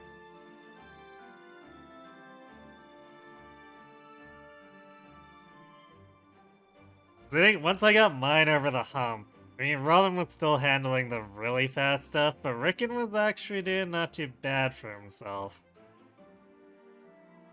Problem is that when you need 2 stat boosters just to get moving, that's not really great.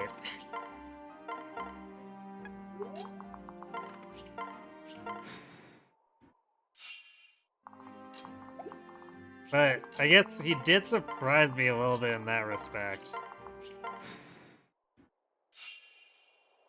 Because I thought Virion was going to be the one to take off during that run a lot quicker. And as it turned out, it was actually Rickon who got moving a little faster.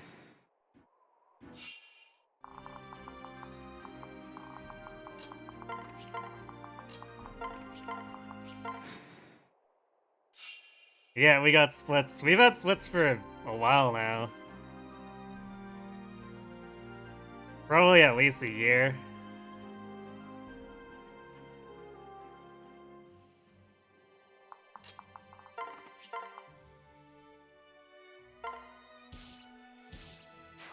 Oh hey, Muriel dual striking. Well, we're getting a lot of points here. I don't know if it's gonna overtake what we got with the other characters, but we did what we could.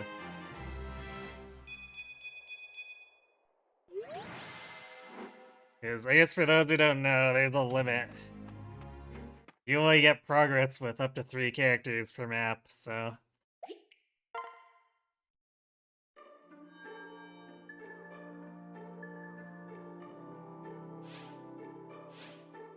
Of course, I guess you only get progress asterisk in terms of combat and other action, or like healing.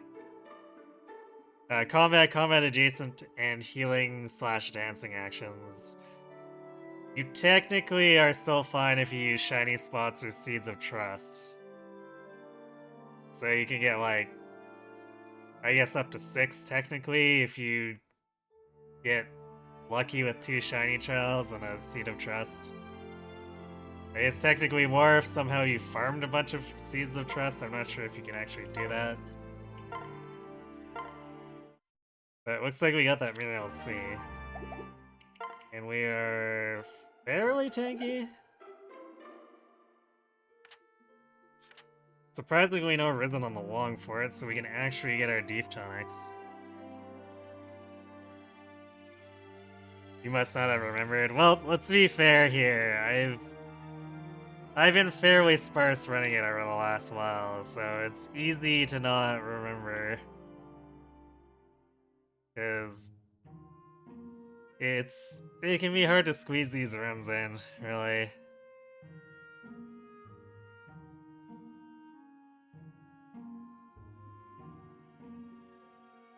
And then I stream these runs at strange times of night, so very, very easy to end up not in a position to see or remember, for that matter.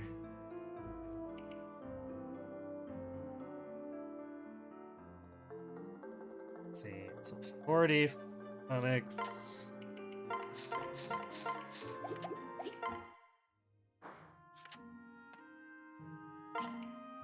Then Oh, come on in.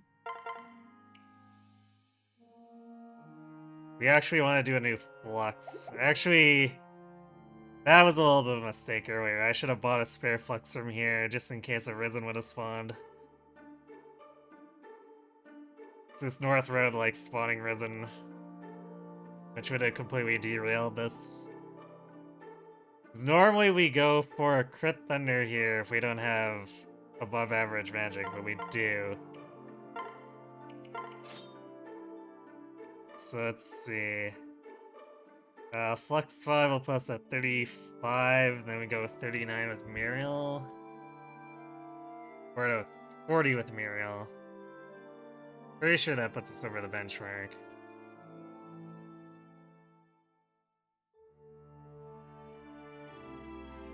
Let's see.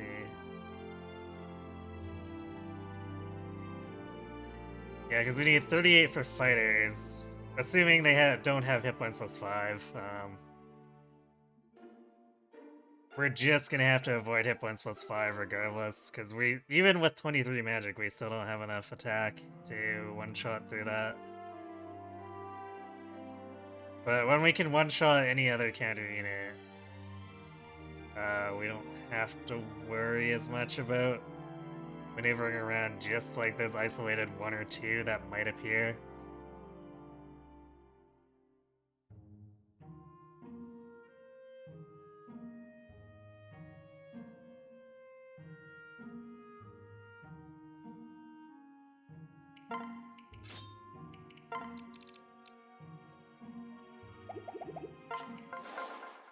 Take your time.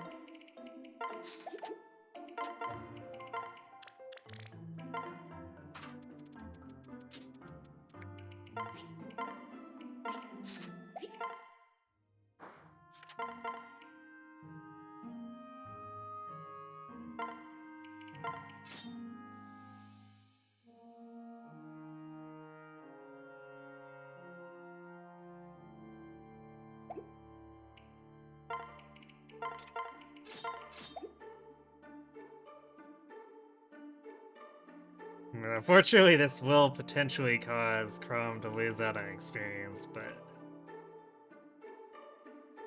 better that than just dying here. Mine, this is still not a guarantee, but it improves our odds significantly.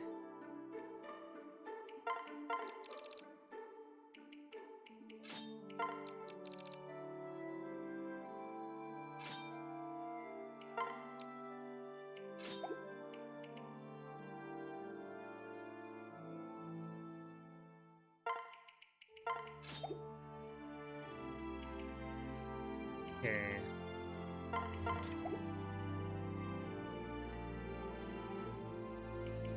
Some deep tonic for Robin.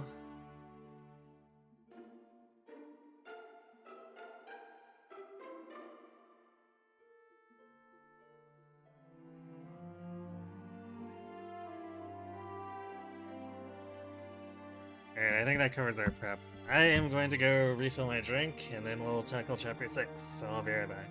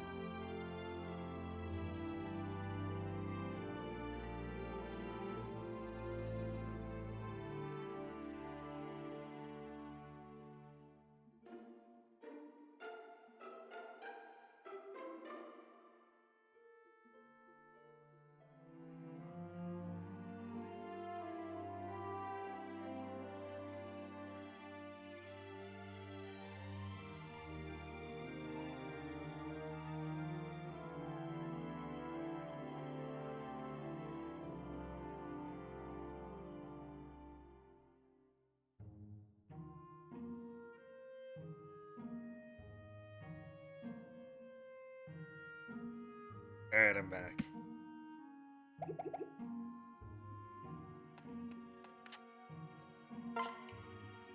Okay, well...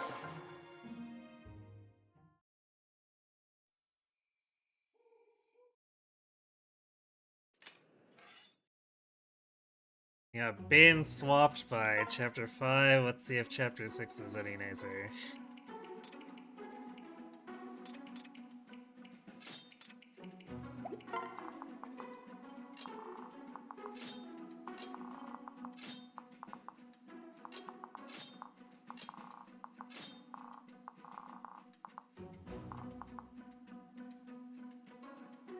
Oh, we already see one counter enemy. Now we're seeing a decent amount of win a plus. There's a counter Aegis. Great.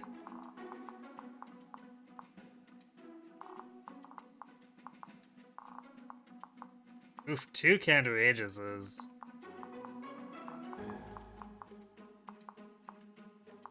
I guess yeah, I heard we were using this strategy.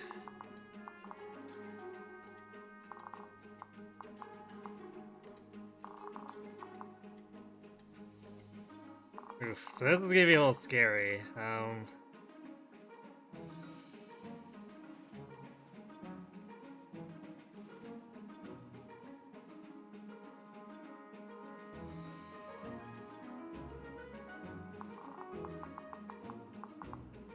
Especially since we're gonna need to actually get Chrom onto Robin for the 3rd turn too.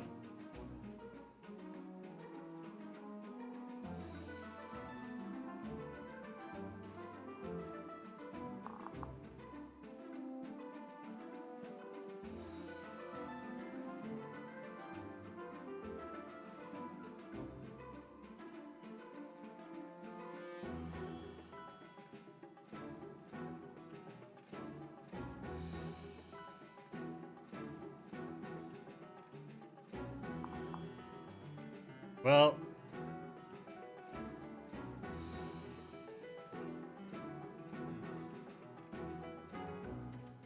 I'd say we've got slightly better odds than if we had Crit Thunder, but those 2 counter Aegis are really trolly.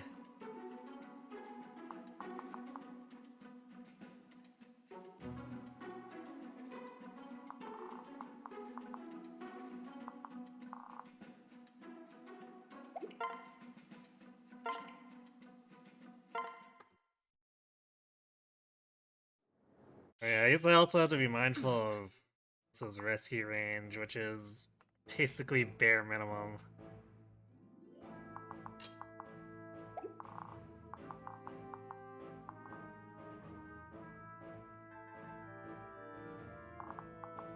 Sure, I guess we don't need Muriel for this opening turn. Because we can get this guy without needing her. And it's better for us to have the evade against these two.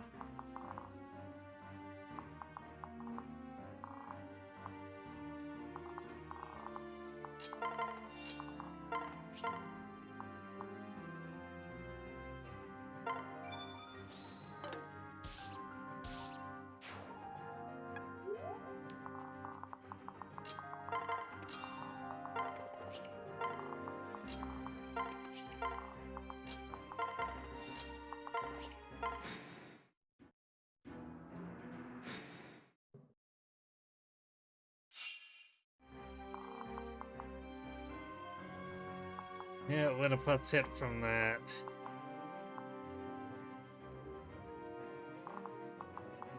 Stupid thief. Yeah, this guy's gonna be a bit of an obstacle.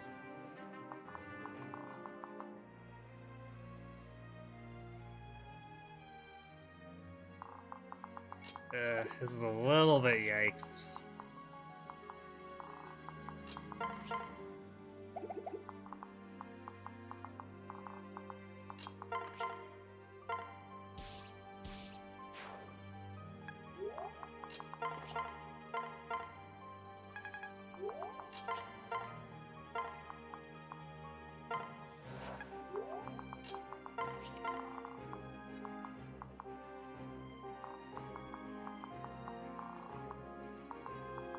I don't think Fred wants to pull either of those off, so he can go hide.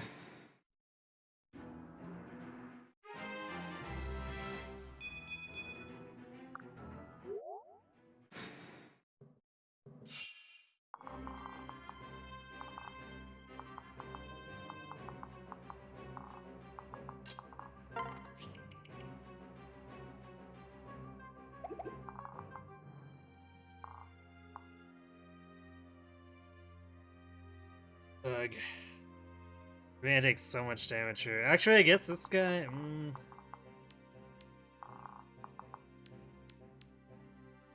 So this guy will go before the Cavaliers. But this guy will attack before. Alright, Lucia will survive that Dark Mage though. So she might get attacked by this Dark Mage, then this fighter. Which means Lucina might defuse the counter for me. Oh, never mind, this guy's going in on her. She'd need a lot of luck for what her hit points are at.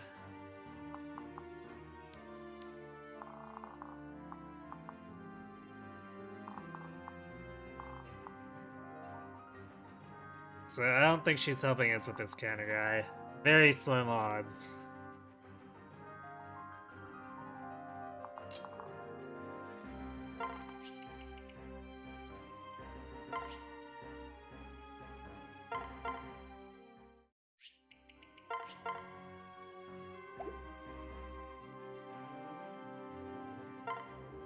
We need...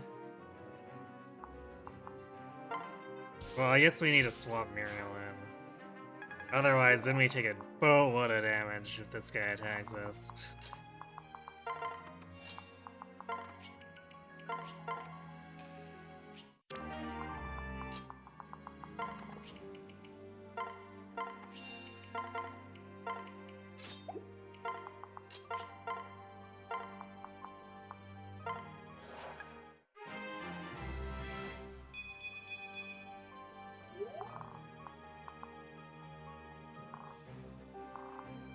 We might be able to grab this rear Cavalier away. It's gonna be kinda iffy. He'll probably be a little too far in, actually.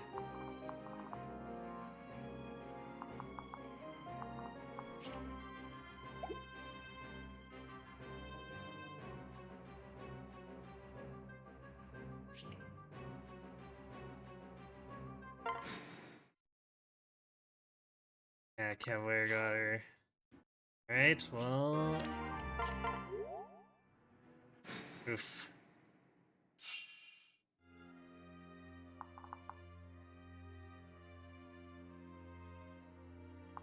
Oh, I didn't just give a elixir. That's kind of bad.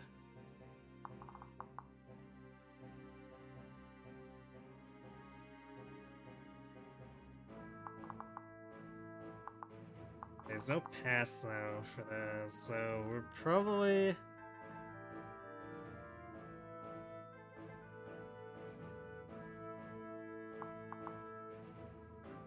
Should be okay, because we can move Chrome over to trade. And still be in range of all these. Still scary though. So we might die anyway. What do we got? We got 21, so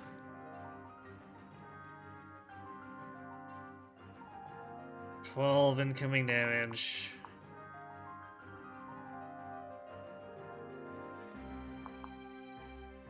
Plus 6, 18, 24. And we do 19, 43. Oh man, that's exactly death if we get hit by everything and all that.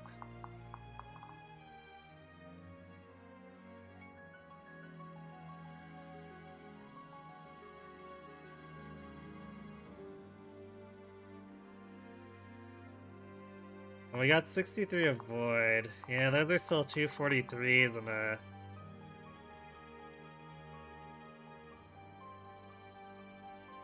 51.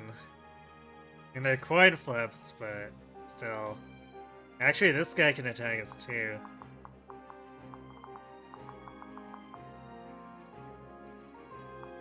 Yeah, it's the sheer volume of damage is...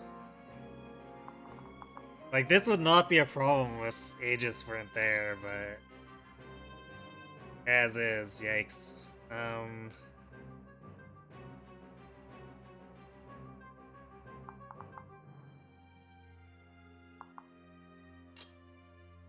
Actually, we could get 5 more Void from Chrom if we swap so it's Chrom standing there.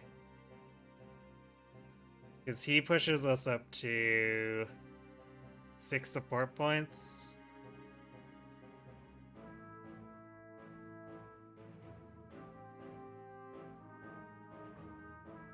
So instead we'll have 68.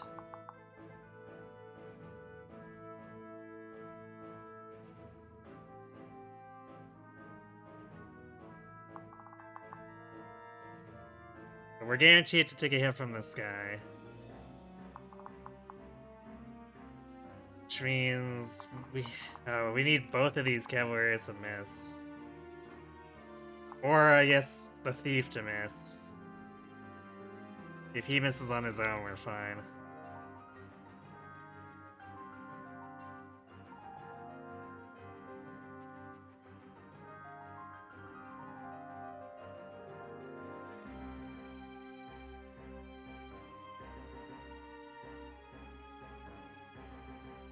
Actually, alternatively, we kill the Thief.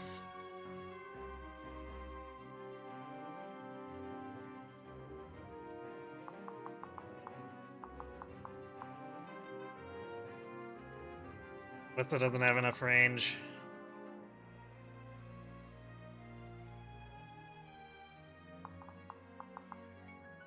Although we've got a bunch of past Cavalier or past enemies coming in. So that probably wouldn't have worked that well. But we could have killed the Thief and then rescued Robin out.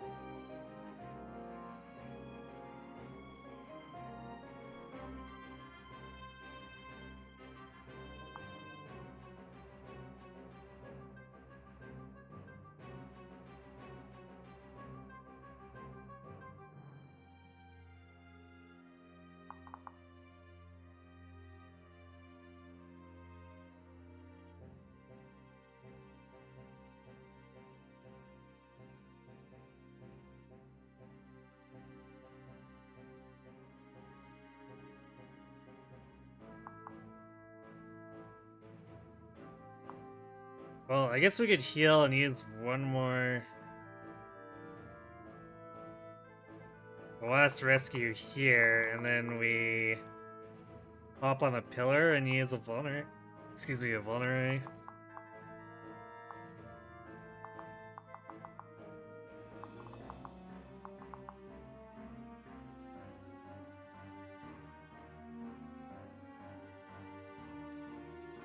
Which the end result would be us taking 15, it's 19, it's 34.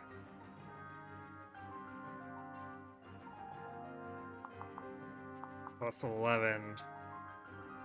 Still 40. So we need 1 to miss, but Pillar also gives us 5 more Void than if we were using Chrom. Or having Chrom hang out behind us.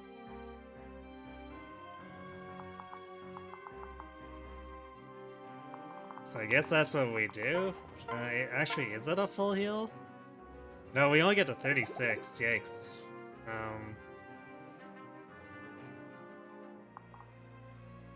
So that really doesn't help us.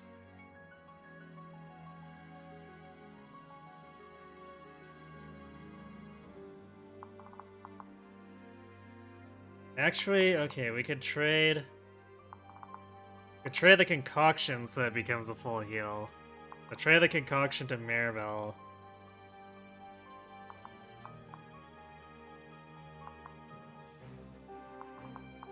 Well, that anathema crit rate is also scary. Maribel could have just gone Gib there.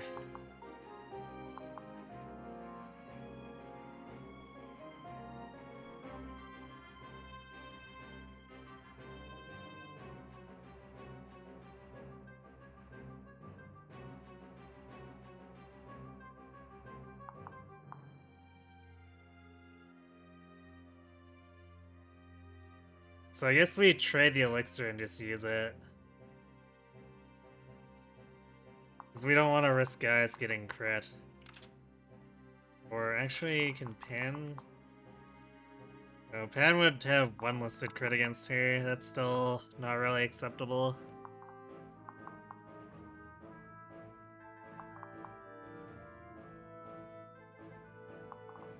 Yeah, so we'll trade the elixir, and we'll hide on the pillar. So that changes it so we only need to survive one attack, or block/dodge one attack. Which is still not great, but... it's about the best odds we can get, especially with the extra 5 of Void compared to Chrome. This depletes a lot of our resources though. Not really happy about that.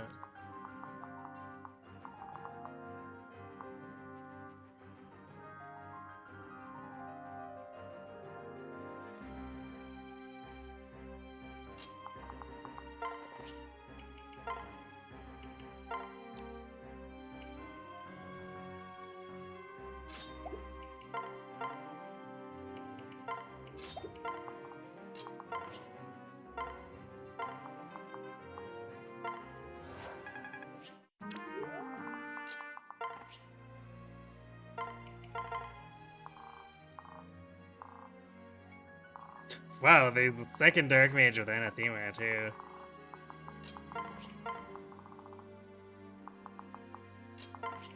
Not gonna lie, the game is being very troll about these. Oh my god.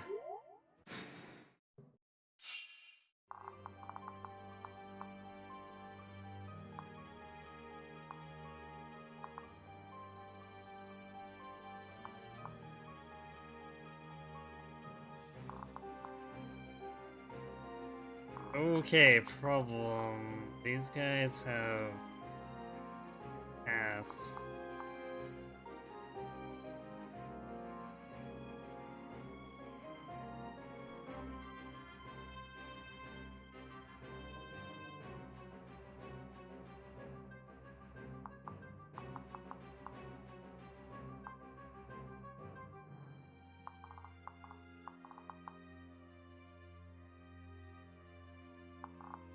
I don't have enough units to actually block this off.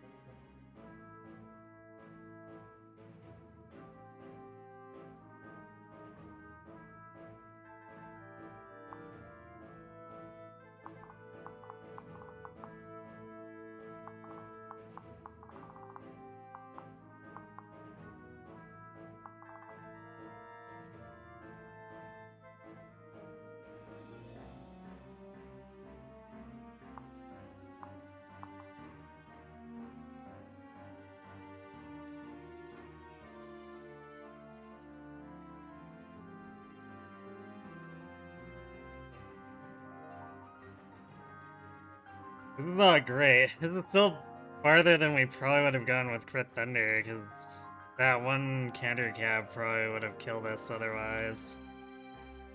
But...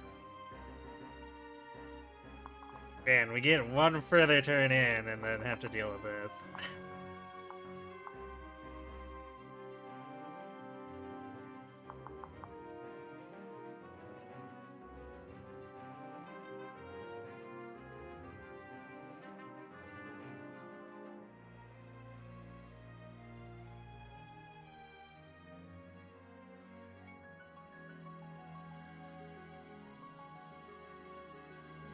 Okay, what if we allow the cab to attack him? Because it doesn't have Luna, so it does one or Weezer with 1 health. It's also too slow to double her. So then I guess we use Elixir and hang out still on the pillar so we can kill the rest of these guys.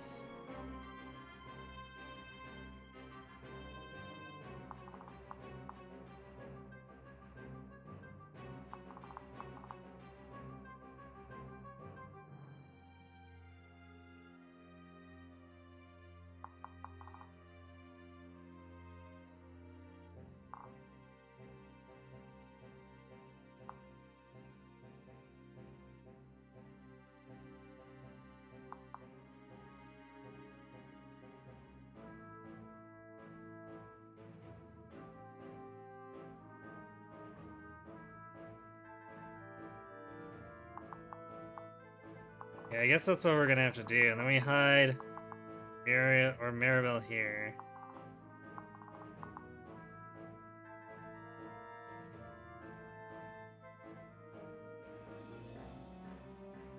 I guess Pan here. Imran gets attacked. We kill the rest of these guys. And we double back and kill this Cavalier. Time to catch the rest of these guys trying to sneak up.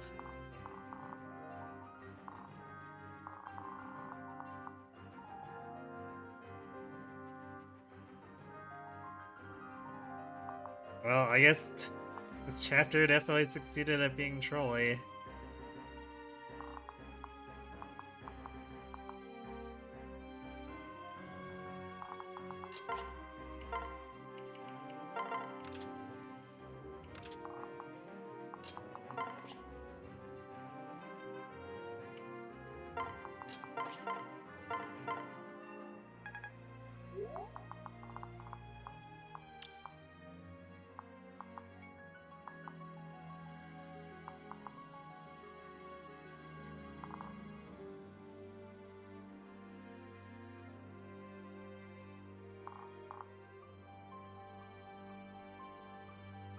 Yikes.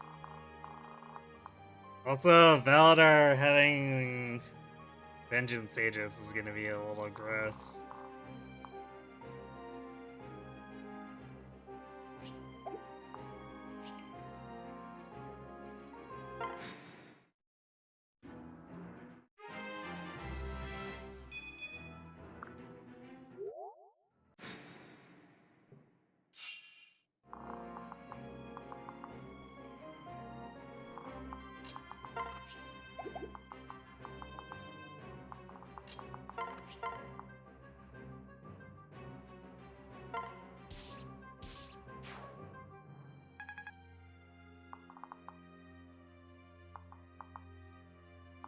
Three, 2, and 18. Alright, easily survivable.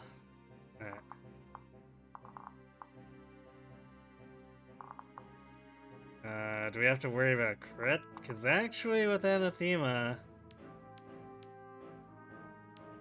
this guy's gonna give him 21.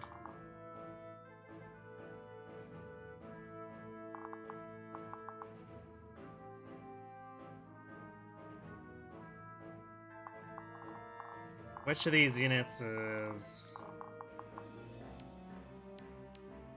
I think this guy's gonna go first, though.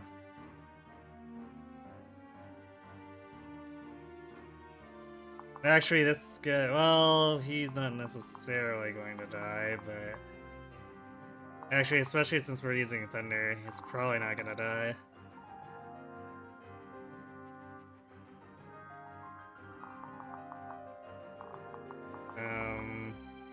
I don't think we can afford to give away the positioning, though.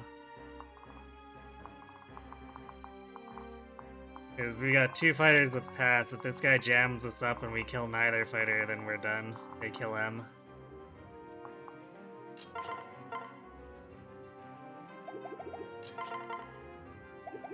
So I guess we're...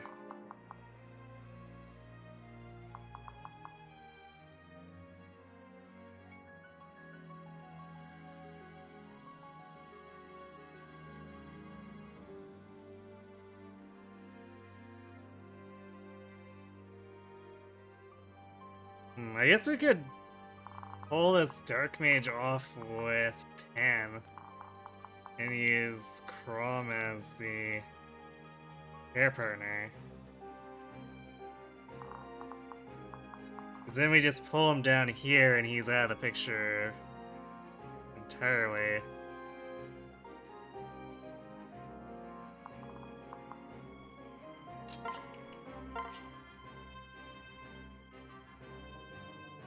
Actually, wait, is Crom gonna... Because Gaius already gets 4 luck. I don't think Crom's gonna... Yeah, Crom gets less luck. Okay, I guess that doesn't work.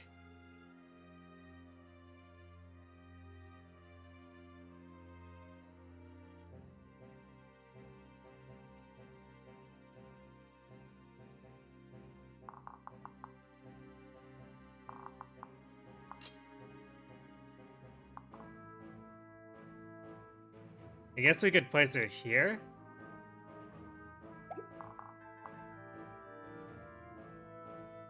And I think the Dark Mage would attack from here.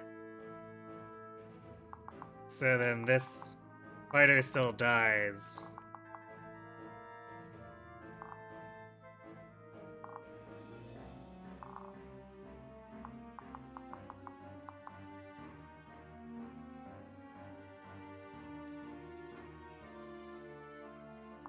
Yeah, I guess we'll do that.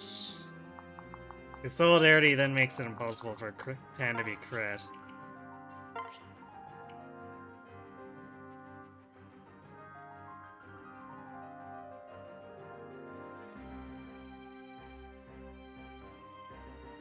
Although we could also position, even if we didn't have Solidarity, we could position Melissa or something.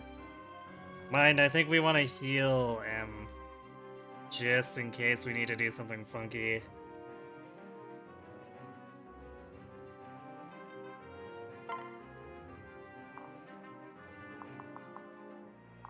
Actually, let's do...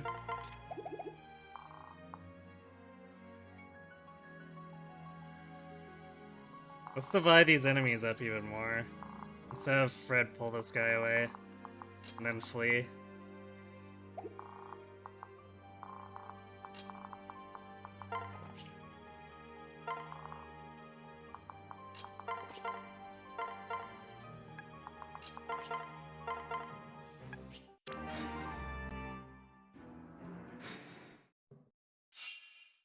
Alright, well I guess Pan didn't get hit at all. It's great.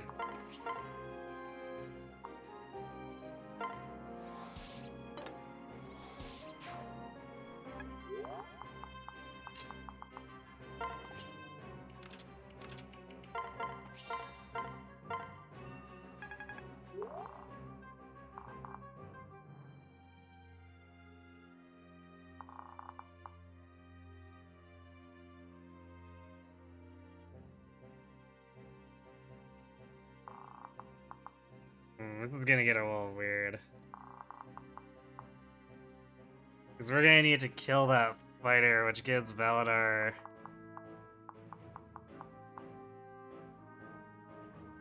the pillars, and we're stuck without them.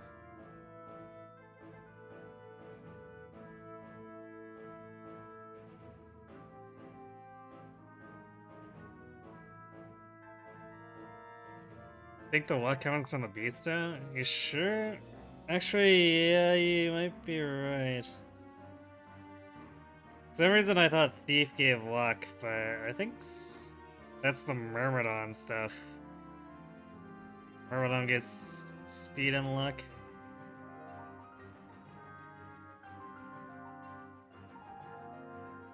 Consider reducing the enemy's HP to 0. You found great success with that.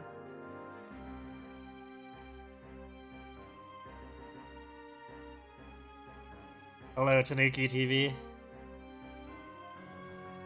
Walked away for 5 minutes and you're impressed I survived that situation. Well, I do have experience getting myself into and out of these things, so... There's that. So yeah, I guess we probably could have gotten away with having... and pull the Dark Mage down, but it worked out in the end here. Yeah, I need to double check that. I guess, yeah, it's speed and movement for Thief, isn't it? I don't think it gives a third stat.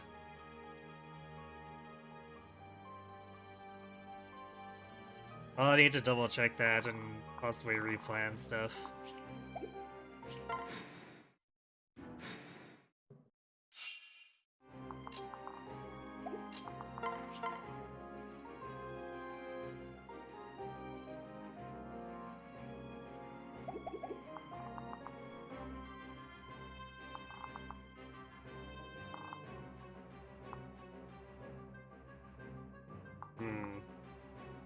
I almost want to go on these pillars, but I shouldn't.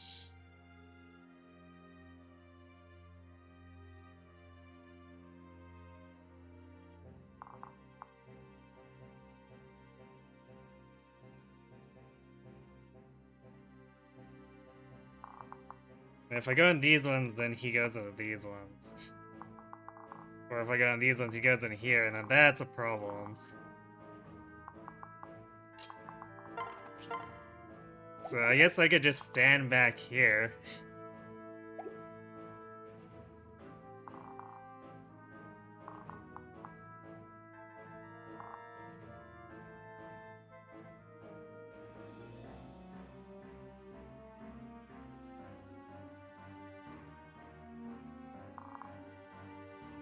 Actually, Fred can take one more hit here, too. So he only took 14. So if we come back, we can pull this guy back away. Fred will be on his last legs, but it'll get this guy out of the fight for a little bit.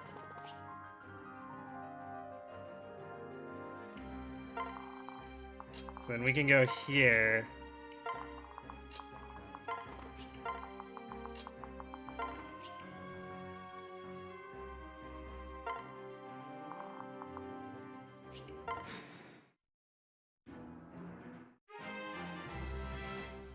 I guess we can just kill Valadar straight up. I mean, that was, I guess, kind of the hope with swapping back to Chrome with the Killing Edge. Because there's fairly reasonable odds of just offing him, but... You know what happens when people start to rely on crits, right? So... Alright, well...